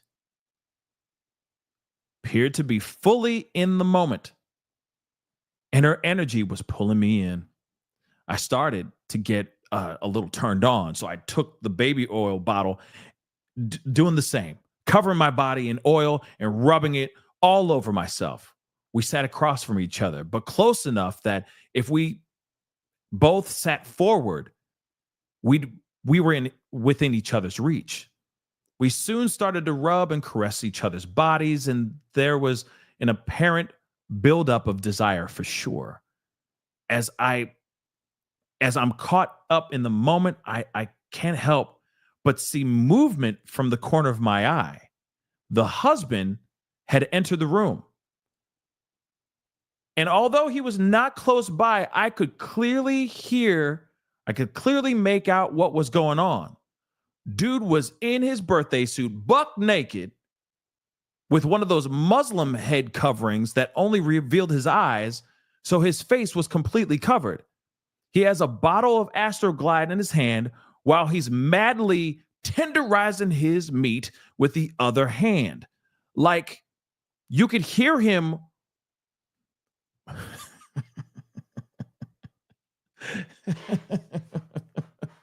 I'm sorry.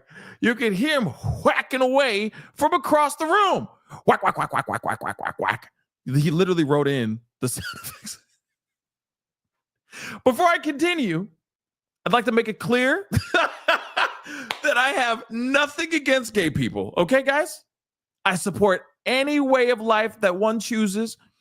I have very close gay friends. But I am not a gay or bisexual man. He literally said, I got 3 black friends. I can't be racist. I got 3 black friends. Moving on. Okay. This guy's Diddy is okay. Diddy has nothing on except for this whole head, and he's just in there walking around. Oh my God! I can't do this. I can't go through this. Okay, but he's in there. He's he's in the corner, just going to town. Okay. I said I had a treat for y'all. Okay, moving on. He said, I'm not homophobic. I have gay friends. But moving on. Okay. So to have another dude in the background, but in his birthday suit, whacking off, was way out of my comfort zone. I couldn't help but worry if this guy was going to make a move on me. So I was definitely paranoid and overthinking. Now, I'm not supposed to acknowledge him, so I didn't say anything.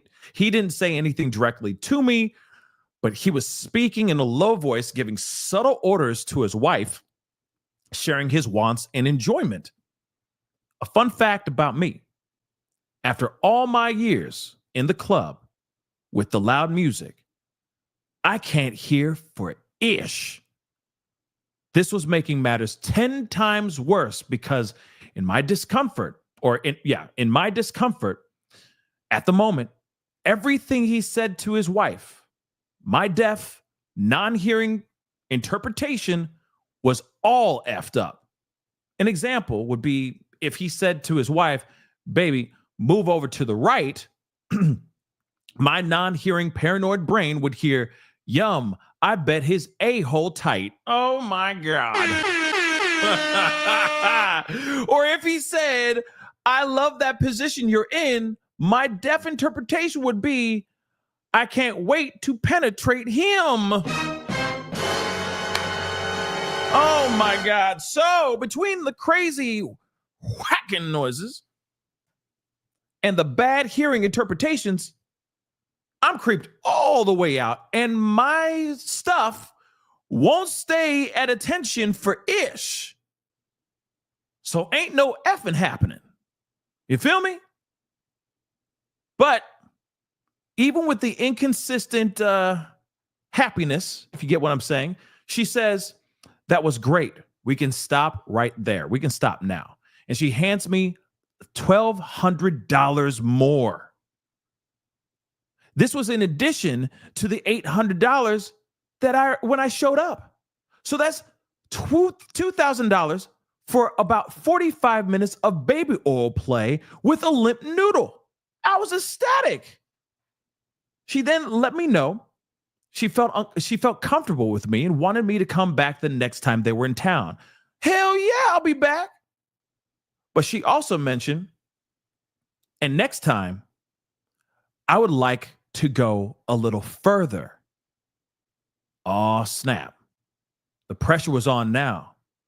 I got to get me and my manhood on the same page. Couldn't sell out 2 times in a row. The next time, same situation, I popped another Cialis. But since it had already let me down, I actually went to a random S shop and asked the clerk for the strongest thing he had.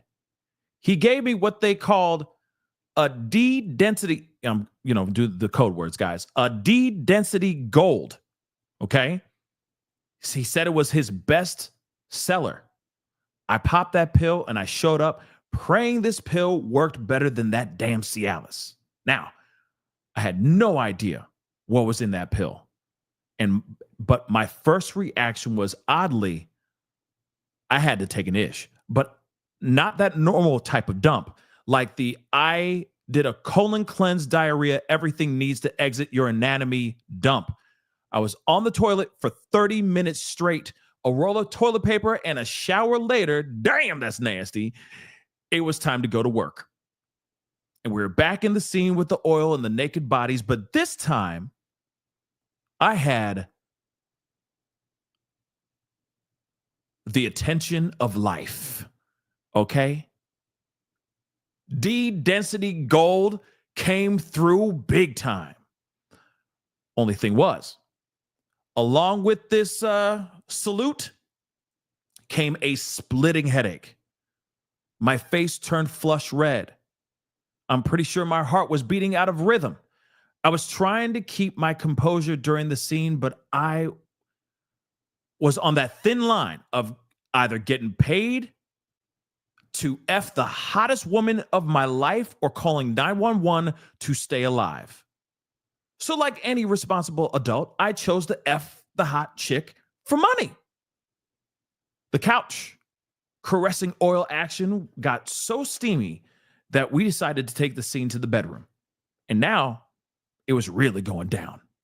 I dived between her legs and started the Bruce Lick tongue kung fu enter the 36 chamber style pee eating, and she went crazy. After 10 minutes, it was batting practice, if you get what I'm saying. And it was the D density going in her like a MLB Hall of Famer. That's all I'll say. Okay. He was balling big time. We were both loving the moment. And apparently the husband was too, as he appeared out of nowhere and slammed a stack of $100 bills on the bed and said, "Oh yeah, I like that ish."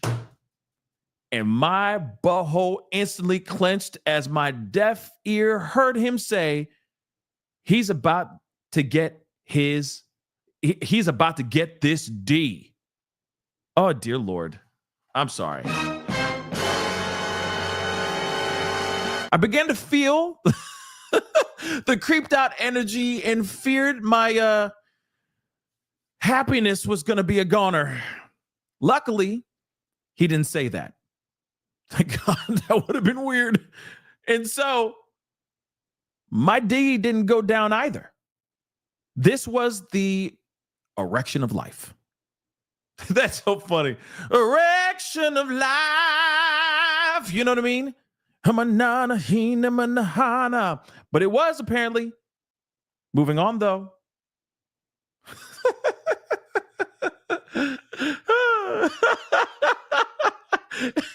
I'm sorry. This is so weird. Nothing could get it to go down. Nothing. No, I mean nothing, man. I literally could not get this thing to go down. My ish was petrified. I lost all sensation. I couldn't feel a damn thing. Couldn't even enjoy this thing. Okay? Couldn't even do that either. I couldn't even arrive. If you get what I'm saying, I couldn't arrive for ish. My manhood was just a dead log. Oh, dear God. After about an hour, she was begging for me to arrive. And I was using every focus technique I could think of to try to, go. And it wasn't working. I was ready to call it quits, man.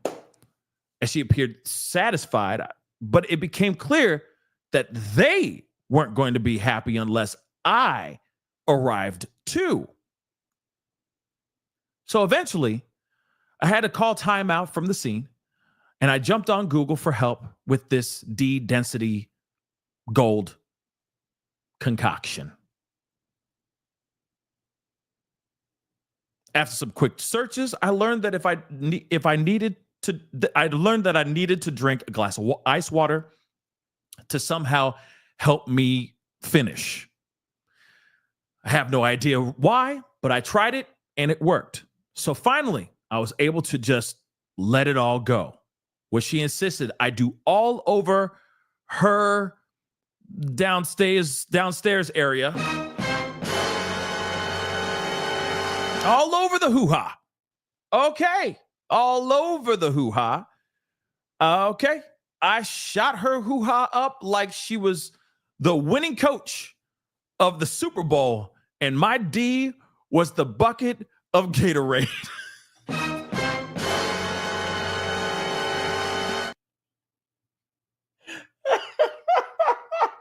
He wrote this, guys. It's a bucket of Gatorade. Oh, golly. She loved it. And oddly, I guess the husband did too. Oh, goo. As this ending became the routine every time we got together. Hear that? This became the routine every time we got together. Remember, he said it only happened once? We only did this once. We only did this once. The other times, I couldn't get up. We only did this once. But apparently, he continued to do this. Yep, he was shooting all up in the club. Well, not even up in the club. He was on the outside of the club, shooting the front door of the club. Okay? See what I'm saying? She wasn't sitting there going, not inside, on the outside. You see what I'm saying? So the club was having a good time inside. Stayed pretty much clean for the most part. He busting all up outside. Okay? Just so you know, he said this happens. As this ending became a routine every time we got together, which at first was nice until over time I began to suspect that after I arrived, her hubby was helping her wipe it up by licking her clean. Overthinking, paranoid mind strikes again, and I'm creeped out times 10. So on and off, for the next 3 years, I was the boy toy for this rich, powerful couple 5 to 6 times a year when they came to New York City. The problem was, because of the weird circumstances, I could only stay at attention about 50% of the time to really sustain a good session. This started to put tremendous stress on me and the stress on me to perform, and I needed a solution. I couldn't lose this $2,000 a session.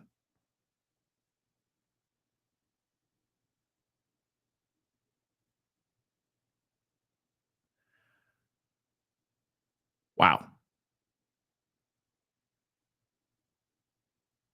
So, and that's that. I'll stop right there. That's pretty much almost the whole doggone chapter. Okay. And then the rest is him trying some other stuff, and then, stacking more pills on top of, you know what I mean? Stacking more of the D density pill, and you know what I mean? And just trying to stay on it. Right. And then of course, this causes him to basically not be able to perform properly, right? Because he has this dependence on these specific types of substances, for lack of a better term, okay? So again, pretty crazy what he says here. But again, it's not like he only had relations with Cassie once and only once. He had a bunch. He said that he was doing this for years in here. Now, I get it. It can still be 10 to 12, 10 maybe to 15 times over the course of 3 years. But then also at the same time, he says, powerful couple, 5 to 6 times a year. So it'd be way more than 15 times over the course of 3 years. And he said, and I quote, as this ending became the routine every time we got together. Which at first was nice, okay? Until over time, I began to suspect, well, that was the other stuff, right? So of course, in his mind, he's like, oh yeah, this girl's gorgeous. Oh my Lord. This girl's unreal. She's so beautiful. And I get to be with her? Bet. And I'm getting paid $2,000 to do this? Bet. Let's go, right? But still, no matter what, pretty crazy stuff. Now, I will say this. He said in his mind, he's thinking that Diddy would be lapping it up after. That's what he was thinking in his mind. he was suspecting that after he would finish, that he would be there lapping it up off of her, kind of thing, which, you know, it's not far-fetched to what we heard about later, right? We heard about the nipples and the nut juice and the nipples, right? We already heard about all that, okay? So this, pretty crazy stuff, y'all. But this is literally an excerpt from that book. Now, don't get me wrong. It's funny. There's some parts in here that are funny, but this is also something that could be, for sure, from a crime. Because remember, allegedly, you never know. In this time, all those times could have been consensual. You also got to remember, too, here's a few things. We got to break this down, too. She said, okay, he said that she had a huge inviting smile. And it was clear that she had nothing underneath her robe, right? That she was very inviting, that she was super into it. She was throwing off the scene, right? Rubbing the stuff all over her body and biting her bottom lip and doing all this extra spicy stuff to entice the scene. Now, here's the thing. Yes, we've talked about this a million times before, and even defense has tried to say, well, in these videos and in this footage, she looks like she's having a great time. She's looking like she's having a grand old time. So what are you talking about? Well, in actuality, there's still a situation where she could have been acting like she's liking it, but she didn't. That's still a possibility, guys. She could be acting out things for Diddy so she doesn't get hurt.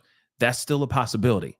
But from this guy's account, from the Punisher's account, he's saying that it was all consensual and she was having a great time, a blast.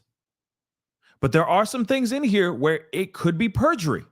This book could literally come back and bite him in the ass. Because his testimony says one thing, but his book says something else. He says that it was only one time that they got together, that he was able to actually perform, if that makes any sense. And that was it. But there's multiple times that he says that this was the end. This was kind of the routine. I'd finish this way. We'd do these things. I'd finish right here. And that would be it. That's what's being said, right? So again, very, very interesting. And that's a real book that he now is promoting the hell out of everywhere. He was just on Piers Morgan talking about this book and his testimony. He was just on TMZ. So he's doing the tour. He's doing a world tour because he, of course, wants to promote not only just that he was there, that he's one of the S workers, but he also is trying to promote his book. He's trying to make a buck. He's most definitely trying to make a buck. So again, people are probably going to try to get their hands on the book solely so they can get these 6 pages. But these 6 pages are interesting. And I guess my question is, well, I mean, is he a hardworking man? I would say a soft working man, a quasi hardworking man. There we go. You know what I mean? That's what I would say. Because he says half of the time. Okay. Just saying. It's very interesting stuff. Carmen, thank you so much for the love. Bet he wishes he'd had a pool of sharks with not even as smart as Dr. Evil. I know. Yeah, man. Dr. Evil and Diddy, they're not even on the same planet. Okay. Real talk. Okay. Ivy, thank you so much for the love. He was punishing that. I mean, I guess he says it was like a baseball bat at some point. I mean, he refers to it with baseball and the Super Bowl, for crying out loud. So, I mean, I feel like we just read something that we read out of Penthouse. You know what I'm saying? Like, it's just crazy. But that was funny because he would be like, yo, Diddy would just come out of nowhere and slap a stack of hundreds on the bed and be like, yeah, I like that. Like, just out of nowhere, throwing him all the way off. He's like, my stroke game gone. You know what I mean? So you can't make this stuff up, guys. You can't make this stuff up. Mo, thank you so much. I appreciate it. This made my day. You're reading. You're welcome. You're welcome. I appreciate it. All right. Ivy, come on, man. He took a man's juice. Yeah. Yeah. Yeah. Yeah, Ivy. Like I said, nasty stuff, y'all.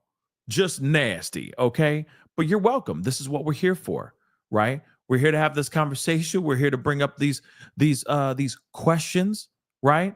And this is, I was quite curious about the entry, his story. And then I read it last night and I was like, I'm about to do this. I'm about to do this as a video. And I'm like, you know what? Nah, I'm going to leave it for later. I'm going to share with y'all in the live because I think it's just hilarious. But I also think that this could catch him in perjury, possibly,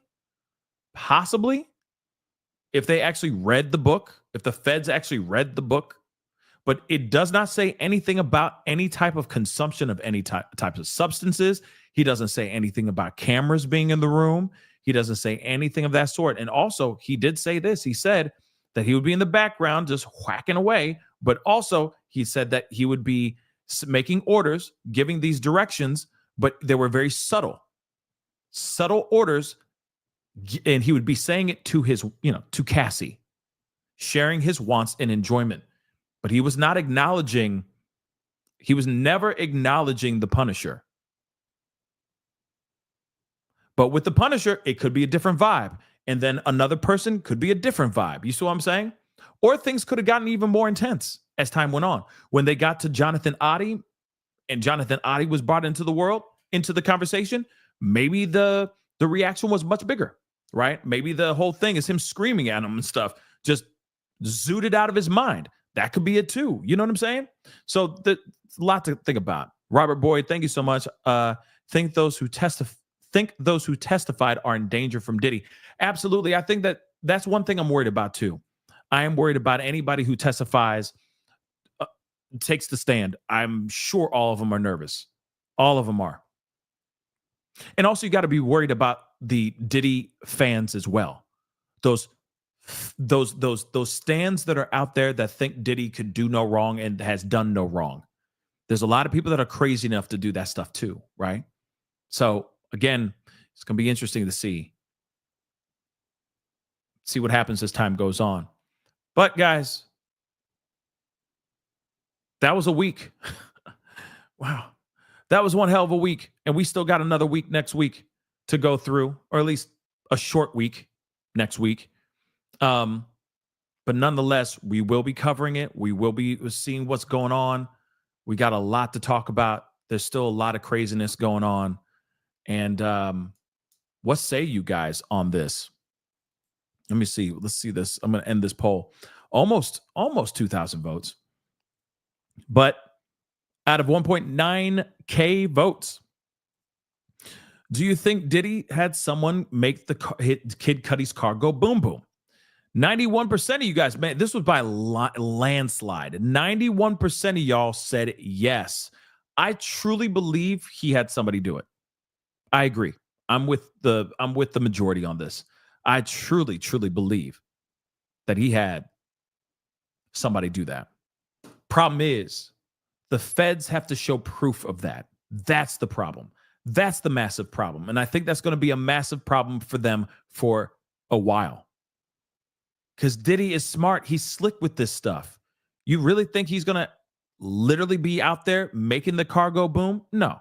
He's going to have somebody else do it for him, period.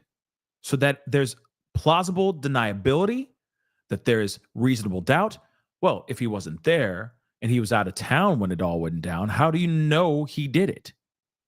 But that's the influence and that's the kind of reach Diddy has. Remember, one of his assistants said he is a god amongst humans. Literally said that out loud in the interview, in the testimony. He is a god amongst men. Who says that? Remember when David James got interviewed, during his interview, they said, this is Diddy's kingdom, and we're all here to serve him. It's like he has a damn cult. Yes, I said it. This is Diddy's world. We just happen to live in it. Okay? I want to make, just to make that abundantly clear. What he says goes. If he says jump, you literally say how high.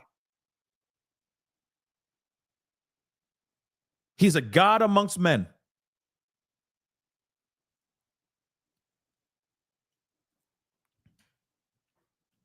Crazy. Crazy. Next week's going to be crazy. Wait for it. Anyway, guys, that is the show. I appreciate all y'all for being here. It really means a lot. It was a long one, long show, but definitely worth it. Hopefully you guys enjoyed that snippet. Sorry, something's in my eye. Hopefully you guys enjoyed that snippet from the Punisher's book. Can't believe it even exists, but it does. So please do me a favor before we head out. Hit that like button down below. Crush it. Do what it do. Please and thank you. We're almost at 2K. If you can hit that like button on your way out, we'll get to 2K really fast. All right. Hit that subscribe button down below. Please and thank you. Hit that follow button if you're watching on other platforms. Please. That'll be awesome. Hit that join button down below. Become a member. Check out my Patreon. Check out my locals. And, of course, check out PascalMerch.com. And, again, we're not done. We got a lot of coverage, a lot of things, a lot of discussions we're going to be having here over the next couple days. So be on the lookout for it, okay? Even though we got a long weekend, tomorrow we ain't done. We don't have the day off tomorrow. We still going to work. We going to work. So I'll be seeing you guys very, very soon. Don't forget to check out PascalMerch.com, okay? We got some really great stuff over there. Go check it out. But I'll be talking to you guys very, very soon. Time to take a little bit of a break.